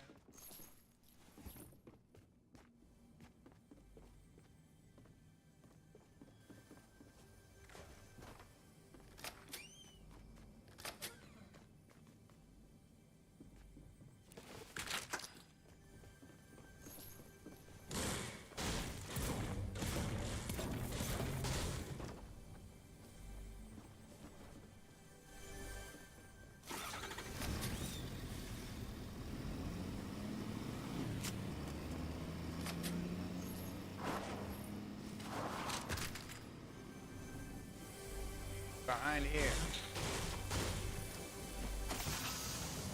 Thing.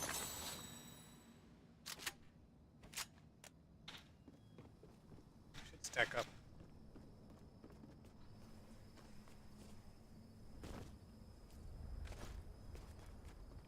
Better. Okay. Excellent. Makes sense. And it's sick. For Pokemon.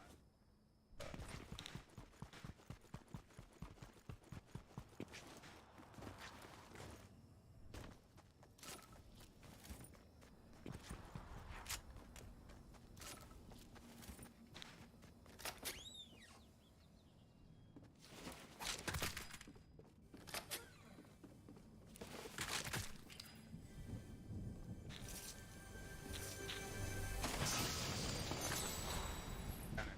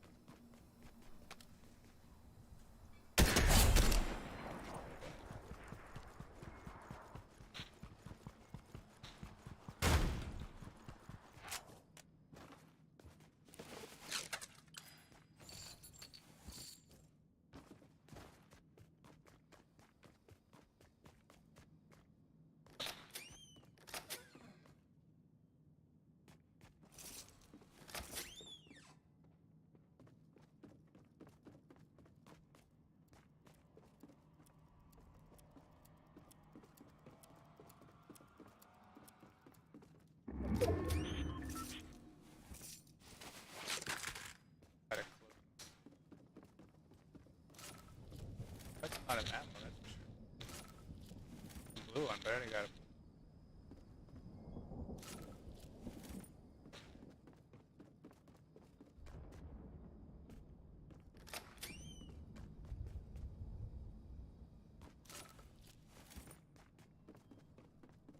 Shotty's the hottie. Whoa, whoa, whoa.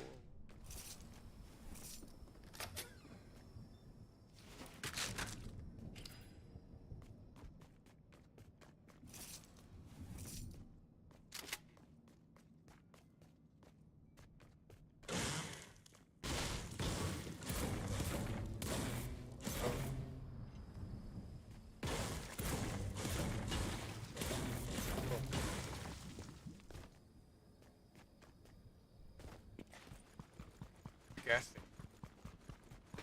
Gas.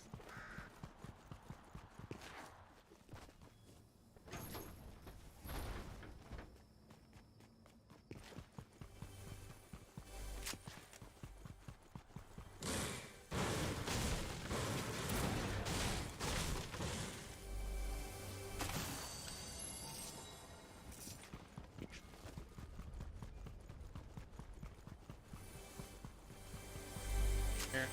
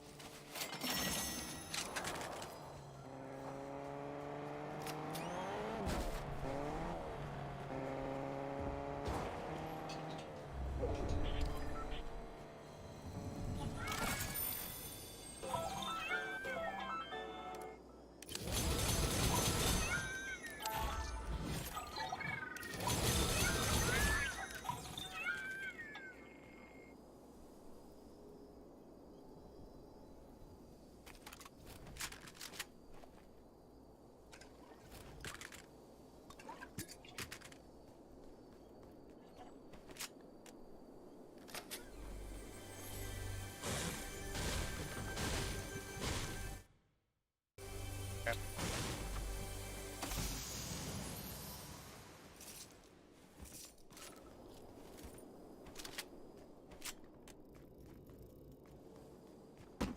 Car. Take this car with. Wait.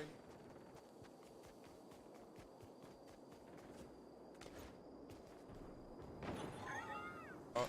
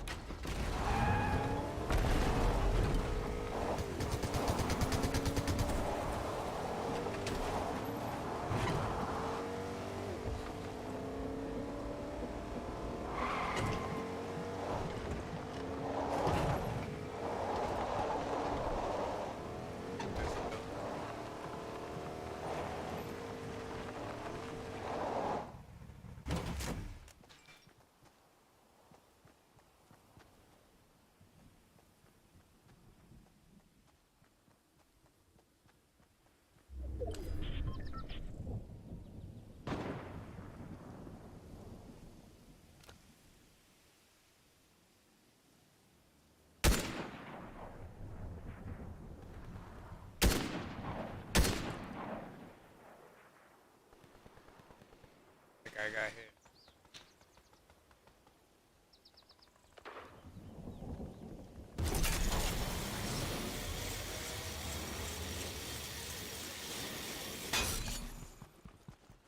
Oh, I'm never gonna be able to do that.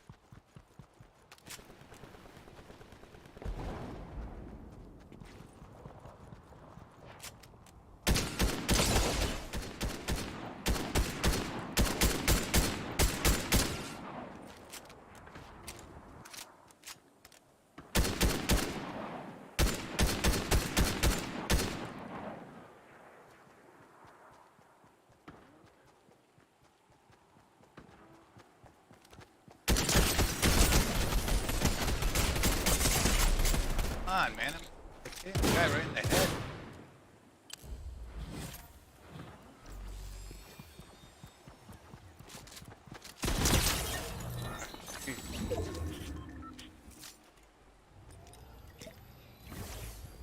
Crap.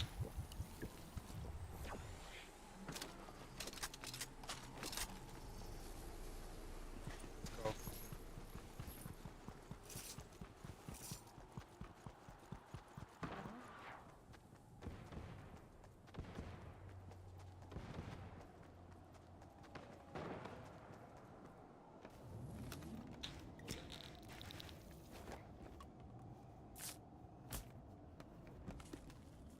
Only me.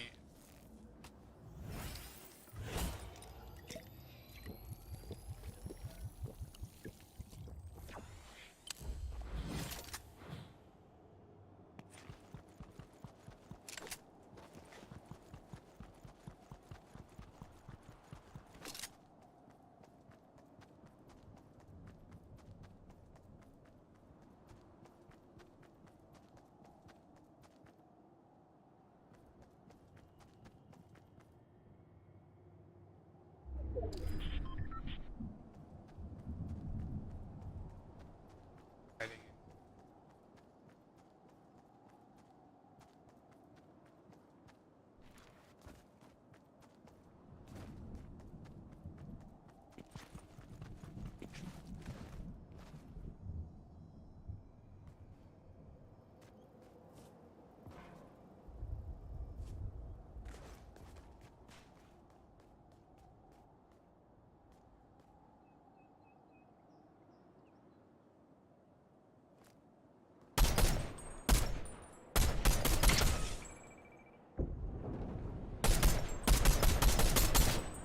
How is that not?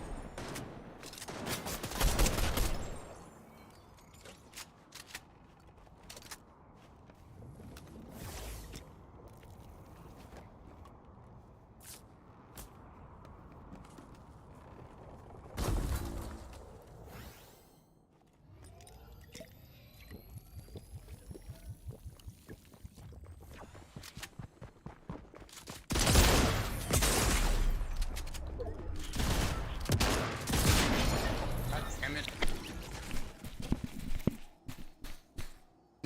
So close.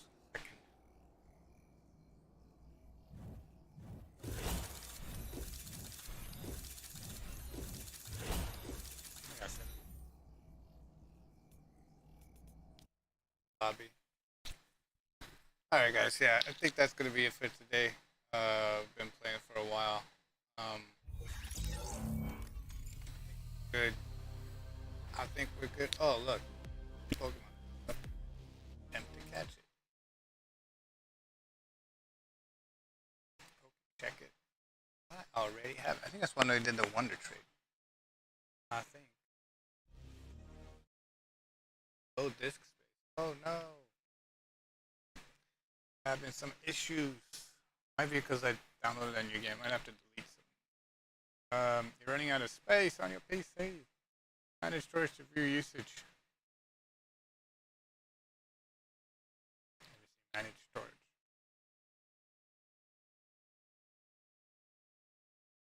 Oh. Files.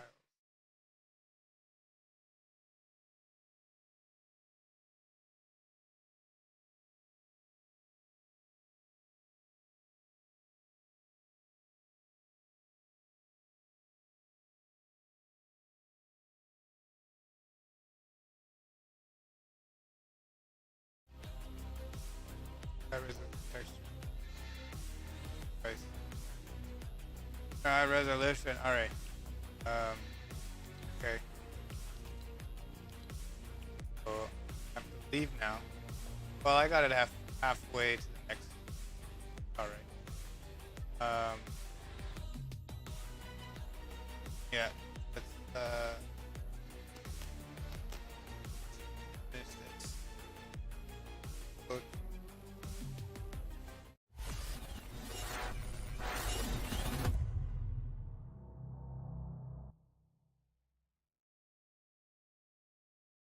All right, guys. Thanks for coming in. Thanks for watching. Greatly appreciated. Make sure to tune in tomorrow. Be one of the big streams. We're gonna open the loot crates, Apex stuff, Overwatch, Apex, Pokemon. We're gonna do it all. We're gonna open all that stuff. I don't know if we'll open any cards. Oh, maybe. We'll see. We'll see. As it goes. So yeah, if you guys liked watching, please like, comment, subscribe. You know, hit that notification bell. Follow. All that cool stuff. Tell your friends, tell your mom, tell your dad, tell your sister, tell your brother. Or don't. Okay. All right, guys. Have a good night, everyone.